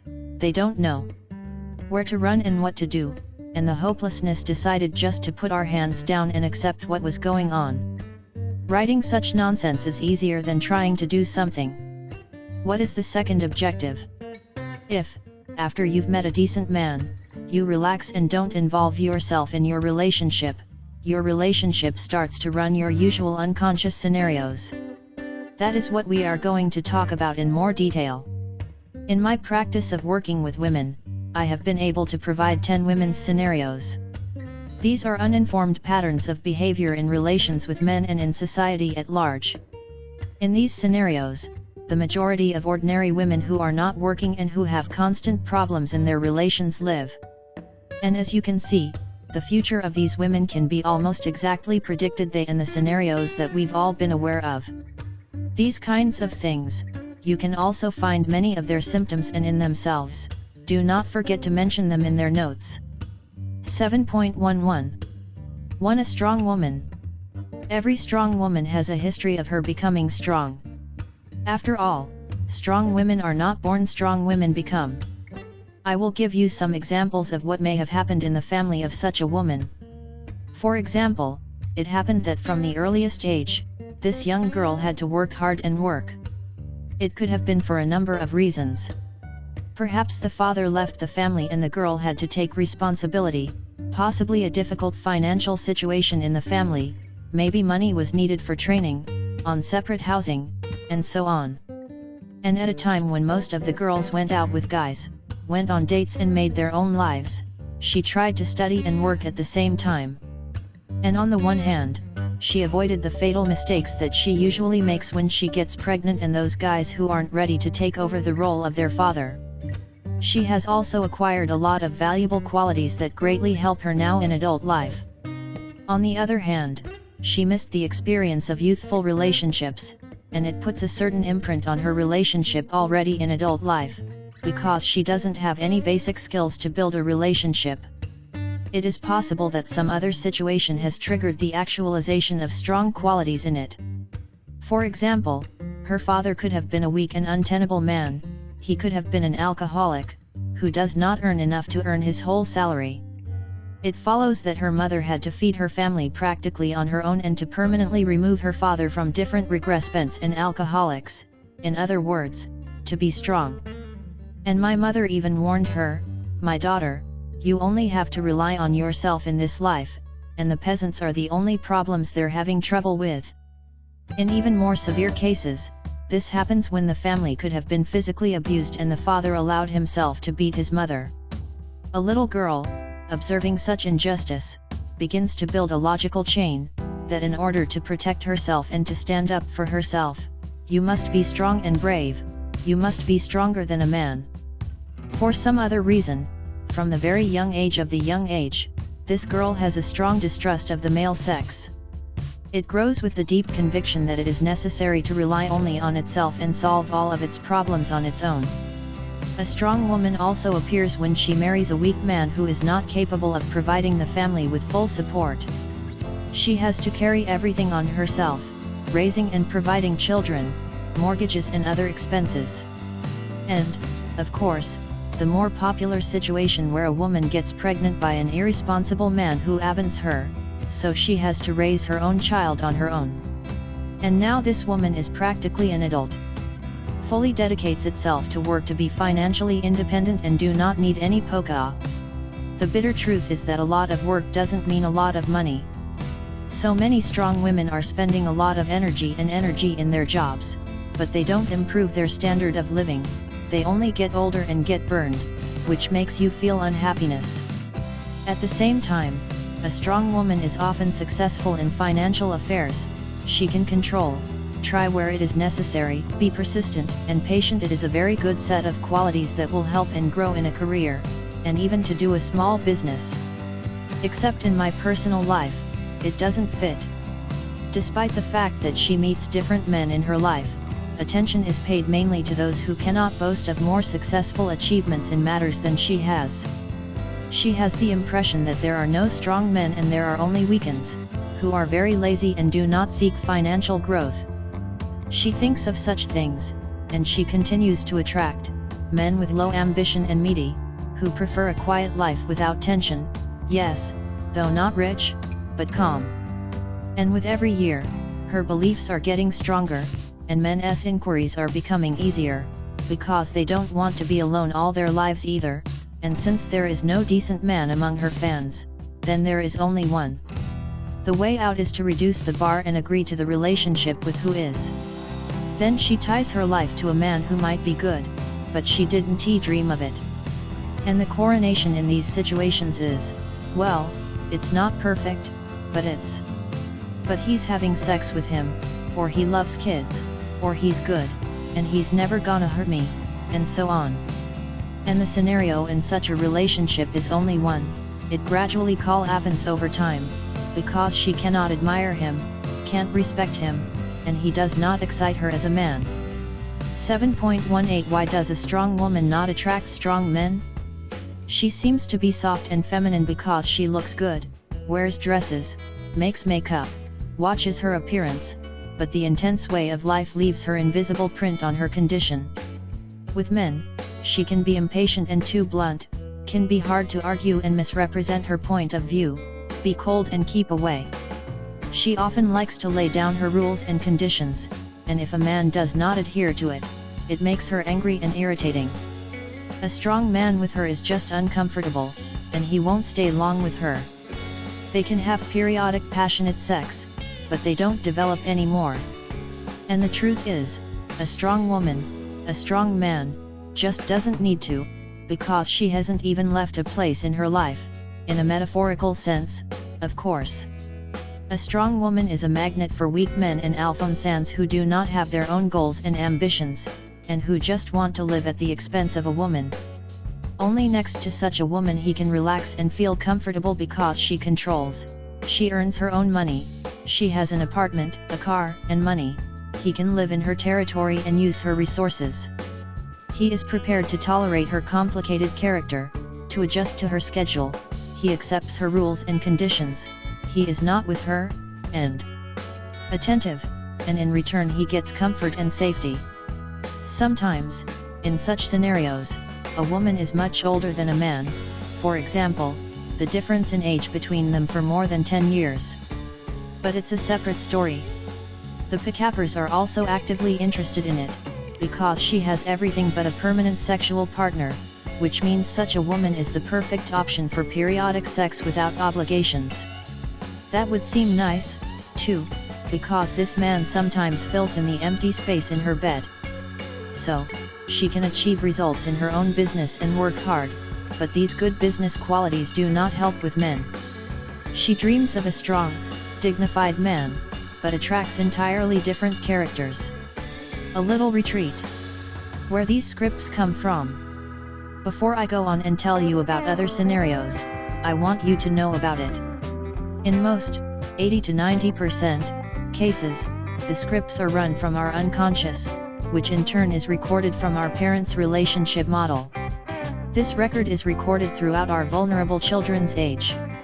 Imagine that a child has a video camera in his head that records everything that a child sees on her subcork.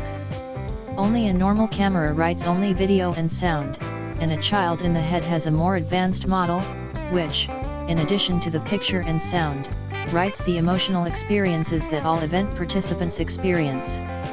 Of course, the most vivid of them are their own experiences. Because memory has its own limit, and you need to free up space for new records, you have to dispose of the extra information.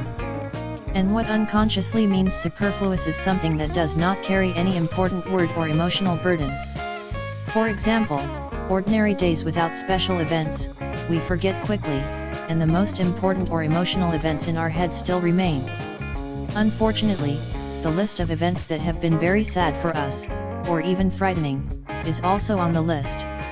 And that's what's going on. Imagine that the cameraman took a lot of hours of footage from the video. There were different stories, scenes of love and quarrels, scenes of happiness and tears, the scenes of the holidays and the usual unremarkable booths, and now it is all necessary to mount into one short film that tells about the relationship between mom and dad. The Montegger carved out all the superfluous and leaves the most extreme emotional moments, those moments that had the greatest influence on the child, the moments in which he experienced the greatest emotional outbursts, be it happiness, be it fear. And this is what the result is, and there is the script that has remained unconscious. This may seem difficult or incomprehensible to you, but it often happens that, even though there is harmony, tranquility, and wealth in the family as a whole, but in the child's scenario, only the most peak emotional memories that will shape its relationship to the whole relationship will still remain. And if these experiences were more grievance, fear, and pain, and less happiness, joy, and fun, the scenario would be, so to say the least. The script records all the key phrases that were said at these peak moments, the emotions that all event participants show, the actions they take. Those seemingly innocuous phrases become our beliefs and emotions, and actions become our patterns of behavior, which we will use every time in any situation that is somewhat similar to what is recorded in the scenario. And that's what's going on. For example, you have a conflict with a man, you close, you don't answer, you don't pick up, you don't write the first, and you wait for a man to crawl on your knees with an apology. Why?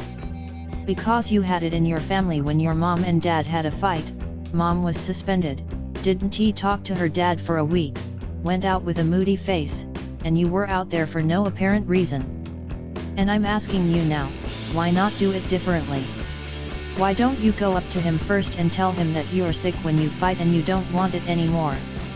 What can we do to prevent this happening again? It's so simple. But no, we're running scripts. Or, on the contrary, you're chasing a man, spilling his forgiveness, ready to go for it. I came back, forgave you, you're practically debaseable. Maybe because your mother did that, and you just don't know that you can behave differently. But that's not all. There are times when these unconscious scenarios come into the conscious, that is, when you clearly understand what has happened to you, you remember a lot and can somehow analyze these events from your life. You're watching this movie, and you're beginning to realize that you don't want to be with you as in that movie, you want to be different. There you experienced pain, fear, suffering, and now you don't want to test it, your brain wants to rule out the possibility of repeating this scenario. If you take an example with a girl whose father was prone to physical abuse of her mother. At these moments the girl was very scared for her mother and for herself, and after that she hated her father for his actions. This scenario was made into her conscious and now she wants to rule out the possibility of such events. What needs to be done to ensure that this does not happen again? First of all, to be strong, and secondly, not to let the strong men into themselves, because they are a danger. In the remaining 20% of cases, the sources of our scenarios are TV shows, serials, and films that never show the model of healthy relationships, because it is boring. Yes, it's much more interesting to watch the scandals, deceit, treason, and intrigue.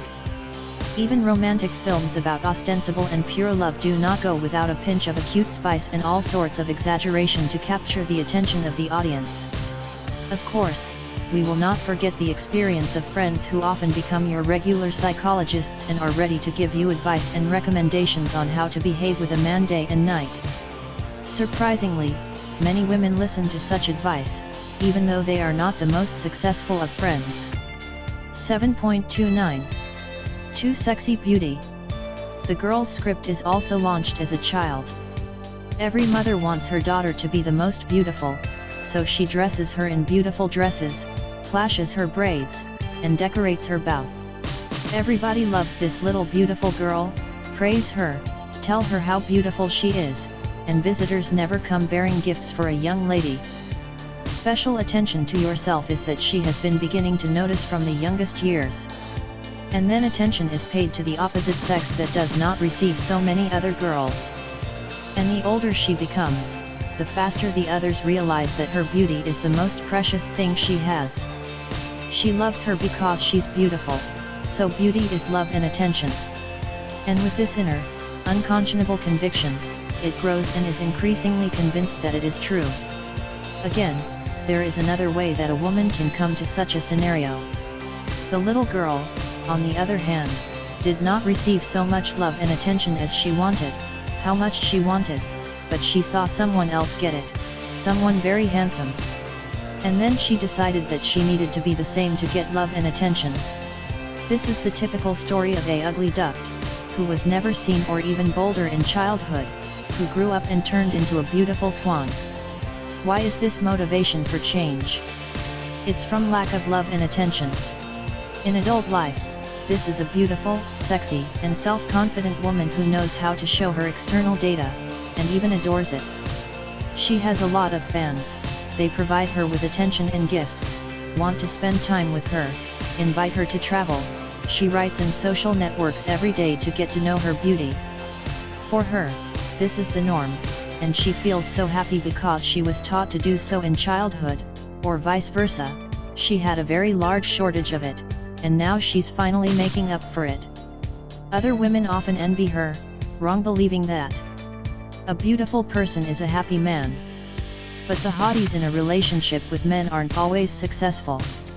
Attractive appearance and self-confidence often attract men who are important only sex, not just sex, but sex with a gorgeous beautiful woman.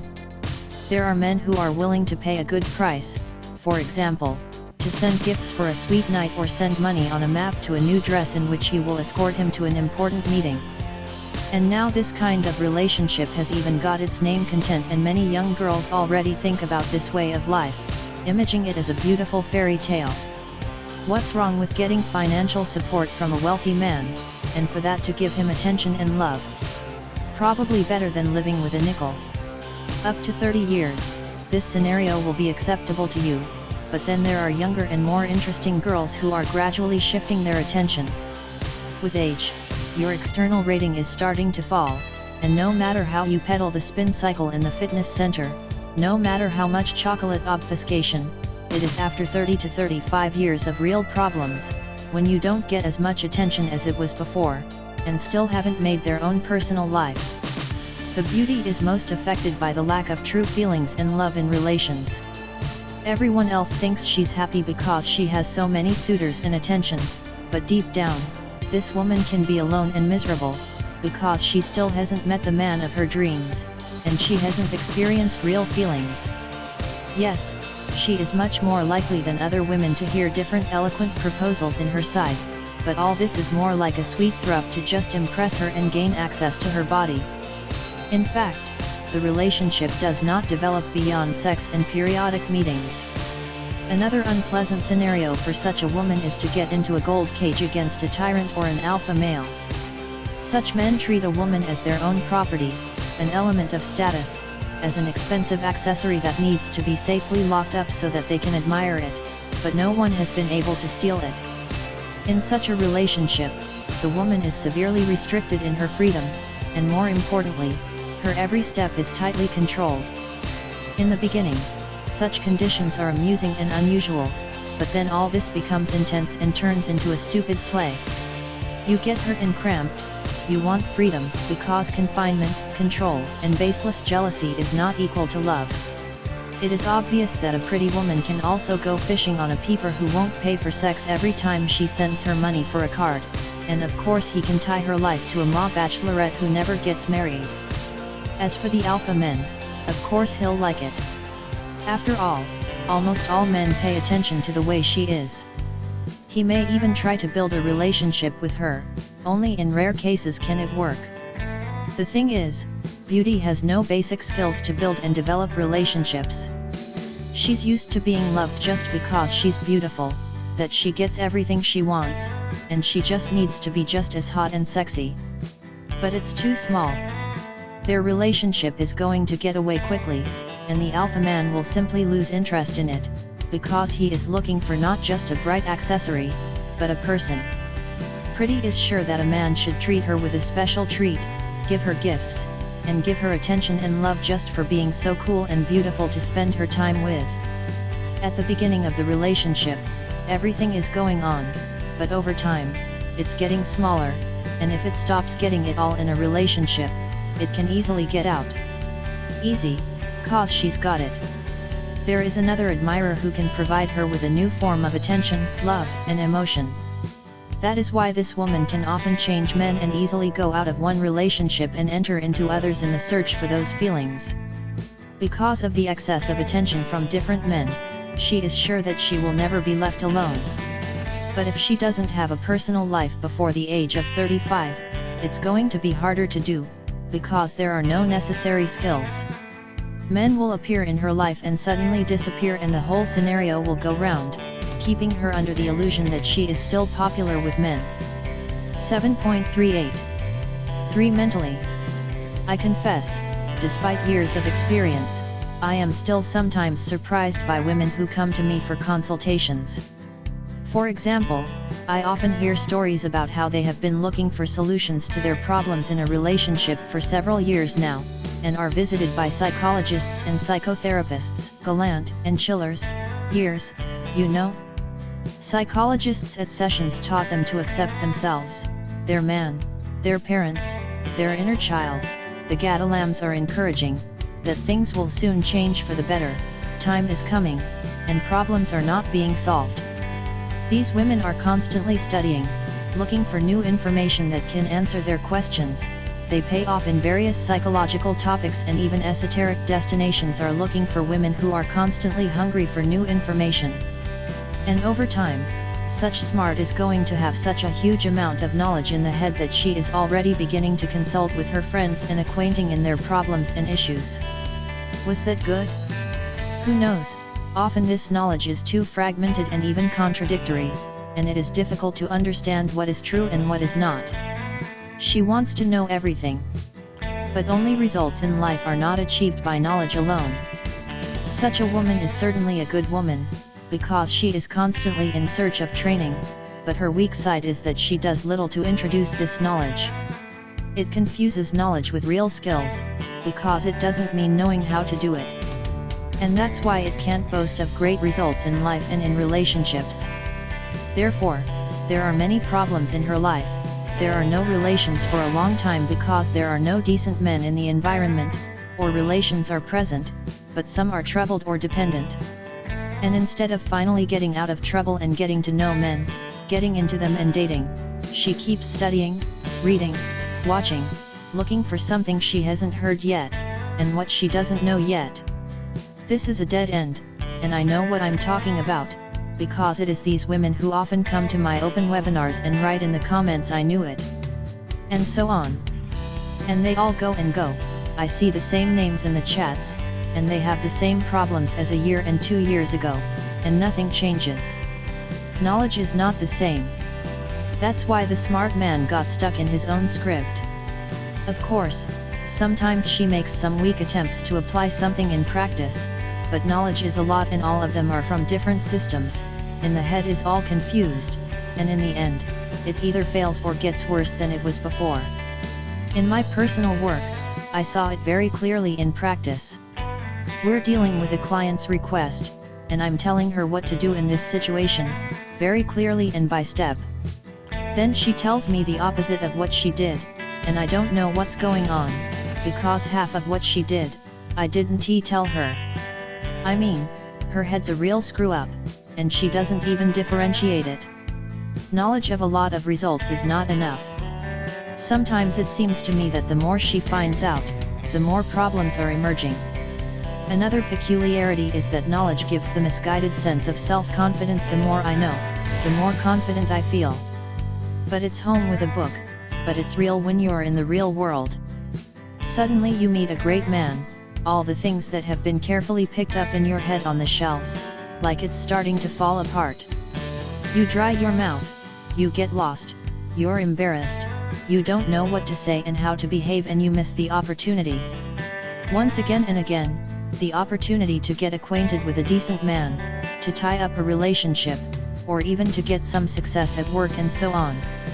Also, there is one side effect in the mind of the vast number of knowledge in the head. It is an unendable desire to be smart, argue and prove one's right. In such a scenario, a multiply poor man can fit in, who is also not against the temptation, may right mummies or a man with low ambitions. They are both ready to listen attentively to you. Alf, the man in this scenario would be uncomfortable. When this type is present in a woman, at the very least, it becomes difficult to build relationships with it, because it makes every effort to show her mind.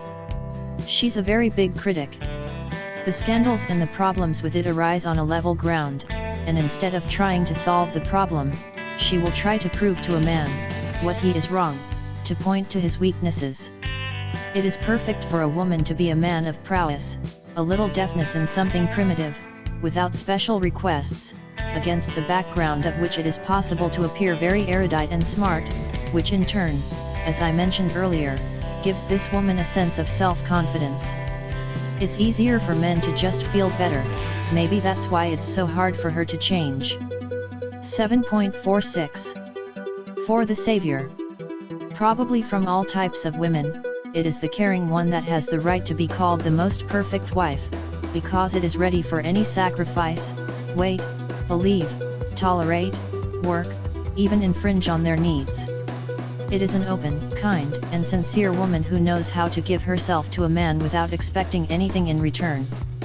The man with whom such a woman is always tasty, and she walks in a clean shirt.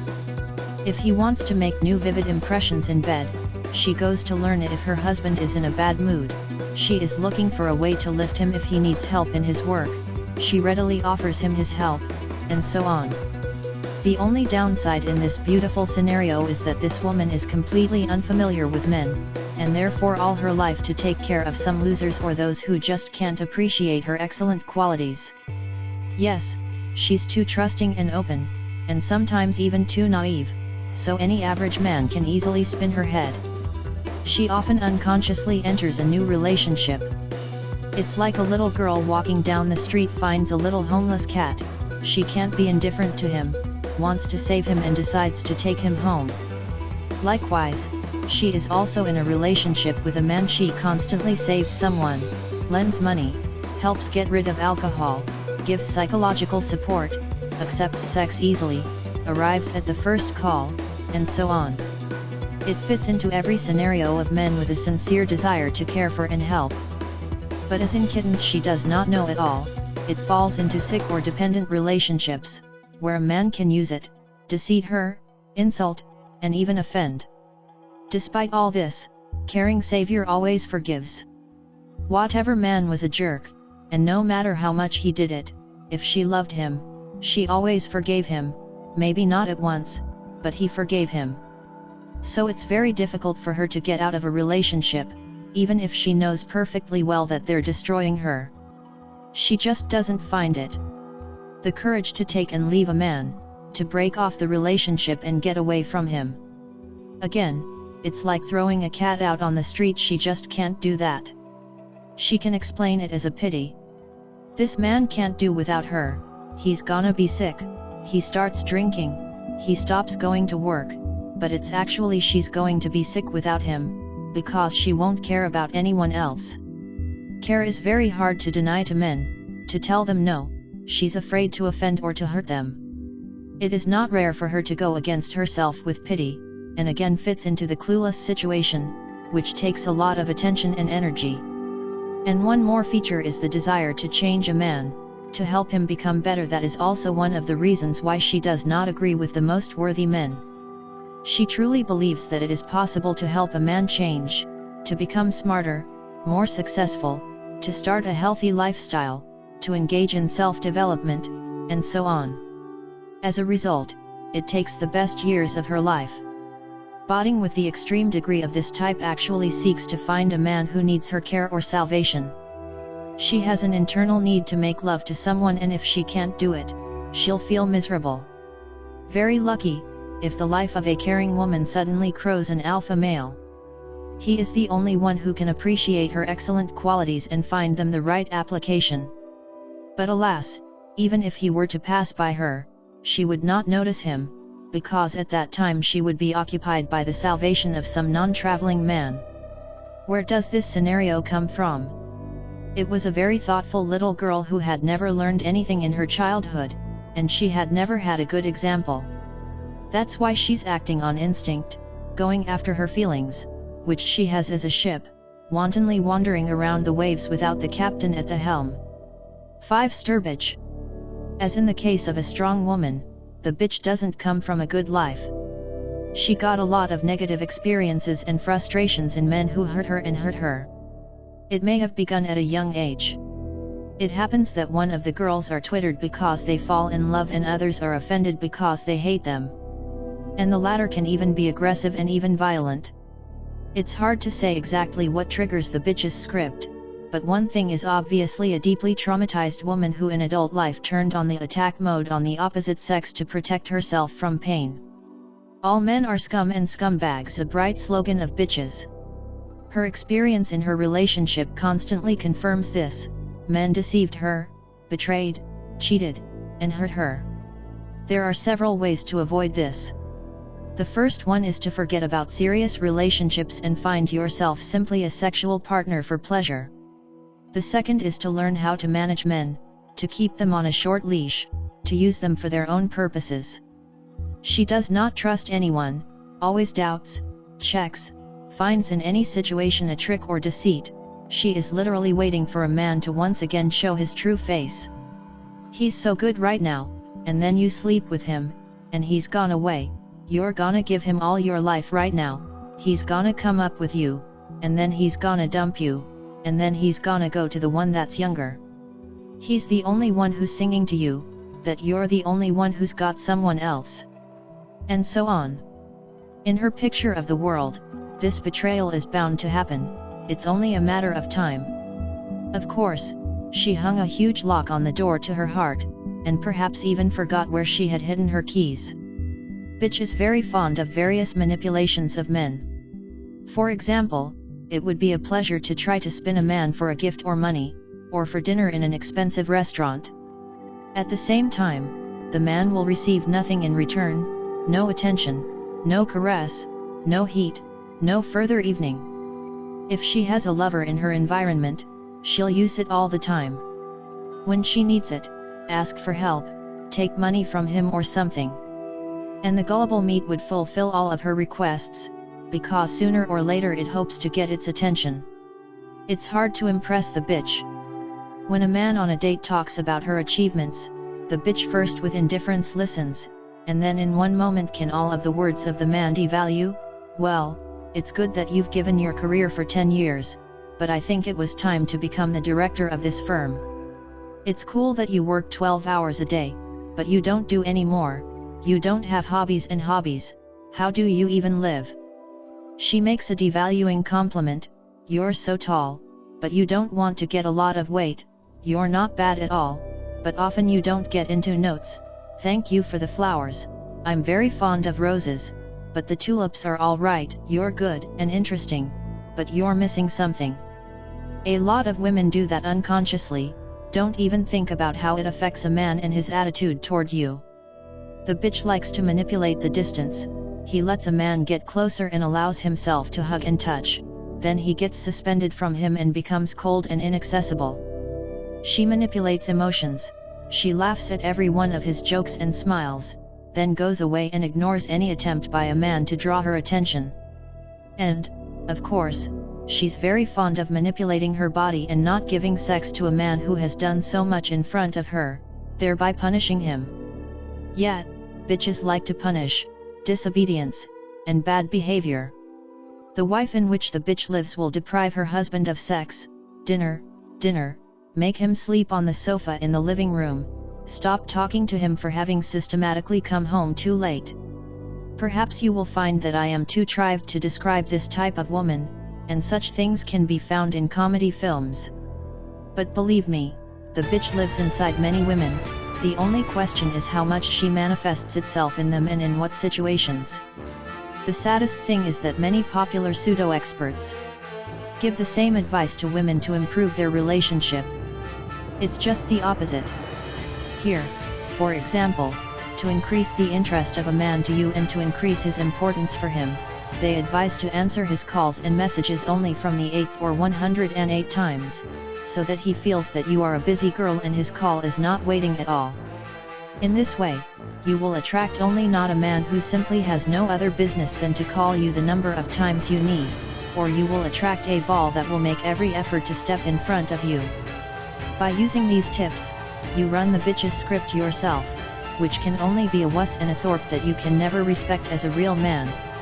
A man can't be spoiled, or he'll sit on your neck and set his legs down. And when I tell the webinar that a woman should be able to give pleasure to a man to have a good time with her, it's the bites who are the first to begin to resent their indignation. What oh? Of what? Just give it to him, and he'll relax. I don't even have to do anything. By the way, why don't you tell me about what the man is supposed to be a woman? That's it. You know, in many years of practice, I've learned to identify women in whom the bitch is living literally from a single message on social media. And you can now think that these are very evil, bad women, but I know for sure that it's only their defensive response to the world that helps them avoid pain. So, let us say the bitches like to quit the relationship first, like to leave men. And even a lot of them brag about it. I threw it. And I quit, too. For them, the best defense is an attack, which means the first thing to do is hurt to stay, you know? She's like a headman.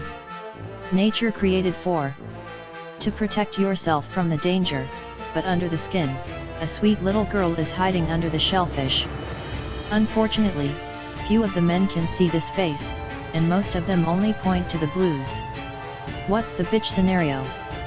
Well, up to a point in her life, she's sure everything is doing the right thing. But sooner or later there is a serious crisis in which it begins to feel very lonely and miserable, because in her life isn't really true love. This usually occurs only between 40 and 50 years, sometimes a little earlier. Any normal man next to the bitch will feel the tension and discomfort, so she won't stay with her for long. But the weak, insecure men with low self-esteem, mama sons and meaty who are ready to crawl at her feet, men without clear goals in life and without internal rods, discomfort, this is perceived as a norm. I suppose you've already guessed that such men are very often involved in the upbringing of such men. A traumatized woman who is a bitch can only raise a traumatized not good woman who will be looking for a bitch for a relationship in an adult life. The cycle has closed. Over the years, it has become increasingly cold, distrustful, inaccessible, sometimes even harsh. If the bitch encounters an alpha male, she doubts him for a long time and tries to find the catch. Yes, he's cool and successful. But all successful men cheat. He has a new girlfriend every week. He's so beautiful and interesting. I'm not straight. She can't even afford to believe that decent men exist. But the scenario is that he's not going anywhere from him, which means she's talking to an alpha man just like she's used to being with other men. When he disappears from her life, she once again makes sure that all men are bastards and bastards. 8.03. 6. Infantile. It is light, cheerful, energetic, and open and often surrounded by a lot of different men, with whom she is simply friends or socialite. She doesn't miss her company, because she's always making up her mind to have fun, her head full of ideas and suggestions. You can talk to her about anything, and the men can open it easily enough. Her inner credo: you have to be yourself and you will be drawn. And she's really attracted to her, so she rarely feels alone, and, in general, she rarely has a problem with a man's environment. With all the variety of positive qualities of this type, there is another side that actually prevents this woman from building happy, healthy relationships. An infantile man is essentially a child who does what he wants, and what he doesn't want doesn't. He doesn't take responsibility for his life, for his actions and words. He can change his desires, thoughts, feelings. Baby is unpredictable. All these qualities look good on a child under 12 years of age, but for an adult woman who's far beyond 20 years, of course, that's too much. An infantile woman lives with a clear life stance that she must be loved for what she is. When a woman has too much of this type, she doesn't want to change at all, even if it's very necessary, and she's been talking about it. She will most likely object to all protest, and vice versa will insist on her and publicly demonstrate that she will not change anything. Such a woman is more focused on life and pleasure here and now and is hardly thinking about the consequences of her actions. It is guided by emotions in important decisions, and this strategy of life often leads to deadlocks. To understand what we are talking about, it is simply necessary to determine the age of the child who is trapped inside her and leads her whole life. For example, imagine a little girl in the years 5 to 6. She goes shopping with children's toys, everyone runs up, graze her and screams, "Want this?" And then runs to the other and says, "I want that too." There are also grown-up women who can't decide what a man of a few likes more. Then a little girl brings a toy home, she plays with her for a few days, and suddenly she ceases to like her, gets tired, and she takes her to the far corner of the room. So this woman, she starts dating a man, she doesn't go in a month or two, she gets bored, and she decides to finish them. And she often cannot tell herself what went wrong. Yesterday, he seemed to her prince and the man of her life, and she now saw in it a whole lot of shortcomings with which she was utterly unprepared to accept. And maybe she just fell in love with someone else. Yes, these women are very often in love, but unfortunately also quickly their feelings and cooling. It's like toys. She's starting to feel very easy, you can even say that they happen to her, because if she feels pleasure at the moment, pleasure, then she's just going after that feeling, not thinking about what kind of man and whether he fits her relationship first. It turns out, after a little while, she's already picking up some good words to break up with him. This behavior is still an 18-year-old girl, but this is not a good thing for a woman, because the vanity of constantly changing suitors will only create the illusion that she is all needed and interesting. The past is not a problem, it does not suffer for a long time, and it does not try to understand the reasons for the failure. After all, if it's fate, he will be with me no matter what, and if he leaves, then it's just not my man. It attracts the same kind of infantile men, like her, the party, the lovers of free relationships, who don't need a family. She's ready for adventures and adventurers, so it can be easy to get off the road and throw it all out, like to try something new. In general, she's a lovely couple for fun, which will not be burdened with serious relationships, and men feel it in it. If the baby is a little older, say, a girl of about 12, she already believes in fairy tales and princes on a white horse. She dreams of meeting her dream man as in a romantic movie where he is either saving her from trouble, or she accidentally encounters her in the street and falls into his arms. It is often true that she meets a man who does not know, falls in love with him, and begins to adornate him with the qualities she wants to see in him. For example, such women are often caught in a long-distance relationship scenario when they fall in love with the internet. She has a long love correspondence and fantasizes about their happy future, waiting for a long-awaited meeting that will change her entire life. But instead of having a way of influencing a man and finally moving virtual relationships into real terms, she continues to play in this scenario.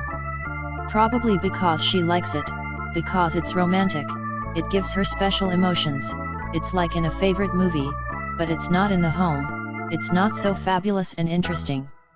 Unlike the first one, which lets the relationship go quickly, it can be a long time in suffering, experience, and even depression. She's very vulnerable to her, and it's easy to offend her. She's prone to dependent relationships, and if a man throws her off, she's like a child, and she starts to worry about her future. I can't live without him, I just need him, what do I do next? Within this woman, a little girl begins to suffer, who is afraid that she will be dumped, and she will be left alone. With regard to the relationship with alpha men, she can first give him a lot of bright emotions and impressions, only the alpha man at some point will want her side of permanence and stability, and the infantile can't just be able, she constantly needs adventure and new toys. That's why the relationship with the alpha males doesn't add up. A huge plus of infantile women is that they are sincere and honest. But childhood behavior does not allow them to build a normal relationship with mature men. She doesn't know how to build relationships, and love and attention tries to win prizes and insults. She doesn't know how to take responsibility, and every problem in a relationship is simply running away, instead of trying to sort it out. And it's important to understand that alpha man doesn't look for a child for re-education, he's looking for an equal partner and a mature person. When a child is inside too much, he begins to create problems where it should not be, even if it seems to be doing it only to attract more attention. Such women often fall into the papa who want to take the child into their care and re-educate them. Pakiaks like to chop things up, it gives them a sense of omnipotence. 8.14. 7. The princess. Princess is a special royal blood, at least that's how she feels. She feels the most special, the beauty and the smart, walks with her head in a straight posture, tries to always be with makeup, hair, and dress. She strictly abides by the rule that a woman should always look exquisitely elegant and amusing. You may think that she is very similar to the beauty, but the important difference is that the princess may not be a hottie, but it is her inner feeling that she is special and distinguished from others. Naturally, both of these types can be present at the same time. The real princess can only be raised by the same princess mother. She taught her manners, restrained behavior, may have taken all kinds of dance classes, choreography, fine art, and so on. Every childhood in this girl's parents really invested in it, gave them all kinds of mugs, so that their daughter would be better than the rest of the girls. It is no secret that some parents are convinced that this will give their daughter a happy future and successful marriage, but we know that successful marriage depends on completely different parameters. Yes, a daughter can have a beautiful career as a dancer, a gymnast, an artist, a ballerina, but can she build a happy relationship?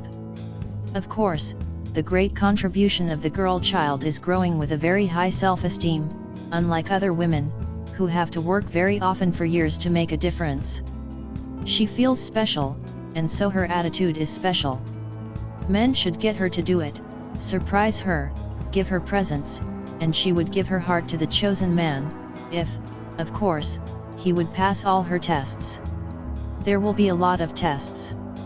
This is a test of psychological citation. Princesses can be capricious and unbearable, because she is special, which means she can afford it. This is the endurance test. It is true that her forgiveness needs to be earned and not enough to come to her home with a bouquet of flowers and to apologize. And, of course, the patience test. The princess likes to force herself to wait until she gets to the place of the meeting, until she makes an important decision, and so on. Princess is very good, because she always has fans, who are increasingly fueling her self-esteem, but she has no choice. And that's good, but something is missing, and it's good, but it's not enough. It's like she's expecting the same perfect man for every possible parameter, man, that will fit her, and she can give her a beautiful life. My mom and dad are all do, what are you wearing? And it's all wrong, and she's just waiting for her prince. And all of these tests lead to the fact that among all her heists there is only one. He is the patient, the most patient, and has an iron endurance, but for the rest of his qualities, he can be far behind. Not the most successful, not the most intelligent, not the most beautiful, and so on. Yes, and my mother used to say, the main thing is for a man to know how to look well. Your father is certainly not a perfect man, but he has been looking after me for a few years and has conquered me.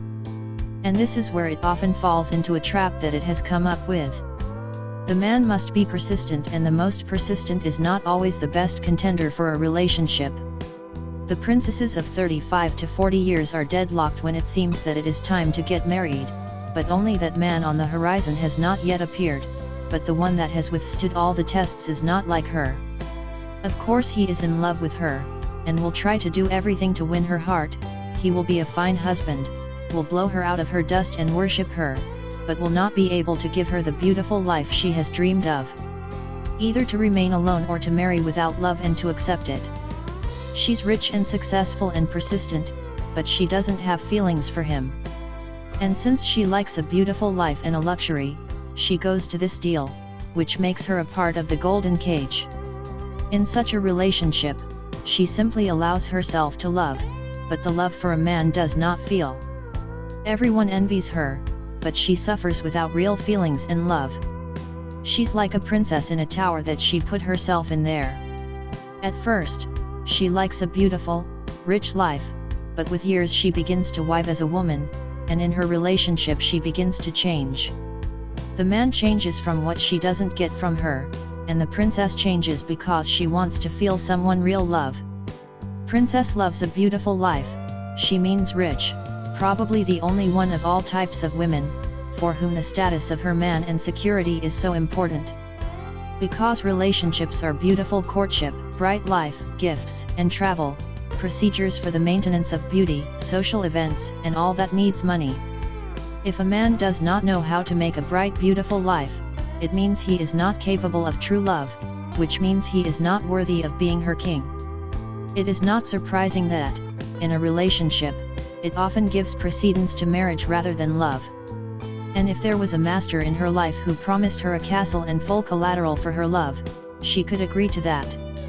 And the more she had a negative experience with other men, the sooner she would make that decision. There are young princesses who have not yet known the taste of deceit, treason, poor love, when there are feelings, but there is no money for a beautiful life, and they still believe in their lives ahead. And there are those who have already had an arranged marriage. For them this is the perfect proposal for which you do not hesitate to agree. As you can see, princesses as much as a beauty can enter the golden cage of tyrant or alpha male, which will limit it, control, jealousy for other men, punish and so on. But the most interesting difference between her and the others is that she can't get away from this man, because leaving him is to lose the way of life to which she is so used to, and who she loves so much. She therefore often chooses to endure and suffer in an agonizing relationship without love and freedom, but to remain in a well-to-do beautiful life. I can even tell you more, in this relationship she may even be able to change. Yes, for certain reasons I am more. I'll tell you, but it's interesting that you can buy her forgiveness. She can make a scandal, gather her things and go live with her mother, but her man enough to come to her with thousands of roses, get on her knees, give her keys to a new car, she'll forgive him. Thus, the man understands that in principle you can continue to change, because you can always apologize. Yes, unlike the caring that forgives simply, the forgiveness of princesses must be bought. If a woman other than a princess also lives in a bitch, she often behaves in some form of shandik, arrogant, and unavailability, all echoes of excessive self-esteem. With regard to it, it is quite passive, believes that the relationship should be exclusively developed by a man, and she just needs to remain a princess. She is buying into sincere warm feelings and emotions, allows herself to love, to take care, and admiration. His energy and attention are focused more on themselves, but the man also needs attention, love, and care. Sooner or later, he meets girls who do not have to seek and surprise expensive gifts that do not fall on feelings and emotions. That is why the princesses cheat, but they may not leave because she is a kind of demonstrative beautiful trophy for a man who has to stay at his home. Princess is extremely critical to others, always finds some flaws that can push it away, often not even shy about people talking about them directly. But criticism of others usually indicates that there is a large amount of criticism of itself. It is exactly the same as the beauty can choose the path of the mistress or the dear escort, but unlike the beauty, this choice for her will be extremely difficult. The alpha male will also be among her fans, take the initiative and take care of her, but only for a very long time. She may not take any reciprocal steps towards him. Of course, the princess always has a decent border, she is well bred, but for a normal man, she may seem too distant. And when it comes to life, it turns out to be completely helpless. The princesses don't like to cook, they like to go to restaurants, they don't like to create shelter in the house. Because that's what you need to do with your pens and spend time, which is much more useful in the mirror and in the dresser closet. The bull is their weak side. And when romantic encounters and visits go into the home, then the relationship is often getting worse if the princesses do not organize a housekeeper. 8 Kronitsa. She was always the right girl, tried to learn well to please her parents with good grades. Unlike her crickles, she was rather late in asking about boys and relationships, and she was always more focused on her studies. Perhaps again, this has been influenced by the upbringing of another generation of parents, for whom good grades at school and in the institution is a guarantee of a successful future, and perhaps the girl has a sincere fervor of the sciences. I mean, the main thing was for her to get a quality education, and the boys in love would do that. She often has very good contact with her parents by taking an active part in her studies, and it is obvious that their influence remains and cannot be left without a mark on her choice of a partner in life.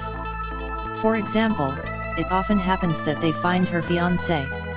My mother has a girlfriend, and that son's a good boy, and, of course, these women have a great idea for their children to be together. As their families spend a lot of time together, children are tied up and they can get married. In fact, the fact that the castings and statistics is the first to get married is interesting, and it seems that many people do notice it, but nobody knows how this happens in practice. And on the most common practice is for those who wish to be good to their parents. Well, actually, the straight and the other wasn't the same, except for that kid, the son of a friend of mom's. And their parents have already decided, the apartment for the wedding and the mortgage will be taken, the grandchildren will name Maxim and Aneka, the father will give his son his brother-in-law, and so on. Or worse, parents would put their noses in front of the children and try to get married to save them, which would make the marriage of the student completely unbearable. How happy she is in this marriage is also a question. After all, the boy who married her might not justify the big boys. The parents' hopes that were placed on it. And then the one will have to work and earn money for the family. The bride and groom could be disappointed in the bride, and that was when she was young and interesting, and now she has given birth, all tired and evil. He can start to cheat on her, disappear with her friends. He can be told that life should only start in his 25 to 28 years, what is he sitting at home and tolerating all this? Yet, it's a shame that parents can't have all of this in advance. In the event of a young woman who had not married early, she was expected to be more difficult to meet with men.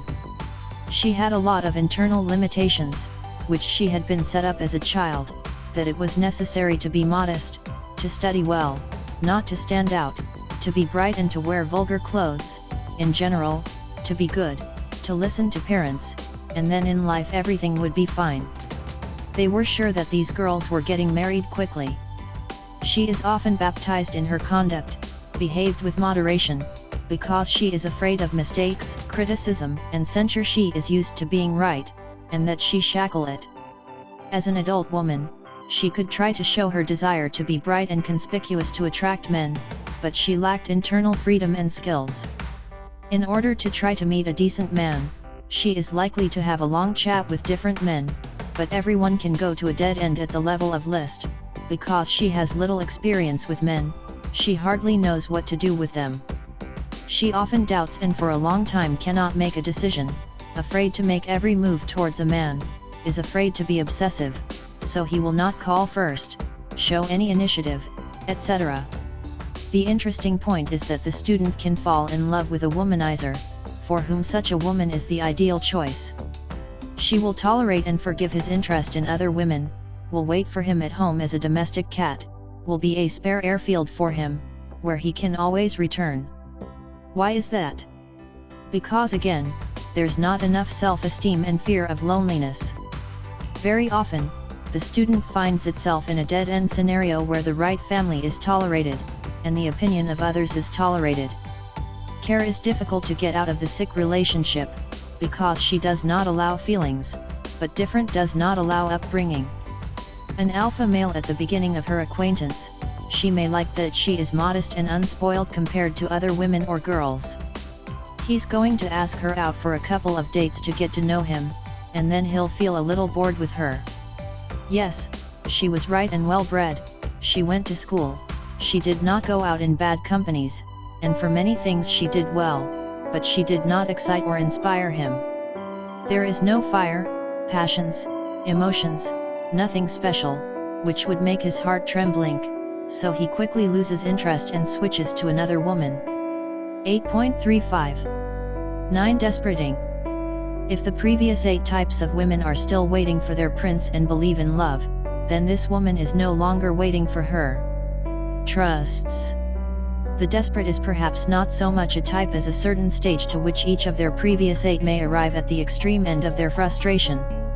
She had long dreamed of happy relations and tried, but too often was wrong, married not to those men, gave them their feelings and emotions, the best years of their lives, tried to be the best wife, the best mistress, improved for the sake of men and so on. The stage of desperate woman is a stage of profound disappointment in men and already because of their absolute lack of confidence in them.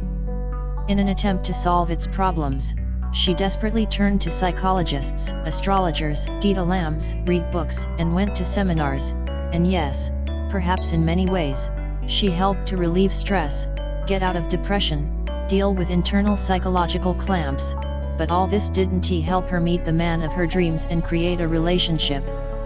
For some time after another psychologist, seminar, or astropros, she felt much better, and it seemed that things would go differently, but men did not start knocking on her door and asking for their hands and hearts. And in fact, because she's trying so hard to solve her problems in a variety of ways, problems and questions is getting more and more. Some people say that this is a patrimony, others blame all the stars, and the third is referring to childhood traumas. She sincerely does not understand why she is beautiful and smart, but so far won, while her friends, who she is not inferior to, have easily arranged their lives without any special effort, training, and psychologists. After all, after her numerous attempts to change something, she drops her hands. The only thing that can explain her situation is karma or a wicked fate. It means, in heaven, I am destined to be alone. She has a weakened energy, she has no internal confidence, her head has a ton of restrictive beliefs, and she no longer believes that something wonderful can happen to her. Who does she have to be attracted to? At best, there is no one, but unfortunately it is not bypassed by the sides of the weak, the losers, the men who need a free relationship, and, of course, the same desperate men who have a lot of problems in life. Over time, it almost ceases to believe that it can meet the man of his dreams and create a happy family, so no attempt is made to change the situation. She is afraid to remain alone for the rest of her life, and from desperation can underplay the bar and start a relationship with a man who does not love or respect. In such a relationship, she does not feel happy, desired and loved. She is even more self-conscious. As a result, she is either suffering from loneliness or suffering in a relationship with a man who has become desperate. The desperate women of the alpha men are no longer aware of it. A woman may be held in a relationship when she sees no way out of the unfortunate situation in her family. For example, her husband has long been cheating on her, and she can't tell him anything, and the consequences are afraid, and no decision can be made, and all this deception can no longer be tolerated. Or when a woman is in a destructive or cooperative relationship and finds no force out of them. It doesn't glow for them, because it doesn't have much life and energy. It's like a battery that's already in it. There are many such women. They are very attractive, they are definitely interesting inside, but they do not stand out from the general gray mass of the people. There are no smiles on their faces, and there is no gleam in their eyes. Unfortunately, such a woman is no longer able to give a man. 10 Alpha Woman. Now let us talk more about the alpha woman, how she thinks and how she lives. A free alpha woman understands that there is a man, and not even one that fits perfectly with all the external and the internal qualities with which she would feel happy and be able to build a harmonious relationship.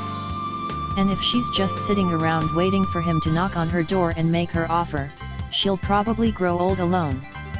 The only right thing to do is to be active and first to take steps to meet happiness.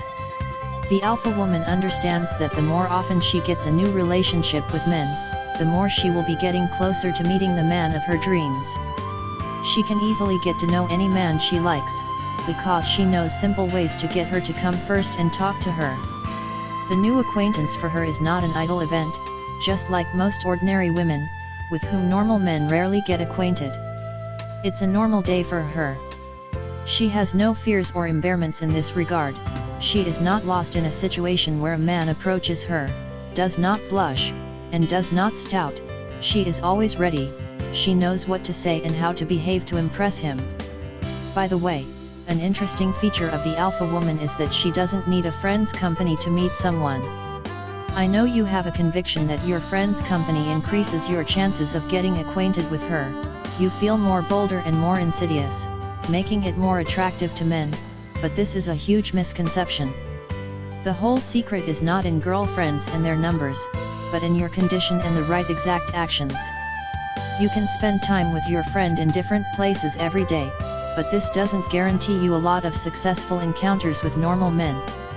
With an alpha woman, she is introduced to events, various institutions, shops, and sports clubs, and even simply on the street. Its success does not depend on external conditions, place, weather, or availability of a friend. Its success depends on its condition and behavior. In the section about dating, we talked a little bit about that. Thanks to the constant new contacts in her environment, many interesting men have been invited to visit her and want to get to know her. While most ordinary women go home after working hours to watch their favorite TV show and go to sleep, an alpha woman spends time in the company of an interesting young man in a cozy restaurant. Alpha woman doesn't have a failed dating, which often happens to regular women.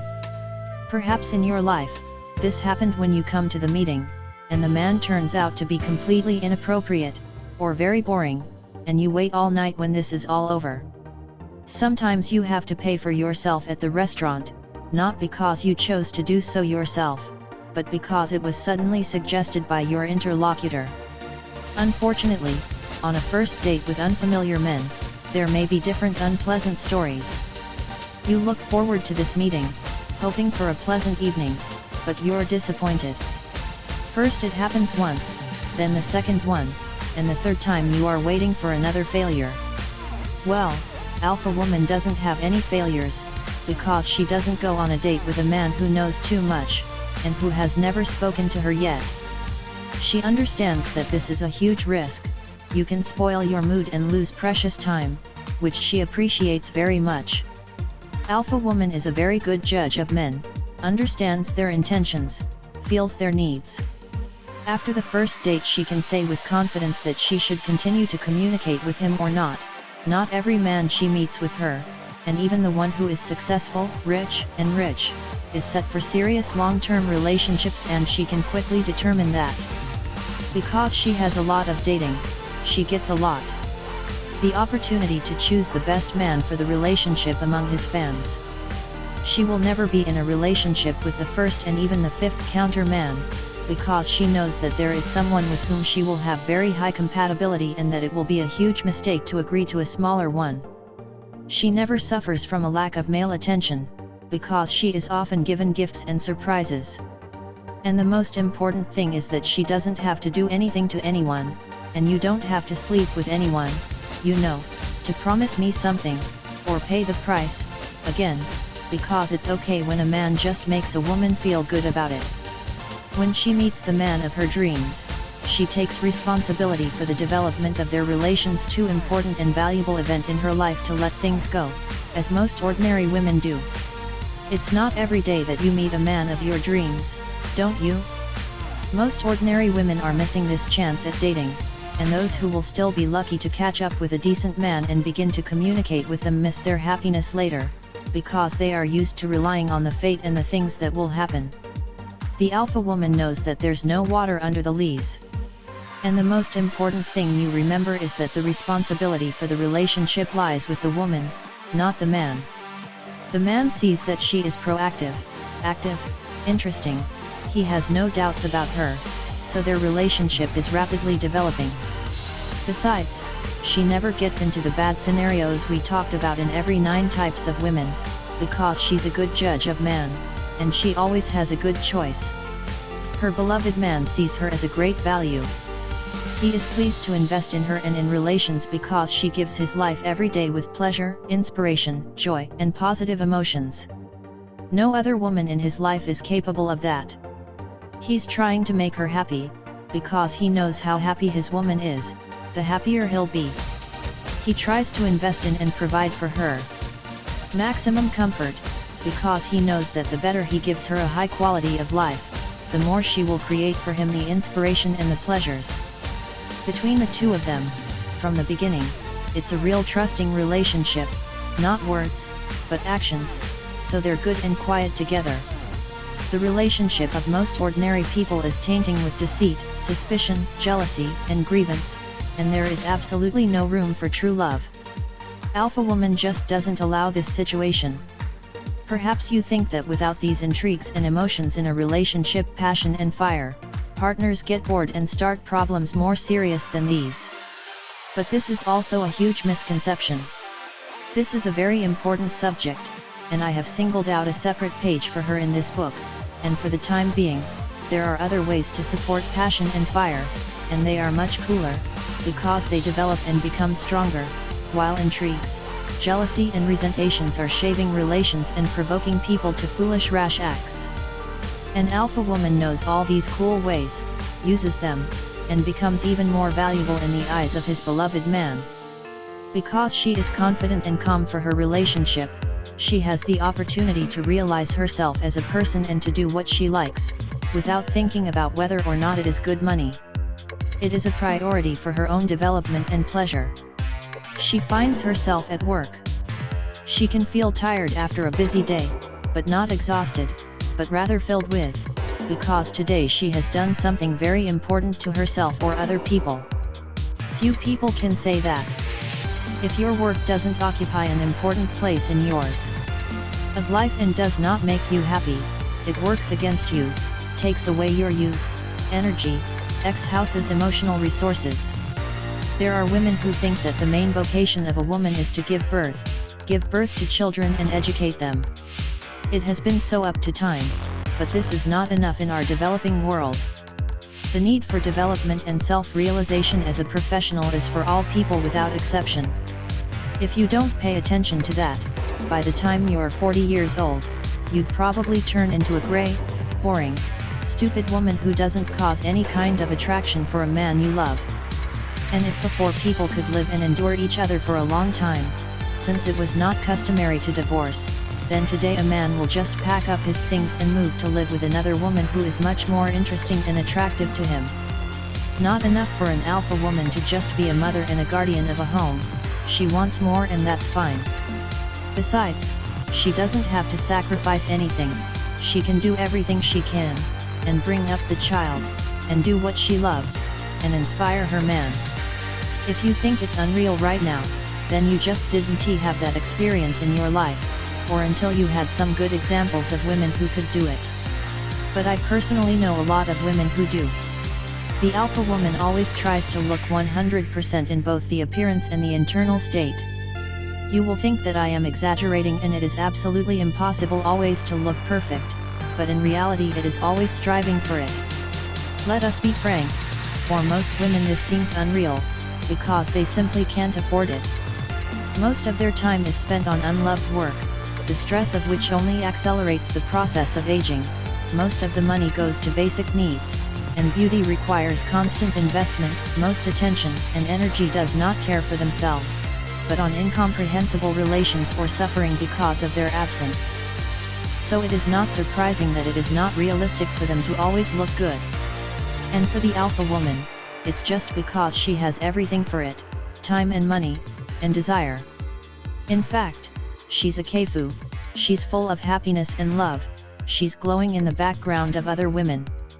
Yes, she also has some complexes and fears, because she is as human as everyone, but she does not dwell on them, but works in this direction to get rid of them gradually.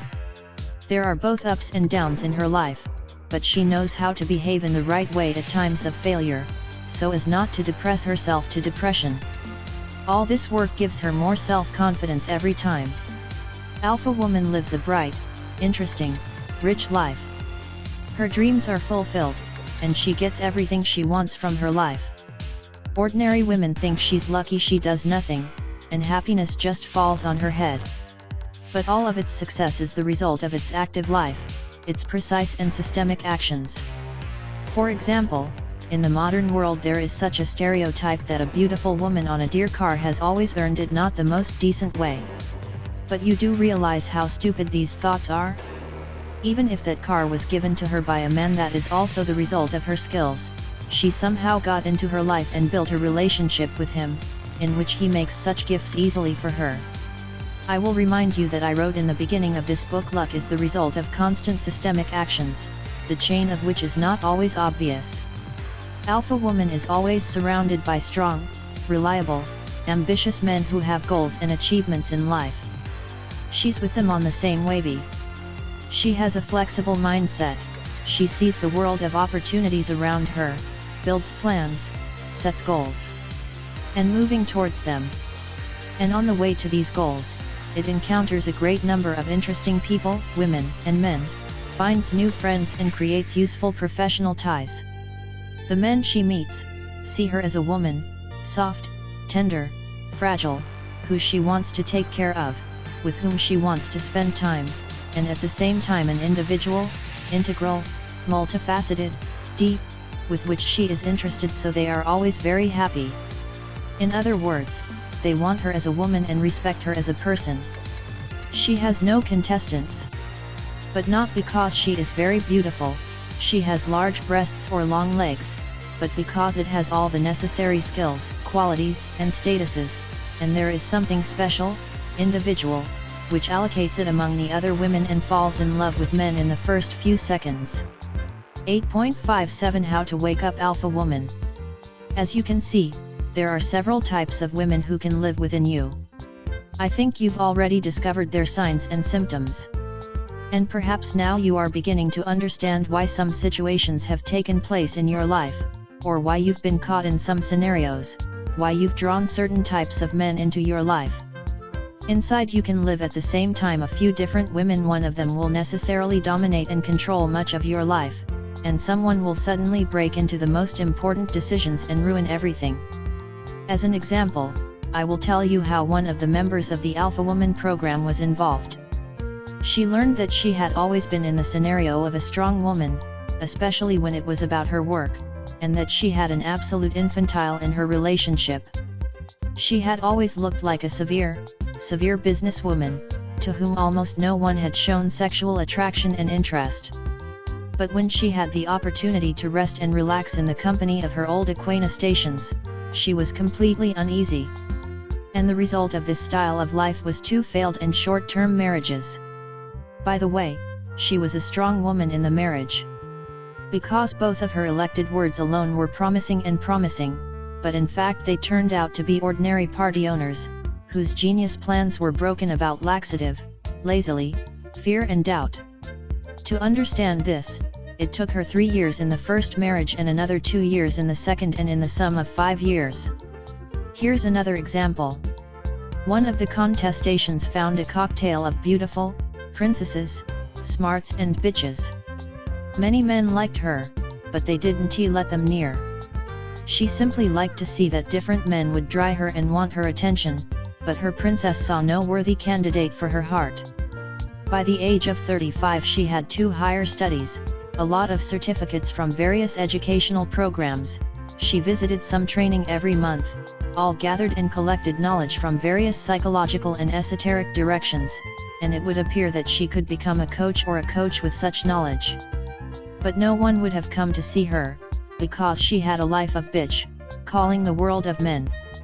When she was a little girl, her father just left the family for another woman, and ever since then, she has been very rare in her life. He also had a son in his new family. In general, from the earliest years, a little girl had absorbed all her hatred and her mother's encouragement to her father and to all men in general. Fortunately, she learned to let out all the negative energy accumulated over the long 30 years and even tried to communicate with her father and her brother, even though her mother was vehemently opposed. Well, let us go back to your personal research. You can also find some manifestations of the Alpha Woman. And the truth is that Alpha Woman lives inside each of you. Confesses and write down your notes, how many % inside you? From one or the other, and how many Alpha Women? Imagine a room, a control room in which a few women sit. These are your types. And there's an Alpha Woman among them. At some point, when she needs to get up, walk up to the remote and do something, say a compliment to a man, and praise him, grab her hand, princess, sit back on a chair and says, "Are you crazy?" These men should compliment women, not the other way around. Then a smart man runs to the remote and starts to talk to a man about politics in which she doesn't understand anything.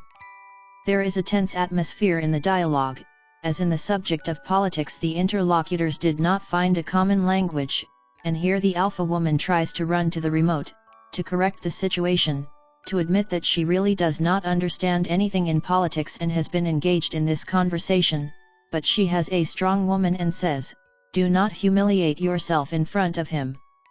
He'll think you really need him, and that's not true. We're doing fine on our own."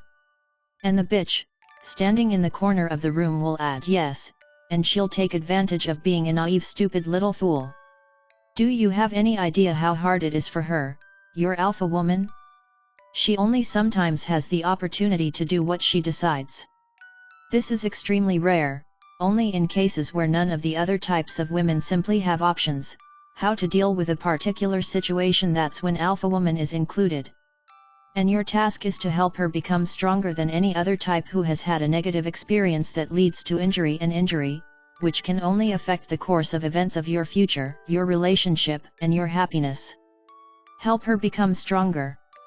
To do this, you need to increase your awareness and try to track who is in control of the situation, which part of you gets the blanket and wants to ruin everything, and realizing that, you can stop her, and turn to your Alpha Woman, ask her what she would do now. Allow her to rule, trust her, because she will never harm herself and she knows exactly what to do. I will give you an example. Imagine sitting in a cafe and seeing an interesting man who decided to have a cup of coffee during the lunch break. There are a few women inside you. A strong woman wouldn't notice, would do his thing. The princess will notice, but will show a complete lack of interest, in the hope that the man will have the instinct of the hunter and the conqueror to conquer it. The smart man is sitting and thinking how to attract his attention, doubts, afraid to take the first step, suddenly it will look stupid. The bitch, having looked at the man with a judgy glance, had already put a label on him and predicted his fate for the next life. This is not our option. Stop. Let them be quiet. Take a deep breath and ask the alpha woman, what would she do in this situation? Most likely, she will offer you not to be afraid, to come to his table, to say hello to the smile, and to find out if the place is free next to him, and whether it is against you to sit there. Then she will tell you how to compliment him so that you have a warmth, and what you can ask him to do. You won't notice the coffee. This man will pick up your phone number and offer you to see you tonight after work. And you know, he'll be pleasantly surprised at your meeting. You will remember him very much, because not every day is a charming woman, and easy to talk to him. After this acquaintance, his head will pulse your name, and he will think that you may be the meeting, and the woman he has been looking for so long. And the best part, he'll think it was him who met you, not the other way around. Alpha woman helped you take advantage of the opportunity and to become a new acquaintance, and others would have spoiled everything once again. The more you talk about it, the more often it will help you, and the sooner it will be fully behind the remote control of your life. Dating, and dating again. When was the last time you were on a date? Last week? Last month? Or last year? A free woman must go on a regular date. And if, until then, you may have had some problems with this, for example, there were no new acquaintances, or only those men who didn't like you were familiar with you, now you already have the necessary tools to fix this situation and start dating. Having received a large number of different ways of dating, which can be practiced at any time and anywhere, you have a lot of new fans who will invite you on your dates. And on these dates, you have to walk a lot, at least 2-3 times a week. First of all, it will help you better understand men. Second, develop your skills in relations with men. And thirties, understand what kind of man you really want to see. After all, it is all in comparison, and just spending some time in communication with different men, we can understand and feel that you are the closest to whom you feel more comfortable and practically on one wave, and with whom you seem to be well, but in more serious relationships it is not on the way. A date is a good prevention of premature aging and wilting you as a woman, because every time you prepare yourself, you dress nicely, you set up and go to get pleasant emotions and impressions. You always have to be in your tone, because the man of your dreams can meet you at any time and you have to be ready for it. A woman who does not go on visits, but simply waits for the long-awaited meeting, one day drops his hands and simply forgets what she looks like. I'll give you that metaphor. Imagine a beautiful violin. A date is like a concert to which this violin is constantly being prepared, it is set, is playing, it wither, the details are smeeked and the strings are drawn. What happens if the violin no longer plays in the concerts? She will be kept in a chump, of course, to be taken from time to time to play on her, but with less and less often, since there is no need to prepare for any performance. You think it's a tool for longer, but it's not. All professional musicians know that the tool spoiled the tool, gets upset, and is no longer able to reproduce those magical sounds that must be played by their nature. The tool is simply losing its precious function and quality. The violin must always work and sound, then it will be eternal. A woman is like a violin, and she needs speeches. Those women who have hidden themselves in the covers and think that they will keep themselves safe for a special meeting, a special concert, make a huge mistake. In one beautiful moment, when a long-awaited concert is coming, the violin turns out to be upset, and instead of a beautiful lover's melody, it gives you horrible creaky false notes. With such a concert, the whole worthy audience goes away. In fact, this is happening. You haven't been on a date for 100 years, you've forgotten what to do, how to behave and what to talk about. Suddenly, you're invited by a decent man to go to the restaurant at night. How can you impress him? Probably nothing. You're gonna be shy, embarrassed, worrying about how you look. You're gonna keep quiet or ask some standard boring questions. Such visits leave you with an unpleasant residue, because it is not clear whether you have any further development in your relationship with this man or not. You don't know that, because a man just loses your interest and no more. She's calling and you're not inviting you. I want to emphasize that you don't need dates for dating. Some women go on dates with everyone just to stay away from home. And then they complain, "Oh, I go on dates all the time, don't I?" That's not it. Alpha woman only goes out with cool men who are interested in her because she wants only positive emotions from these meetings. I know you might have gotten a few negative experiences on dating, and now you're just afraid to say it again. You're disappointed because your expectations were interesting, but the man wasn't who you were. He was represented. This is the way it is, for example, after online dating. But now you realize that you can avoid such problems by simply asking a man in the correspondence between 2 and 3 key questions to understand if it is worth to meet with him. There are still a few very cool ways to check the man before meeting him. We are in detail in the programs. Such checks show his intentions and his true personal qualities, which will make you no longer receive negative experiences on visits and be disappointed. And the dates will be an interesting game for you, a pleasant time of escort, because you will only meet with interesting and worthy men. 9.17 How to hook up and fall in love with a man. Would you like a man to think only you after a date? So he wouldn't notice any more women, and he was looking forward to the next meeting with you? To actively write you and call you, ask for dates, send gifts, and meet you with a bouquet of flowers? Yes, Philippe, of course. What kind of normal woman doesn't want it? What's the question? What were you trying to do to make it happen to you? You dressed themselves beautifully, probably you smiled a lot and looked intently at a man with eyes wide open, and what else? Probably trying to tell you something interesting about yourself and what you're doing. Maybe they used some kind of internet philanderers, buy perfume with pheromones, or read the mantra of love before a date. Well, maybe they didn't do anything at all because they're sure that if this is fate, then everything will happen to itself, and if it isn't fate, then you won't be forced to do it. In spite of all this, every one of you happens to be the meeting, or the acquaintance, when you have the land from under your feet, and you do not know what to do and what to do, so that the man who is interested in you will fall in love with you and forget that there are other women in the world. And you'd be surprised, but the truth is, there's nothing complicated about that. 9.19 In the concept of woman in love, love is a technology that consists of their simple and comprehensible steps. It's like a recipe for a delicious pie that any hostess can make. There are a number of ingredients and all of you already have it, just mix them in the right proportions. What are you talking about, Philip? What ingredients? Love is a feeling, it's a chemistry. She's either coming or not. You may think so, but in the vast experience of the participants of their programs I have deeply convinced the limitless power of women's influence. So you can do nothing and lose opportunities, and you can learn to make a simple and tasty cake on my recipe and at the right moment to rise. In fact, first of all, you face a much more difficult task. It's choosing the right man for yourself.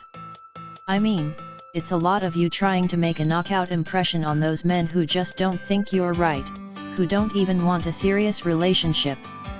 You get out of your skin and you're trying to make him fall in love with you, but you're the only one who hasn't figured it out yet, in terms of his qualities and prospects. You fall in love with the scum, the men with the lower ambition, the party and the tarry bachelors, and then you suffer, because you are involved in this process, and you are starting to fall in love with them more and more.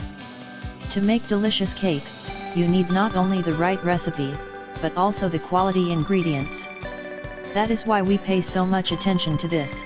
We are dealing with all kinds of men and their symptoms.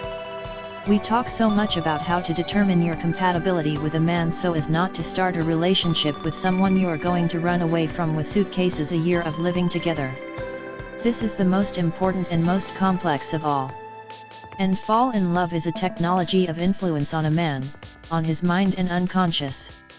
And there are a lot of interesting things in this technology that we are very detailed about in my relationship programs and men's psychology. Now I want to share with you a few simple steps that will help you easily fall in love with men on your first dates. Before I describe these steps in detail, let us first unset all the points above so that you do not have any further internal objections and contradictions in your head. When an alpha woman wants to fall in love with a man, she expects the following: the man will think of her, he will seek to contact her more frequently and will take concrete actions to develop their relations. If you set yourself the same goals, you will not be able to use different techniques of flirting and seduction. Yet, well, thanks to that man, you will be in love with you, but you only fit in the body. He will want to have sex with you, try to hug you, kiss you, invite you to your home, will ask you to send him your erotic photograph, but he will not treat you as a woman for a serious relationship, and the more will not do any meaningful steps to your side. The most takes you to a restaurant or makes a symbolic gift so you can go to his place. You got it, you got it. Everybody just catch the body, get sex, but not a relationship. Use the manipulate you later, with your own methods, or even play with you in this game. Pet scheming and making riddles. You run the script of the game between you. It can be fun and unusual for the first time, but if you don't show the other faces of your personality, you get old enough. This kind of thing, in most cases, makes women mistresses, someone for a couple of nights, and someone for years. 9.24 Eplums don't want this fate. I recommend that you fall in love with other men. Step 1. Show yourself as a person.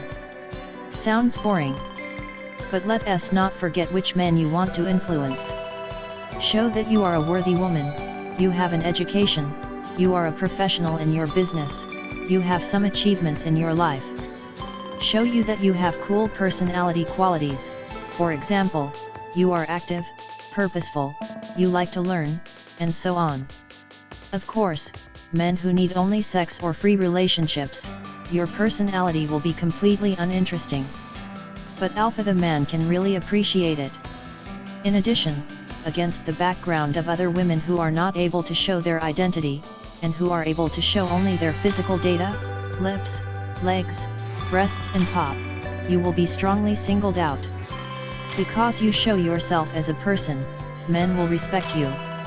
You're not just a body, and you can't treat you like most ordinary women. Step 2. Show yourself as a woman. Again, this does not mean that the details of their gender identity must be clearly demonstrated. These are women's qualities and skills. For example, you can tell about how you like to cook, paint, sing, play piano. Show your softness, tenderness, modesty, attention. It shows you as a woman, not an open chest or legs. I know a lot of women like to save animals, someone does. Charity, parenting, and so on. All this shows you from a very feminine side. Step 3. Show me you're ready for a serious relationship.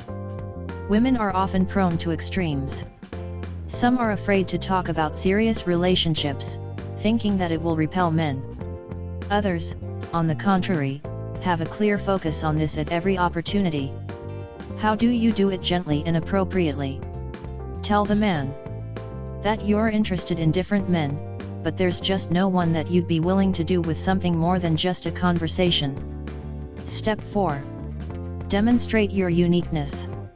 To make alpha man completely lost and fall in love with you, you need to be different from other women. You need to be special to him, not like everyone else. One common reason for a man to lose interest in a woman is that he does not see any particular difference, does not feel the difference. This is particularly true for alpha men who may be spoiled by women's attention. I'll tell you right away, I have to work with my uniqueness. Unfortunately, we had a different upbringing, we were told don't get out and be like everyone, and many girls were forbidden to be bright. Uniqueness is a complex of your internal qualities, external peculiarities, your state, and manifestations in the social world. You're a unique painting. And in this step, you need to present this picture to the audience. The real art is not about everyone. In this regard, ordinary, hourless men will never appreciate a masterpiece in dignity. And only the alpha male can understand it, feel and appreciate it. In the Alpha Woman program we understand the topic of uniqueness in more detail and each participant writes its masterpiece during the program. This is not so much necessary for someone to fall in love with themselves, it is necessary for self-worth, to love more, to be confident of a woman. After all these steps, the man has a strange impression of you. You are a great woman, a decent person, you are different from all the other women he has met before. With all that, you're still free, but you're interested in other men. All these thoughts don't give him peace, because alpha man doesn't like to miss opportunities. He'll be thinking about you, trying to spend more time with you to find out more about you as much as possible. He will be active, attentive, invested in your relationship, will strive to make you your woman as soon as possible. Of course he will want you and physically, but he will not hurry, manipulate, or force you to do so, because he will respect you already. When you're allowed to have sex with a man. It is one of the most popular issues of my signatory and program participants, free women, who after their acquaintance with a man want the relationship to develop further and the man has not lost interest. Why in the modern world it is that women often try to fall in love with a man, using sexual skills, seducing and so on. But sex is not a relationship. Sex is just a little bit of a relationship. You can count it differently, and then you'll always have great sex, but there's no normal, stable relationship. Yes, it's a really important question, because on one hand, a man can think that you're a giddy girl, and he's going to be very impressed with you, and on the other hand, when you get passion and intense feelings, it's hard for you to keep or suppress sexual attraction. Ordinary women tend to be one of two extremes. The former do not like to restrain themselves, and prefer to follow their own desires. I want him, and he wants me, so why hold it? These women can have sex after the first date, if not after the first one, then after the second one. Can be done. Where does such a strategy lead? In most cases, the relationship is constantly changing, as men do not stay long with them. This kind of behavior is going to be very good for men who want to have sex with you, and preferably as soon as possible, so they can stay with you for a while. But you do realize that sex isn't going anywhere. The alpha is the man who's looking for a woman for a serious relationship. She thinks, if she went to bed with me so quickly, she agrees with all the other men. His impression of you is not the best. You can impress him as a mistress, but not as a worthy alpha woman. Perhaps he will take advantage of your services several times, but it will not be considered as a woman for long-term relations. Another error is why these women are often caught in a mistress-s scenario, that they immediately demonstrate their superior sexual skills, which may even have been specially trained in sex training.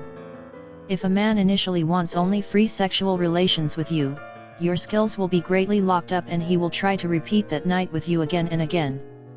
And there's nothing wrong with the fact that there's no development in this relationship, maybe it won't even be invested in you. If a man is serious, then his head is likely to come. If she can do so much in bed and so confident and unsure of herself, she means that she has a lot of men.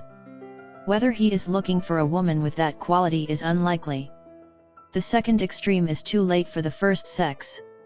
You do it for your personal reasons, cramping or fear, and some of the psychogenic tips that are taught to manipulate a man through sex.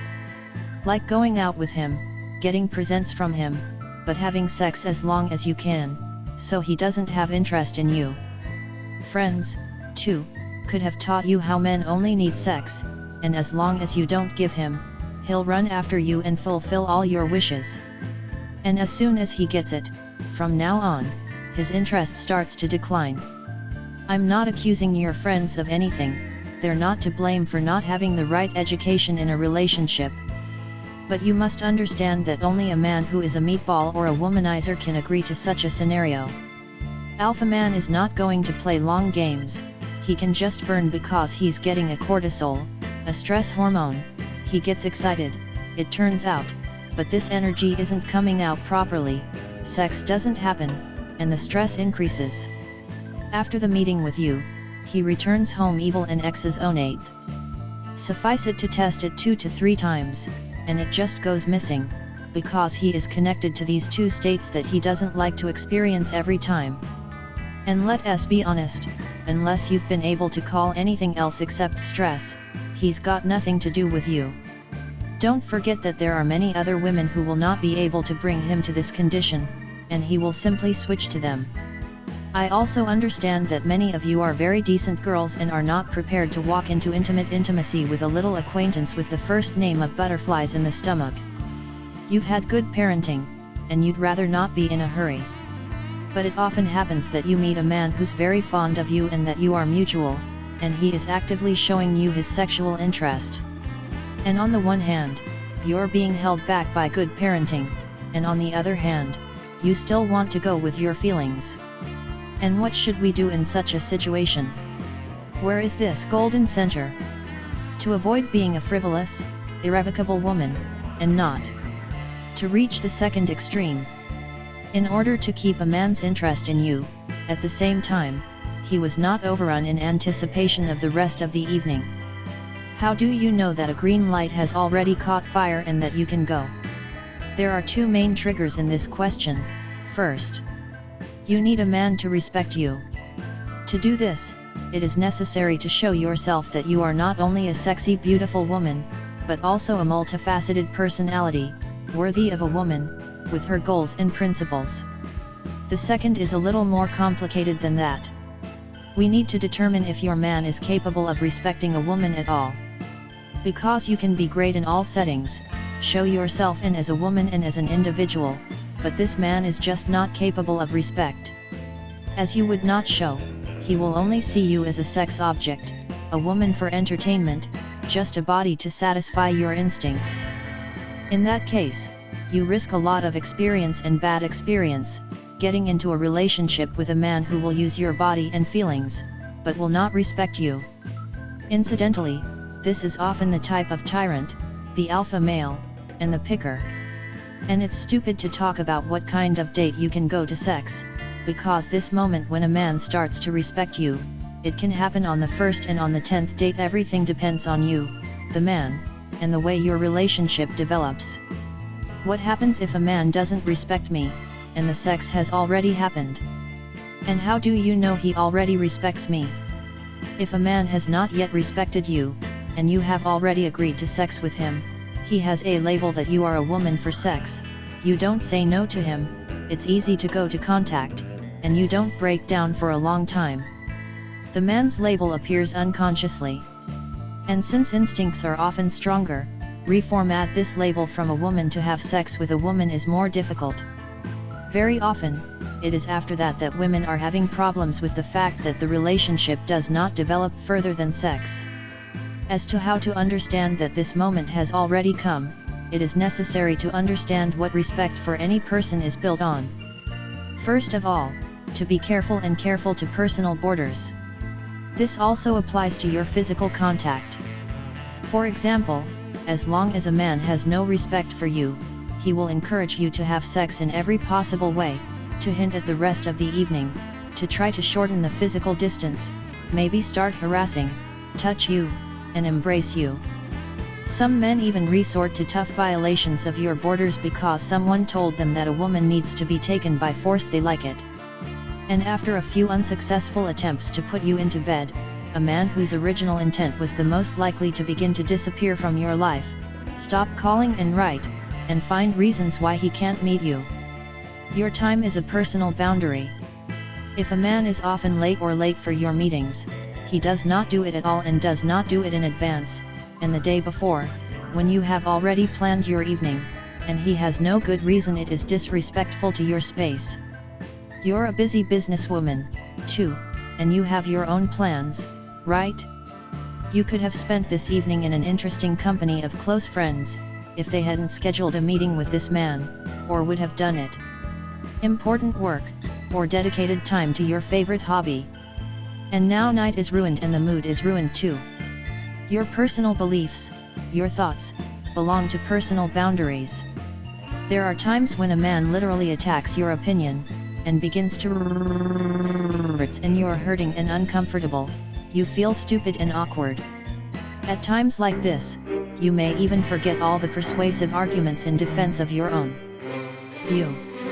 If a man respects you, he will not try to put you on the spot, pointing to your ignorance or stupidity. Based on these examples, you can sum up how much you respect a man as an individual. Because every person has its own borders, and in the first place, in relation to the personal borders, we can determine the degree of respect. There are, for example, men who are dismissive of women's borders as if they were pets, cats or aquarium turtles. You can pick up your pet at any time, touch it, or pull it over your ears without asking permission. And the cat at least might try to defend its physical boundaries, bite or scratch the trifle. And there are women whose borders are constantly trampling on them, and they never ask her opinions at all, and they tolerate and accept it. In general, the topic of borders in relations is a separate rather large topic that needs to be given more than one chapter, and in the programs we talk about it a lot. I would like to tell you all about how to build healthy, harmonious borders in order to satisfy all your needs and desires in a relationship with a beloved man, not to feel damaged or oppressed, but rather to do so in a separate book. Returning to the examples I have written above, I want to say that, of course, this does not mean that every man now needs to be tested for sexual restraint and waiting for the moment when he will show his true face. Or if a man is late, he'll be offended by the disrespect of your borders. In case you start to show your discontent as soon as the first man gets cold, you can just ruin it. We need to look at the situation, analyze and feel. And it is important to react properly and in time, because it is your reaction that will determine the further development of relations between you. Philippe, what to do if I have already given my feelings, and slept with a man, but I don't quite understand whether he respects me or not. And all of a sudden I messed up and he's not looking at me as a woman for a serious relationship, but just for sex? Is there anything else you can change? There is no reason to survive, because in your hands my book is very timely, and we will be able to figure out many valuable things in this chapter that will help you further build this relationship correctly and avoid most common mistakes of ordinary women.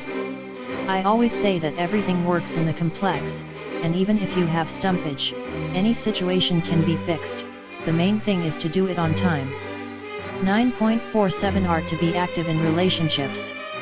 I decided to write this separately and in detail, because this is the quality and is one of the key in a happy relationship. And somehow it turns out that this is the quality of the majority of women who have a lot of contradictions, and that is the quality of the resistance that you have.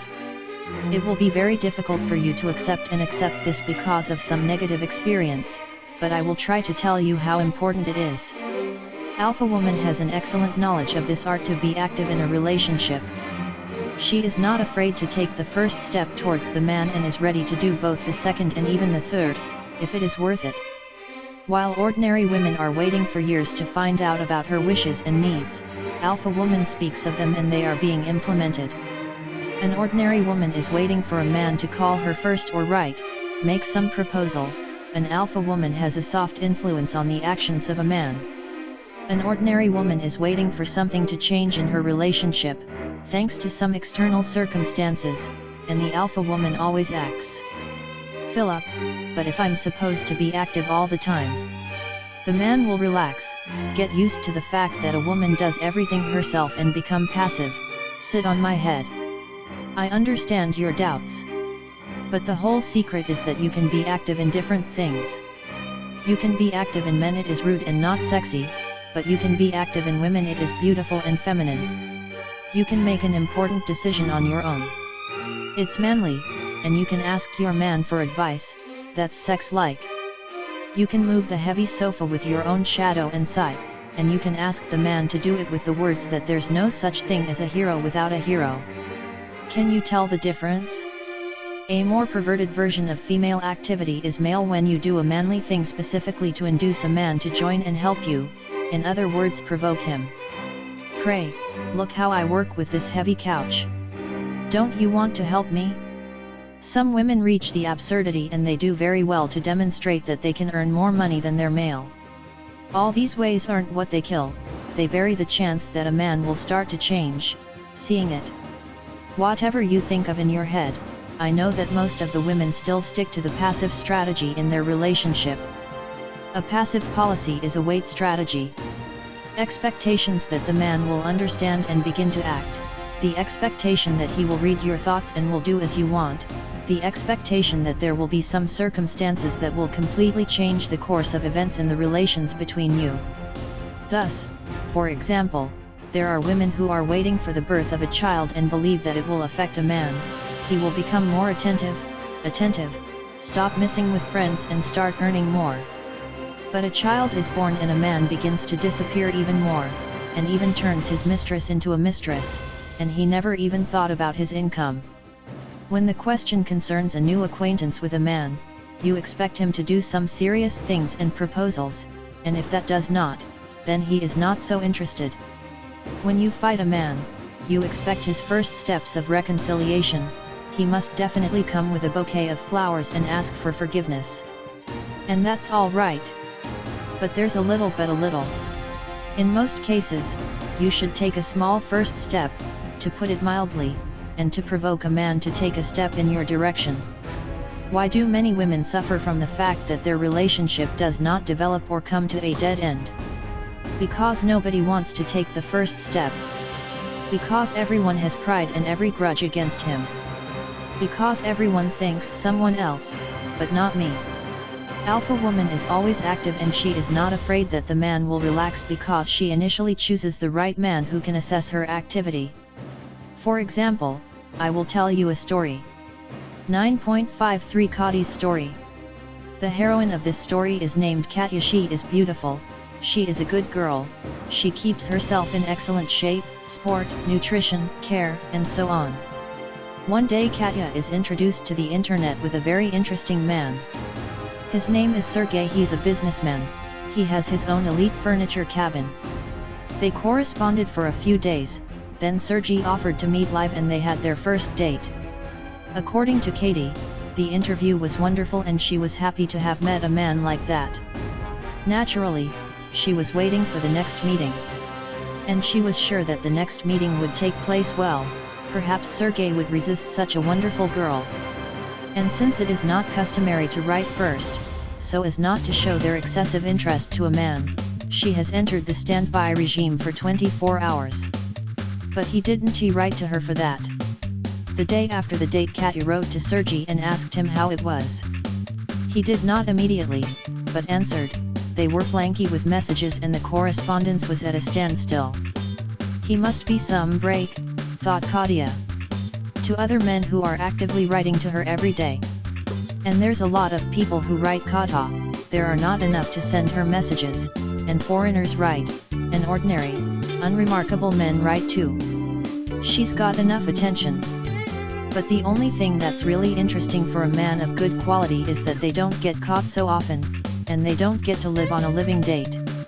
As for Sergey, he's fine. Beside him was an alpha, a woman who might not be as pretty as Katya, but she was more active in her relationship. While Katya was in a waiting mode, she wrote Sergey a pleasant message and invited him to take a walk. During the walk, she shared his ideas with him and asked him for a little help, which is nothing for a man at all. And she spent the next week in close contact with him, which was incredibly close. Did he ever think of Katya? Perhaps. Did she like her? I might have liked it. And would he ever write to her? Would you like another date? If there's an alpha woman next to him, it's probably not. I'll explain why. What is the activity? What's the difference between Katya and that alpha woman? Katya was simply waiting for Sergey to take the initiative, while the alpha woman was creating the conditions for the man to be involved. And the truth is that between two women with a relatively equal potential, a man will always choose one that is more active in a relationship. Because it's easy now, which means it's going to be easy in the future. Again, we talk about healthy men, who spend most of their time devoid of their financial success and achievements. Because there are amateurs who conquer impregnable fortresses, are such women who must be sought, amazed, and stormed for a long time. Such men, after the taking of one fortress, always draw on new feats, and they quickly disappear behind the horizon. It's easy to build relationships with an active woman. She doesn't have to waste her energy resource on empty quarrels and insults. She always makes up and offers interesting ideas. In the end, she helps in difficult moments. An active woman is a kind of investment for a successful man, because she gives him a resource for his growth and achievement. While an ordinary woman redraws energy from a man, demands too much attention, shows his discontent, alpha woman is included in his life, finds a special approach to him, and has a gentle effect on his mind and heart. Alpha woman is a magic battery with an inexhaustible resource. An ordinary woman is a lustful battery that, if not charged with gifts and attention, will not provide you with energy. If the woman in a relationship is easy and interesting now, then it will be then it is possible to go and try it. If it's hard to know right now, there's something to figure out. What's the point of fitting in? He has enough complications at his job. He's not looking for the same in relations. With respect to a woman, he expects to receive a relics, a pleasure, and a rest, not the other way around. An active woman is working for the energy of a man, and she is willing to give more than she can if the situation demands it. The passive woman, on the other hand, wants to receive as much energy as possible from men, and she is often not prepared to give more than she receives. This is a global and significant difference. Incidentally, this is also one of the reasons why men, even the most decent families, suddenly change. If there is a tense atmosphere in his home, in which the energy is constantly being pumped, he will seek to find the place where he will be reaping that energy. He will have a mistress, a woman who is genuinely fond of him and will fill it free of charge. Energy like a magic battery. Well, of course, until he starts to stress more serious relationships and questions, when are you going to leave your wife for me? Why love lives 3 years? There is such a popular myth that love lives only 3 years.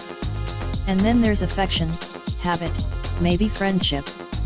By this time, this couple is already connected by strong family ties, children, everyday life, dogs, general loans, and there may be something else. And the biggest and most unpleasant truth is that most couples in a relationship are beginning to lose passion, romance, vivid sex, emotions. This beautiful thing has been replaced by quarrels, conflicts, grievances. In fact, there are some objective reasons for this phenomenon. British scientists can make a million research on this subject and tell you about the various mental or chemical processes in the body that somehow, 3 years later, are starting to work differently in the body. But in my opinion, a rather practical, time-tested experience of working with women can be much easier to explain. Let us start with the fact that 3 years is a certain crisis threshold in any relations. Someone of this milestone is confident and calm, relations become stronger and more trustful.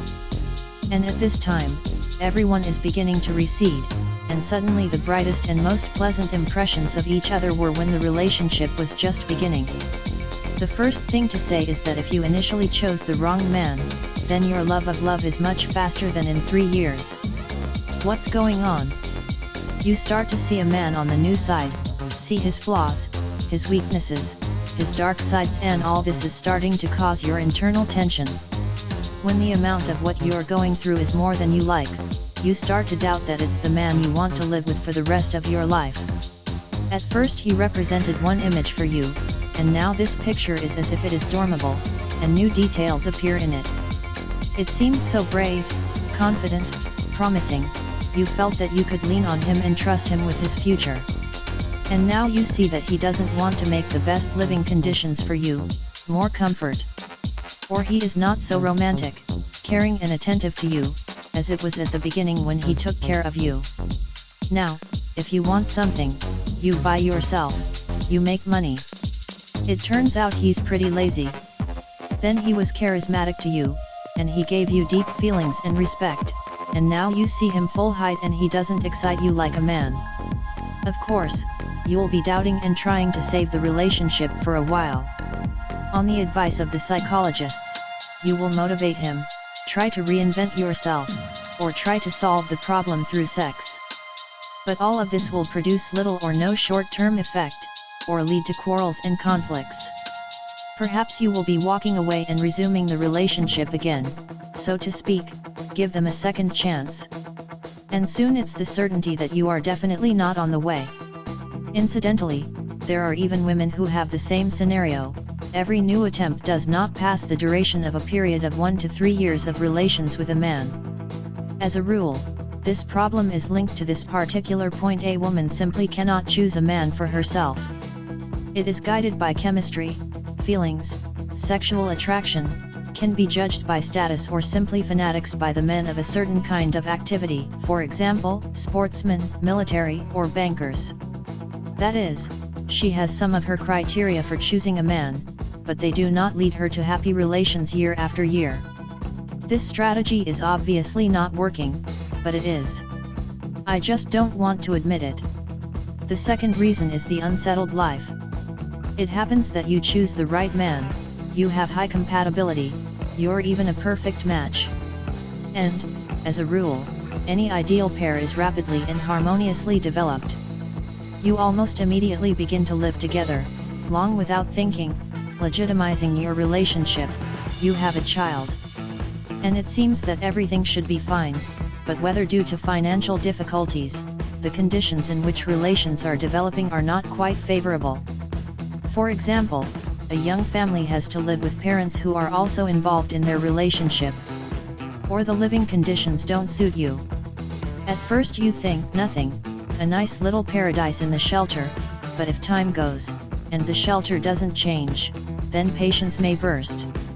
And children are born, and the long-awaited promotion is still not there, and the finances become tight.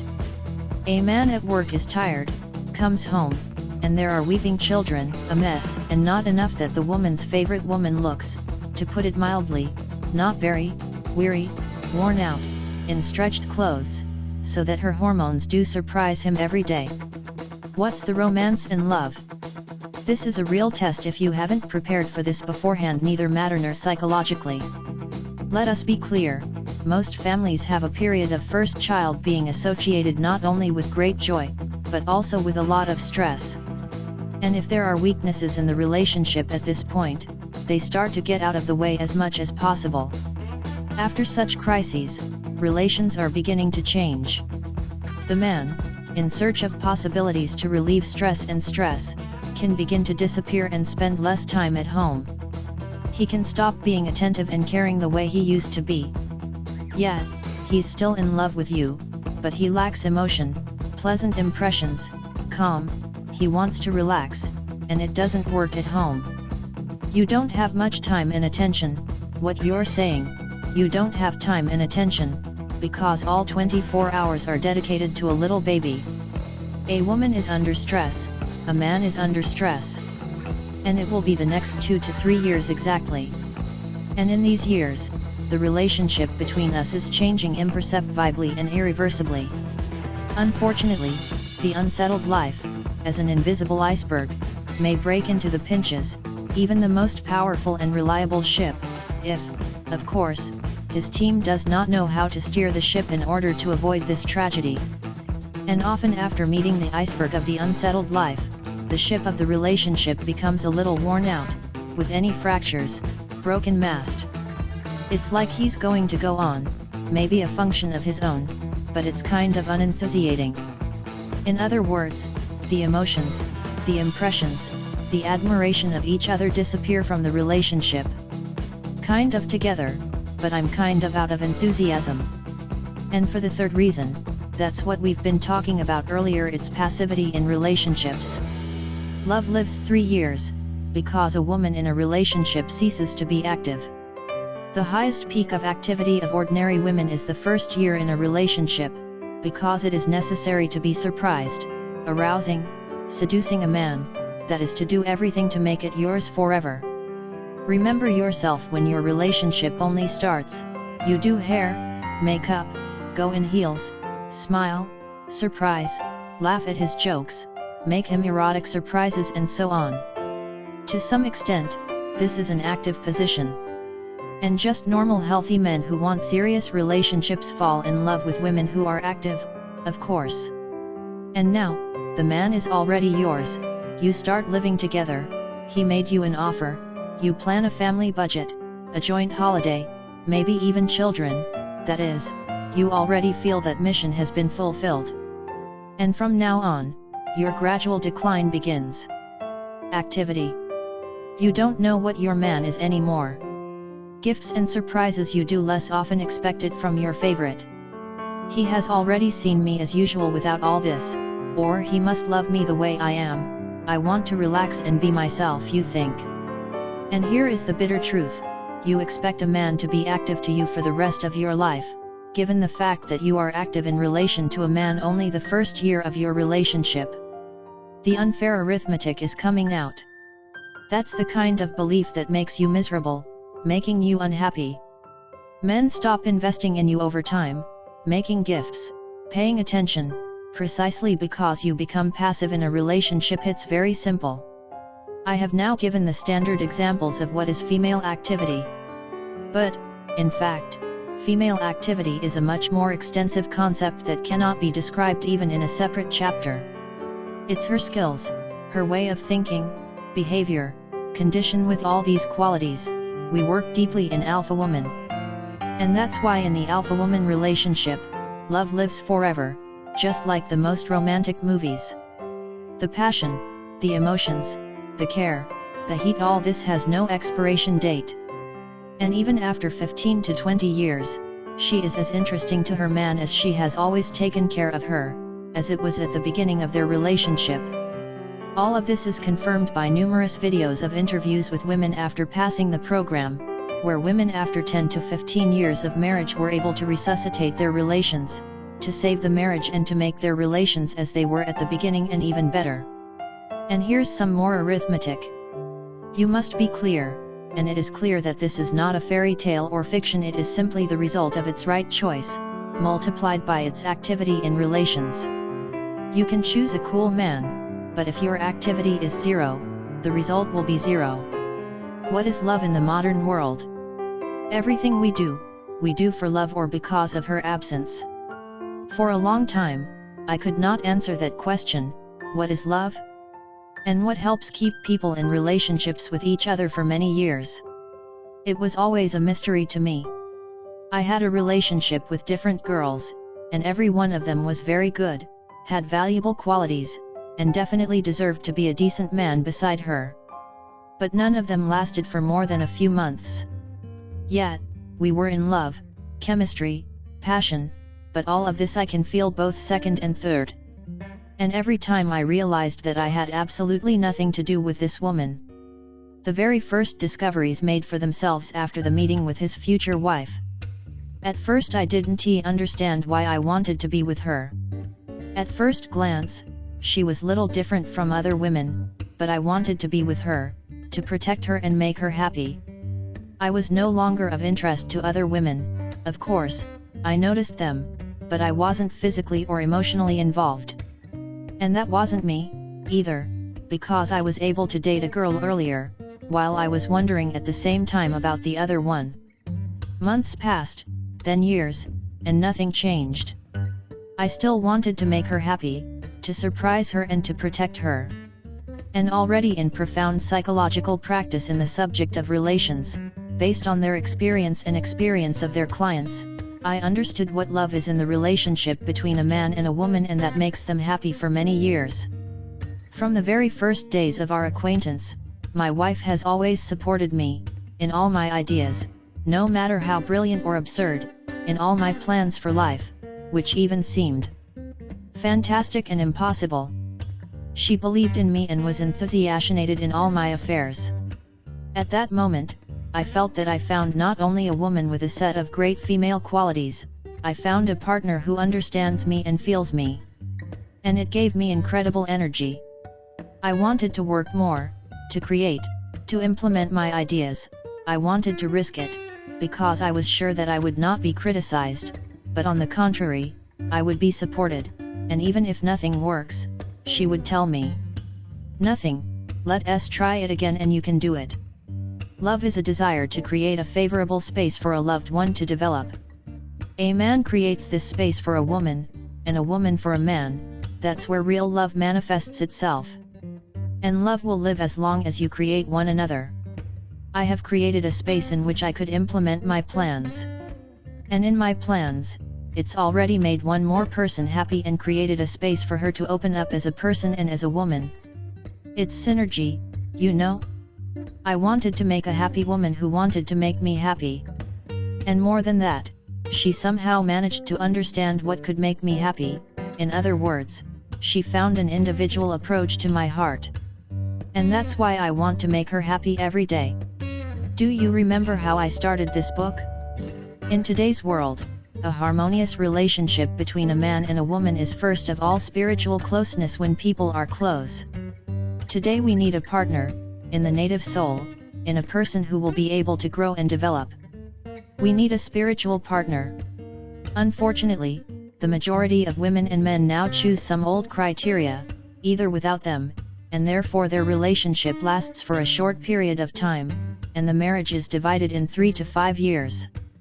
We have made several such unsuccessful attempts, having negative experience, that we need another format of relations, just sex without obligations, without children, without serious continuation. This format is more secure in that no one is expected to do anything and no one is expecting anything from anyone. A free relationship is a trend of the modern world, which leads to deep inner solitude. You have a man, a sexual partner, but it's just an illusion of relationships. Deep down, you still need a spiritual partner with which to develop. And this need won't fill any free relationships. Another important idea that emerges from the previous one. A woman can self-develop, reveal herself as a woman, grow up as an individual or a specialist. But only a well-chosen man can give her the right vector for this development. This idea may seem complicated or even controversial. But my practice shows exactly the same. Only in true love you can be yourself, which means you can meet the real one. Only in sincere love you can understand what you want to do, what you want to be, what life you aspire to. As long as you haven't met your man, you can try out yourself in different spheres, but all this will only be temporary attempts to stabilize anything in your life. Only a man and the right relationship can stabilize a woman, give her meaning to her life, and give her a right direction for development. As long as it is not, you can constantly search for yourself, change your work, try yourself in different directions, a lot of study, collect diplomas and certificates, and all this in an attempt to find yourself and your way. When you are sure that you have a relationship in which you receive love and support, you are not afraid to try to do what is truly interesting to you. Don't get me wrong, I don't mean to say that without the right man you can't live. You can be cool, a specialist, implement cool projects, but it's in the class relationship with the right man you can discover the maximum. You can't come without this relationship. And at the same time, if you tie your life to the wrong man, and you get stuck in incomprehensible or toxic relationships, it's increasingly pulling your energy and shaking you from the inside. Such a relationship, on the contrary, can lead you to a living deadlock and hopelessness, can knock you off course, send you to the wrong path where you can lose half your life. You can just get lost. A simple popular example, when a woman has to go to an unloved job to make money for her own and traveling man. Or another situation, when a wirebar husband forbids his wife from studying, developing, going somewhere, doing what she loves, making money, instead forcing her to stay at home with the kids. Such a relationship blocks your personal potential and blocks you from becoming someone you deserve to be in this life. It's all toxic relationships in which a woman just loses herself in her way. She could be a famous actress, singer, artist, could build a beautiful career in the beauty industry, become a designer, cook, open her own salon or restaurant. And after 10 years, when the relationship comes to an end, she conceded with tears in her eyes that she simply spent the best years on a man who was not happy, and if she had realized it before, her life might have been different. Philip, now it's a world that a woman can do without a man. Yes, but is she happy that she can get it all by herself? Of course, there are women who, without men, have been able to achieve high results in their professional life, with strong internal qualities. But are these women happy? Will you be happy that you can achieve it all by yourself? According to statistics, the most successful and truly happy women are women who have a harmonious relationship. You can argue with that and disagree, but it's an indisputable fact. The women who have already touched it and have felt in their experience will never think otherwise. So I always say that it's best to spend some time free, learn about men, understand what kind of man you really need, learn how to create new acquainting, to make one single choice, but the right one. It is better to jump into the obscure relationship that is not clear with which man, to give all of his energy to try out of this something blind, but at the end of the day to be disappointed and gain negative experience. 10.27 As to understanding that it is time to end the relationship. My programs often come with clients who are confused in terms of what love is, that love is not really true. Men wipe their feet and use them, have fun, have sex when they need it, spend their money, they lie, they're forced to live in constant anticipation of changes, divorce with wife, serious offer, etc. In words, you say, I love him. And all your body, emotions, and mimics say, I tolerate it. Some women think love is the ability to sacrifice their interests and needs for the sake of a loved one. They do so themselves, sacrifice themselves, and expect the same from a man, but not every man is willing to sacrifice his interests and needs. And such a woman will always sacrifice and suffer. Other love is called chemistry, which causes the heart to beat more often, which excites, arouses sexual desires. And when there's a relationship, conflict, it's sex and passion that brings them back to each other. Then these same women wonder why they don't go any further than sex, and why love is so fast, and the feelings are fading. The third relies on fate or karma. The man is far from perfect, and often behaves like a bastard, perhaps even walking with other women. She's breaking up with him, and she's getting back together, and she's in a fight, and the whole of this pathetic spectacle lasts for years. And if this man is on the way, that's what it's supposed to be, she thinks. So he's my destiny, my burden, perhaps I have to change it, to help him. All these women are confused and lost.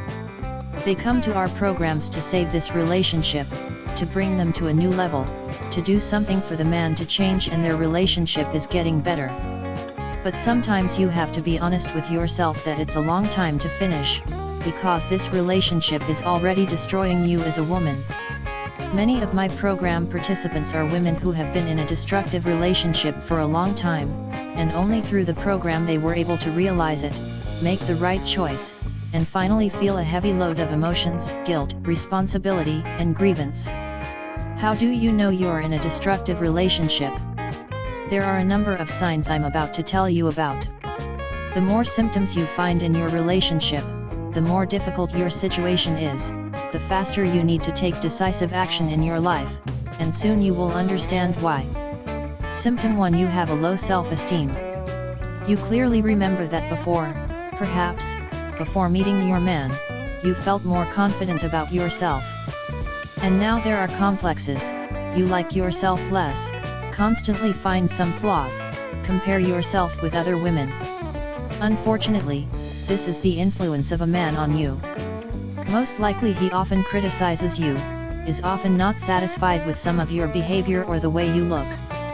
In a healthy relationship, your self-esteem is only growing because a man admires and thinks you are the best woman. Symptom 2: Your energy levels are dropping. In the past, the lover's relationship filled you with energy, and now you are more quickly tired. Harmonious relations are always the interchange of energy. If you give a lot of energy, and almost every day, you feel it out, it means that there is no replacement by a man. Also, the loss of energy can be influenced by quarrels, conflicts, misunderstandings. This is the exchange of heavy negative energy, which is simply dramating you. Symptom 3. You are insecure tomorrow or even afraid of your future. Everything seems nice, but you have some obsessive thoughts, doubts, anxiety, maybe even for no apparent reason. You don't see the future with your man, or the future you see is scary. Symptom 4. You find it harder to admire a man.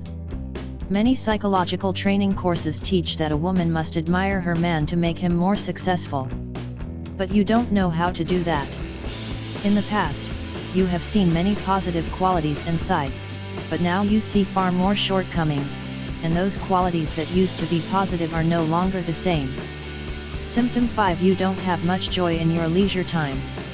At the beginning of the relationship, of course, it was different. Now you prefer to spend time either separately with your friends, or together, but at a company of friends. And when you two stay together, you get bored quickly, even at a level where there's a fight. Symptom 6. You find it harder to find something in common between you. In other words, you're becoming different people. When you first met, there was a lot in common, but over time, the only thing that unites you is shared housing, budget, mortgage, children, some unresolved problems. Why? Will be, if all this is removed from your relationship, what's left? Symptom 7. You don't feel welcome and the only one. You lack the attention of men, feelings, warmth. I like to use that metaphor that a woman is a flower, and a man is a gardener. And the gardener is important to regularly water your flower and take care of him, otherwise he will veer. When a woman is deprived of care, affection, and love, she begins to pull, both from inside and out. Symptom 8. He doesn't turn you on like a man. In other words, you already don't want him sexually and have sex with him as a standard execution of a marital duty. Often in such situations, a woman may mistakenly believe that it is a problem with her body, which is why she is not excused and cannot be kept from sex. But do a simple test. If your body gets excited and reacts to other men, it's not about you, so it's just that this man has stopped causing your excitement. Because of this, you can't fully enjoy the process, not the kite from sex, and perhaps even suffer during it. Symptom 9. You're ashamed of him and you're shy. You avoid seeing him in public, don't show him to your friends, don't go with him at his meeting. You don't want to show up with together, because you're ashamed of his behavior, his reactions, his words. Maybe you're worried that he might behave inappropriately and put you in an awkward position. For example, there are tyrannical men who may, in an outsider, break down on their own woman and even insult her. Or, on the contrary, take it with you to the meeting solely for the sake of beautiful picture, and at the same time, it is almost impossible to pay any attention to it. Symptom 10 is an extremely destructive relationship. The 10th sign is the consequence of the previous 9 symptoms multiplied by the durations of destroying relationships. The longer you are in a destructive relationship, the more likely you will be to have body diseases, especially diseases of the female part. Body diseases are the 10th sign. The psychosomatic effect of psychological problems is long already known. When psychological problems cause diseases in the most diverse places of the human body and the whole range of negative emotions and stresses that women experience in destructive relations, not the exception. If you have found more than 3 signs in your relationship, it's time to wake up and finally begin to do something, and as soon as possible, all the other symptoms are shown. And just in the next grandiose, I'll tell you what you can do in a situation like this to reboot the relationship and maybe even save them. But what if you found a lot more signs? Is this the end? You know, in such matters, I'm inclined to think as an experienced surgeon who has experience in all situations, and he already knows when a hand or leg can be saved, and when it's late and it's better to be amputated. otherwise it could hurt the rest of the body. But you, women, are often willing to risk, sacrifice, and give to their relations and men another chance, in the hope that everything will change for the better. If you're ready to try again, then just try the technique I'll tell you about.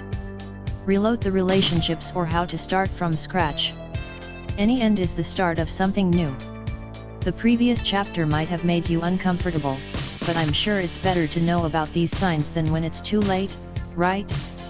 Besides, there's no such thing as an emergency. A woman who finds out in her relationship all 10 signs, and finally will make a decision and leave this man, will be able to feel the ease, taste of freedom. She will be able to redistribute, open for new acquaintance, start dating, and do not limit themselves at all. Any end is the beginning of something new. Some women, they suffer a lot when their relationship ends, and many are afraid to be left alone, and they see it as the end. And even the technique that I will offer you now, it implies that you will be forced to take a pause in your relationship. I know that not everyone has the courage to do it, because you have a fear that a man can take advantage of this moment and find another woman. But let us be honest, if he really does that, he'd probably do it and be in a relationship with you. Generally, a reset of relations is a very useful practice, even in cases where you just feel that something is wrong. The crisis occurred, you stopped understanding and listening to each other, started to quarrel, to find each other's shortcomings. You may not have a destructive relationship, but between you and your man, you have an emotional abyss. You seem to love him and want to be with him, but what's going on between you two doesn't make you happy. In this case, this practice would be perfect for you, too. Step 1. Conflict required. I mean, either one of you has this thing going on itself, and you don't need to do anything on purpose. Conflicts in your relationship have long been a frequent guest. But if you have decided to use this technique, but you haven't had any sparks yet, you will have to artificially create this conflict, that is to provoke it. In a conflict, a man shows you his true face, you see the beast inside him waking up to what he can do. There are men who, even in an agitated, aggressive state and fly, will not be offended, but there are men who come to the hilt and start watering you dirty. You've been living together for a few years, and you have no idea that your man is capable of that. And yes, maybe so, you just don't even want to do the next steps. The main task of the conflict is to disrupt the masks of men, because in the conflict a man shows his true face so that you do not have the illusion of who he really is. Step 2. A pause is required. You're just offering your man a pause to think about your relationship, what you want and how you see your future. It's a perfect choice when you can go away and live apart at this time. For example, you can go to your mother's or your friends. Be sincere, tell the man you want to fix your relationship, and for that you just need to be apart from each other for a while to think about it. Usually, women are very afraid to do this kind of action because they are afraid of treason, afraid that a man can leave and do not want to return. But only because of the pause and the time distance between you, you can understand how you actually treat each other and what your relationship should be. Step 3. This pause may take 1 to 3 weeks. That's enough to think about it and miss it. And it's not enough for a man to start shifting to other women. The third step is that the man should first contact you, write to you, call. You can provoke him, for example, to make a new photo shoot and post it on social media. He's gonna notice and start to wonder about your life. You can also write a man and ask him for help, too. Good way. And you can actually just sign up for "Hi, how are you doing?" But most importantly, you should meet and talk live. Step 4. At this meeting, you say that there was a lot of understanding in this pause. You realized your mistakes, and you're ready to change. You know what you want from a relationship that you're missing. You want to try to start over, but you're ready to do it only on new terms. Look at the man's reaction to what he's gonna be. I'm telling you. Perhaps he admits to you that he, too, was something wrong. That is certainly an ideal choice. But there are men who never admit to it, and they think that only a woman is to blame for all the troubles. If this is your case, then seriously consider whether or not to go further. Step 5. You show him a new self, an updated, fresh, emotional, who likes to admire a man, to compliment a man who is actively seducing him, seduces, and so on. I mean, imagine the relationship between the two of you. Step 6. Give your new relationship a probationary period. For example, it could be a month or 2.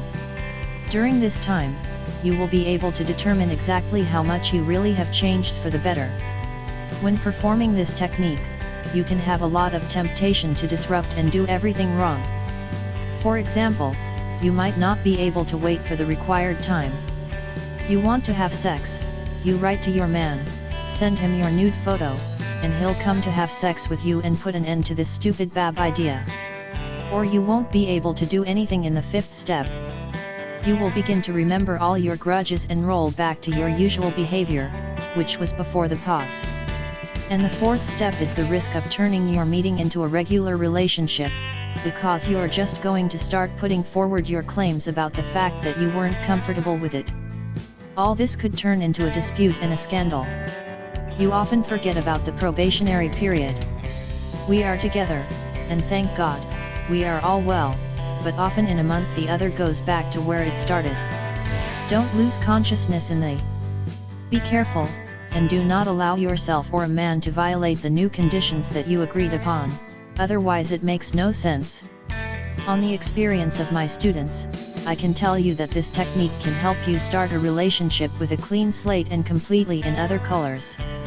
You can reboot your relationship as a computer that has a lot of bugs in the system that caused it to work very poorly. It started to infiltrate dangerous viruses, files, and folders formed a mess and everything started hanging. What happens if you don't reboot? The errors will accumulate more and more, and in the end the system will simply fail to withstand. Translations into the language of relations between you and I may be very serious, which will lead to a definitive end to the cross. History of Victoria. In my life, there was a serious crisis. I learned of the betrayal of my husband, found his correspondence in the phone with another woman. We've been married for 8 years, we have 2 great kids. Yes, recently, we have started to distance ourselves seriously, to spend less time together, and he and I have a lot of work plus attention to children. I tried to do everything to keep up the relationship, have a romantic evening, surprises. It seemed to me that I was able to support feelings between us, but when I found his correspondence in my phone, my world fell apart and I just didn't know what to do next. I didn't realize that we could divorce. I was afraid of how the children would react. I just went into silent panic and didn't know where to run and what to do. My friend told me to go see a psychologist. But, honestly, I just regretted the money I gave for the session. Yet, I was relieved. Yes, we talked, but I left her office in half an hour, and I was in a panic again, because I remembered that I was going home, where my husband was waiting for me, who was sleeping with another woman and hiding it from me. The following day, I received an invitation to participate in the free marathon of Philippe Litvinenko. For the sake of his interest, I did not regret it.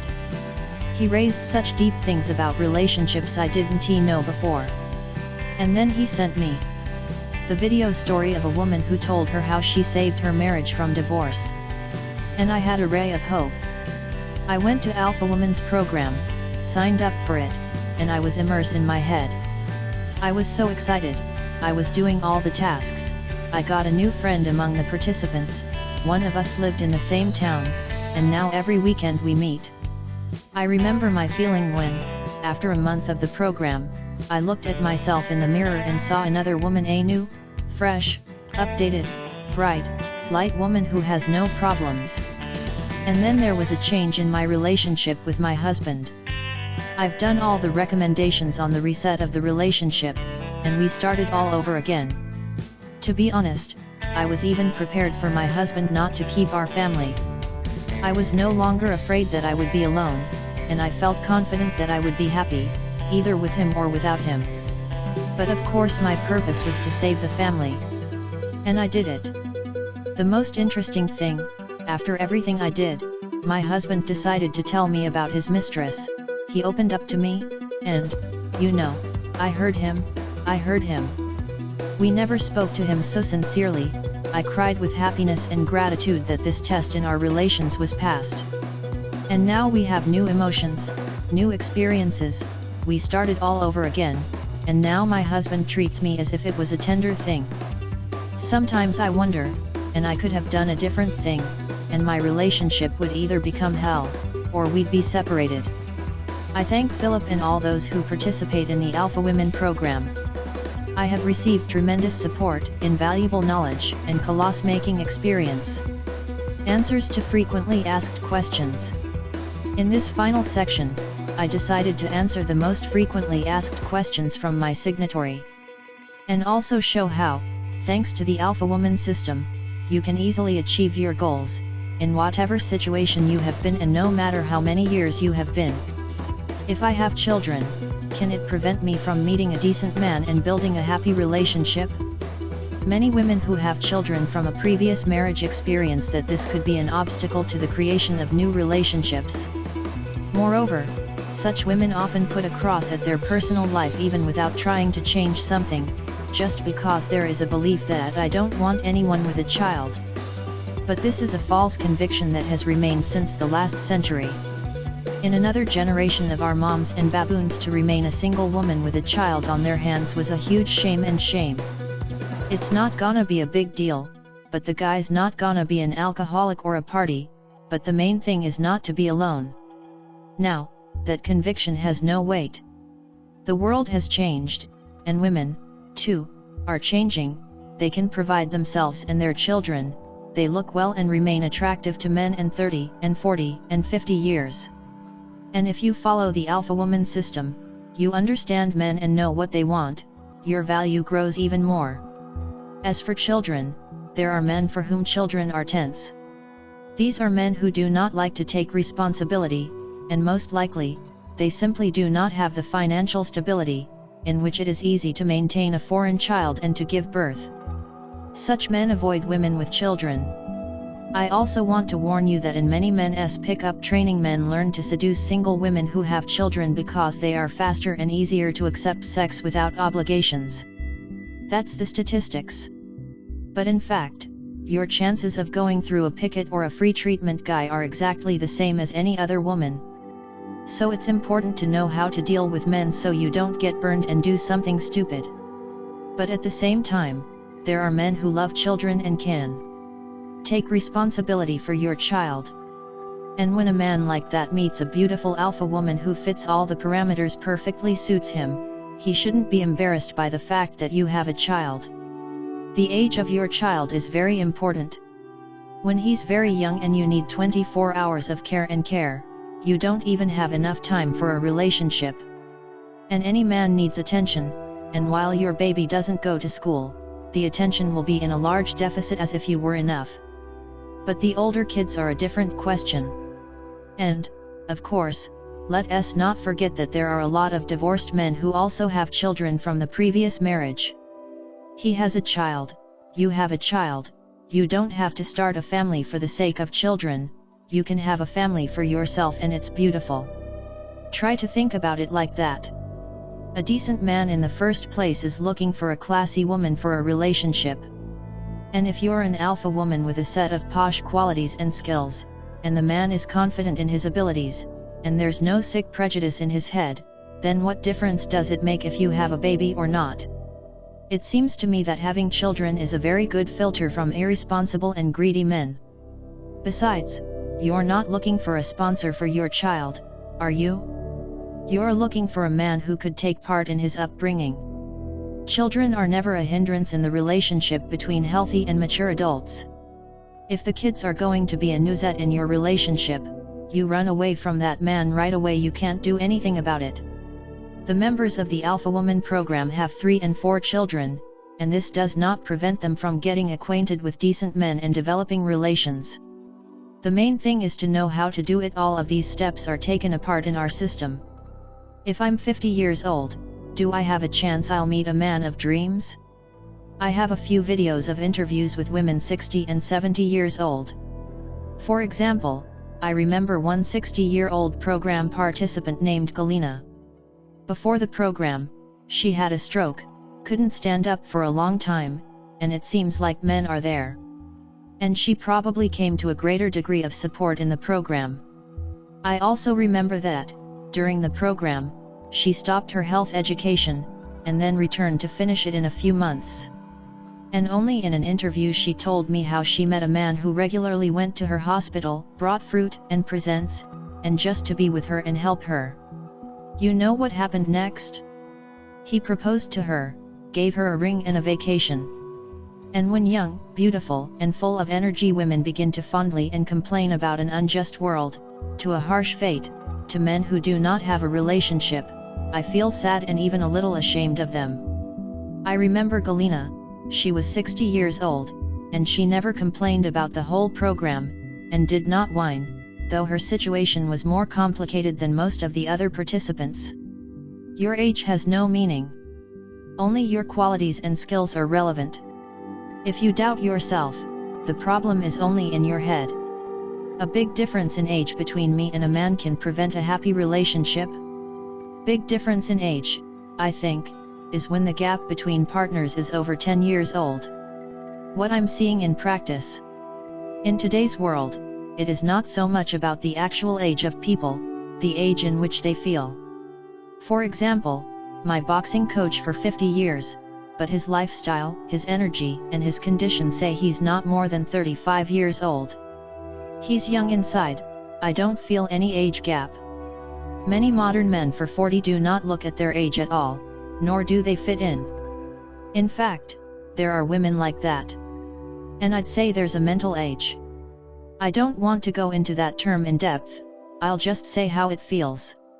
Let us say there are people with whom you are on the same wavy, with whom you can communicate easily and you understand each other. And there are people whose words seem to you to be childish and raving, 2 words can't and don't even understand what they're talking about. You're not interested in talking to people like that. And there are more people to whose words you listen, as the words of a wise and more experienced man. Such people are attracted to you to learn something, to scout up, to ask the advice, and so on. The mental age, the emotional age, the age of the soul, that age is of great importance in the relationship. If there's a big break there, there's no way we can get a relationship. But the difference in the physical age has long been of no importance. I am personally acquainted with the successful couple in which a man is older than his woman for 10, 15, and even 20 years. But there is another situation when a woman is older than a man. If a man has a young wife, it's kind of exotic. What if a woman is much older than her man?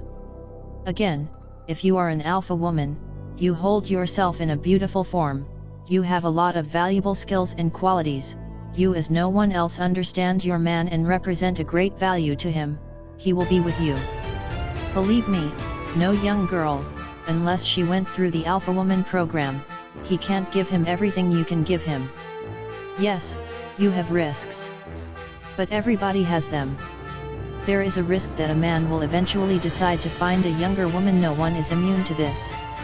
In general, practice shows that this type of relationship scenario is quite complex. That's why I'm more of a relationship with a woman younger than a man, or older, not more than a couple of years, safer and safer for a woman. Of course, if you just want to have a young lover to indulge in yourself or increase your self-esteem, you can date a man of all ages. But if you want a harmonious, healthy family, I recommend that you pay attention to the men in their age category. There is one famous couple, names will be lowered, as there may be anyone mentioned here, and there is a woman that is much older than the man, and they are together. So it's possible? I do not like to discuss and let the example of any famous couples. Today, they are everywhere on camera, with a pen and smiling. Their photos are published in all social media with commentary likes this perfect couple, and the shocking news is, the famous couple has filed for divorce. It turns out that he was drunk and beat her, or it was love, the tomato, or the reason for the divorce was the annoying fans, the touring, the liquidations, the infidelity, and in general, there was something about their family idyllic. You see only a tiny fraction of what is actually happening between people in a relationship. It is impossible and even dangerous to take in an example. Some women are even able to cite some politicians and their wives. Look, this is politics, and there's a lot of politics out there. If you're not connected to her, don't even look that way. My husband had a mistress. What do I do? This is a very difficult issue. It is necessary to be deeply involved in the situation, how you have been in a relationship, how long its connection to the side has been, which could have contributed to its treachery, and so on.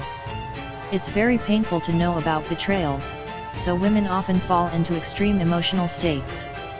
For example, one woman, having learned of her husband's affair, would immediately throw a scandal, pack her things, and file for divorce the next day. For her, it's a highly serious crime that she can never forgive. The other, seeing his love letters with another woman in his phone, will go away. She won't tell her favorite about her discovery.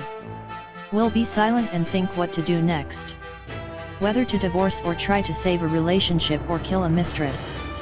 And one and the other one in the same fatal error. They do not try to understand the reasons why the husband began to change.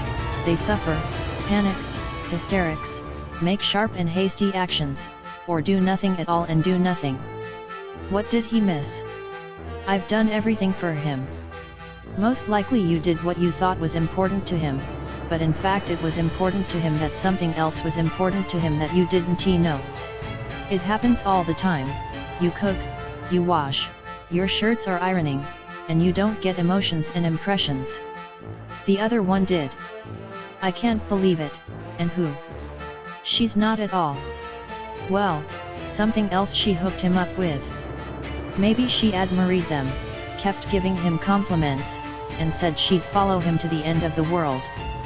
In recent years of family life he has only heard reproaches, requests for money, garbage, and babysitting while the wife is in shopping. Here he was, growing up from her words, and then she went and went. There she is, a stranger's water. I would never date a married man. Look, she's as much a woman as you are. She also wants love, male attention, and care. She met a man and I couldn't even know that he was married for a long time. And if he told her that his wife does not understand him, does not support his ideas, he does not feel his needs, and so on, then any free woman at this place would have thought, they don't have everything well with his wife. You say that you wouldn't go out with a married man, but you only think so because you have a man now.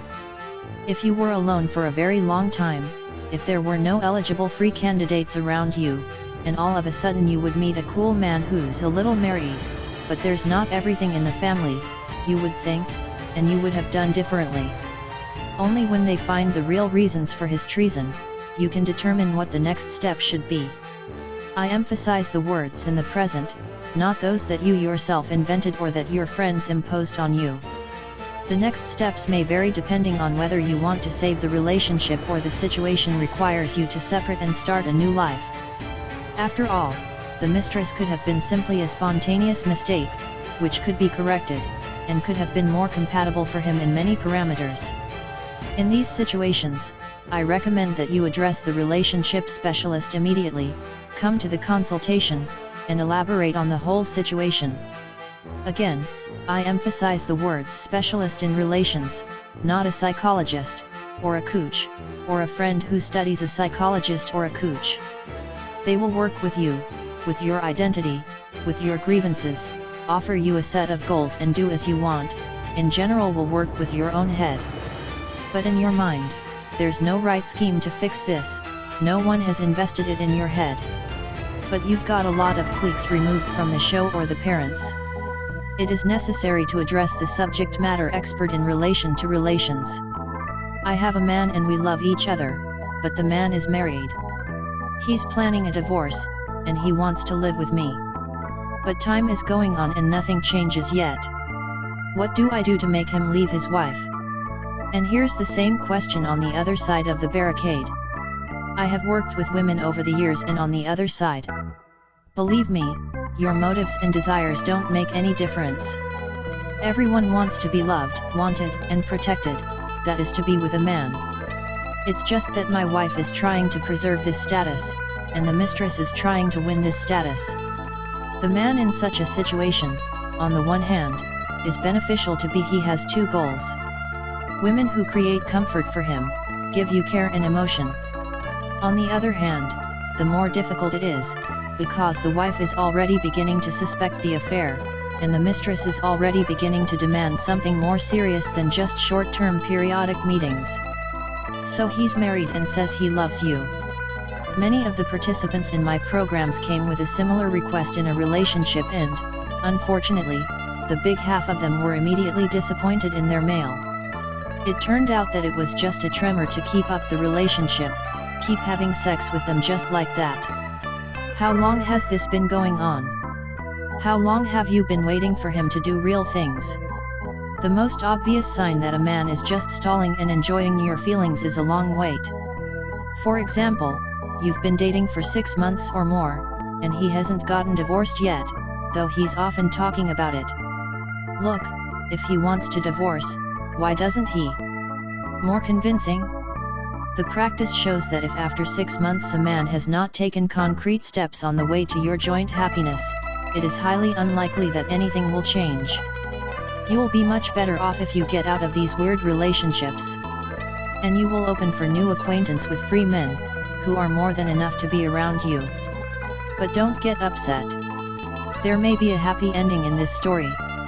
If the man in the family really has everything on the line, if he really loves you, but for some reason it's hard for him to make a decision, you just have to help him do it.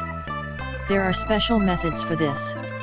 After them, you almost immediately get what you want.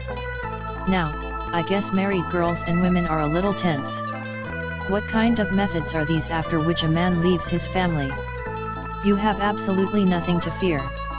The uniqueness of my methods is that they never harm anyone. If your family is fine, if your man loves you and wants to keep your family, then these methods won't work for him.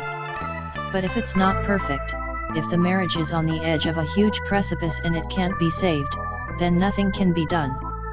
You're saying the techniques don't hurt. What about that poor woman that the husband leaves?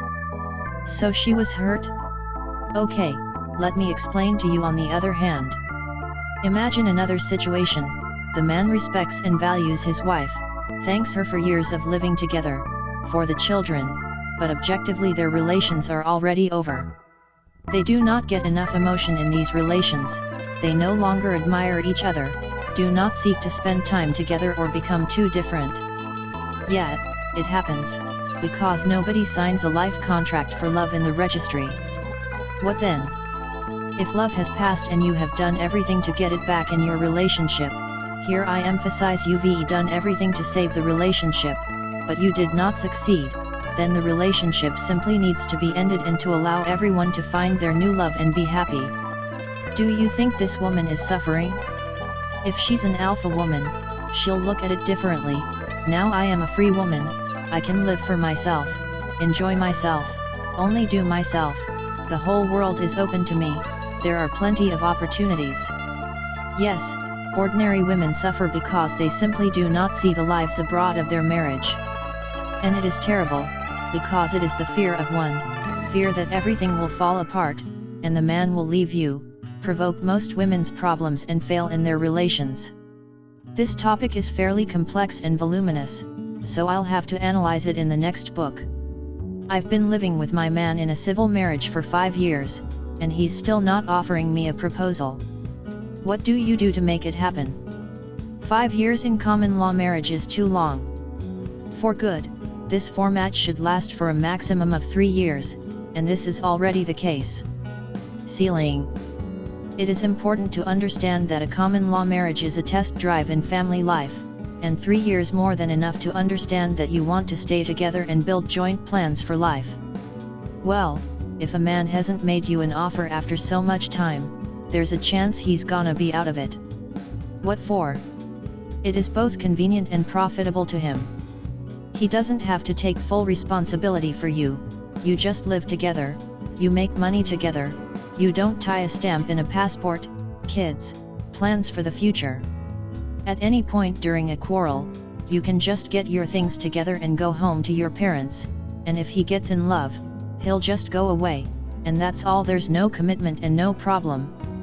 Maybe I'm fixing the paint. But believe me, if a man is serious and loves you, he won't delay the offer. If he has a lot of convincing swabs about marriage, for example, are you and me so well, why are these stamps? Or now is not the time, let us wait a little bit, it's worth thinking about his real intentions. If you'd gone through the Alpha Woman program, you wouldn't have a problem with that. Because an alpha woman will never allow such a relationship scenario. Protracted civil marriage is very comfortable for a man, but it is very unsafe for you. Unfortunately, this problem has now become very relevant for women, because nobody thinks it is a problem. You think, soon he'll want a family and we'll get married, you wait, and there's no offer, and the conversation on the subject of marriage goes down or ends with a fight. For the relations to be developed by the desired scenario, we must learn to develop them, learn to influence a man, to his decisions, to his actions, even to his wishes, then everything will be as you will want. Civil marriage is not a problem for you unless you consciously decided that for you the format of the relationship is appropriate if it is your choice, not the man's script. I have a long-distance relationship with a man. We sign each day, sometimes we visit each other. What do we do to keep the relationship moving forward? The answer to this question will be a bit like the previous two. The distance is as comfortable as a man. In fact, it remains a bachelor for many men, because there is no restriction, control, tension, and responsibility. But at the same time, there is a woman who can come to him over the weekend and serve him at the highest level. You come all this beautiful, prepared, with hair and makeup, in love, with a beautiful mood and a smile on your face. And in these rare joint meetings, you act like a perfect woman. And then you leave, and he's free again. Moreover, he can meet you in parallel with a woman from her city, and maintain correspondence with a bunch of women on the internet. You do realize that this scenario is as good for a man as possible? And just as in a situation with a mistress or a situation of a civil marriage, there are certain time limits if the physical distance between you has not become shorter in 6 months, if you do not meet more often, or if one of you has not moved to live in his city, then it can continue. This is the practice. Now popular online dating, as well as people often get acquainted with travel, on holiday abroad and thus get into long-distance relationships. According to statistics, about 85% of such relationships are just sooner or later, and all correspondence goes away. And it's not because people don't approach each other, or that's what fate does, but because no one can develop that relationship. The woman is just waiting for a man to offer her something serious and interesting. And the man just doesn't think about it, he's busy with his business. In his real environment there are a lot of different women that are much closer to him physically. When he has time, he writes to you, tries to answer your messages, maybe just out of courtesy, maybe because he likes you and is interested in communicating with you. But he won't do anything serious unless he's sure you're the woman he wants to be with. Another interesting fact is that really interested in a man's relationship will try to come to where you live, that is to come to you. A man who is not very interested, or for him to have a relationship with you is just for fun, will call you to come to him. In defense, he'll tell you that he has a lot of work to do, and he can't come to you. In other words, you need to come and come. And if he does not offer you to pay for the flight and hotel accommodation, it is a direct signal that there will be a single-gate game in these relations. First, it is necessary to understand the man and his intentions, and if a man is worthy and serious, the relationship needs to be developed. Otherwise, you can be stuck in a long-distance relationship. You will have the illusion that you have a man, that you are welcome and beloved, but in fact you remain a free woman. The man you're texting with can just stop being in contact, change your phone number, add you to a blacklist, whatever. Is that what you're going to do? How do you get to know and interest a successful man? In fact, should I try to do that if I have a very simple environment and I don't even know how to communicate with men like that? Maybe we should consider men of their own level. It's good that you have such a question in your head and you think about it. So you have no silly stereotypes about successful men, and you admit that you can meet a man like that and create a relationship with him. So the question is, should we try? Yes, yes. Attempts. This is an active initiative. It is always welcome, always beneficial to you and contributes to your development. Someone who doesn't try to develop, doesn't develop, and never executes his dreams. Therefore, any attempt to say yes. In fact, the answer to your question is hidden in question. If you want to get acquainted with a successful man who has some achievements in his life, you need to gradually change your environment and bring in new people. And to change your environment, you must become an alpha woman. Many of the students in their reviews acknowledge that after the program began to change in the environment, some people have gone missing, others less active in socialization, and others have become uninteresting to meet. But there were new aqua intalls with interesting people. When you change, your environment changes. Not at once, but gradually. Why is this happening?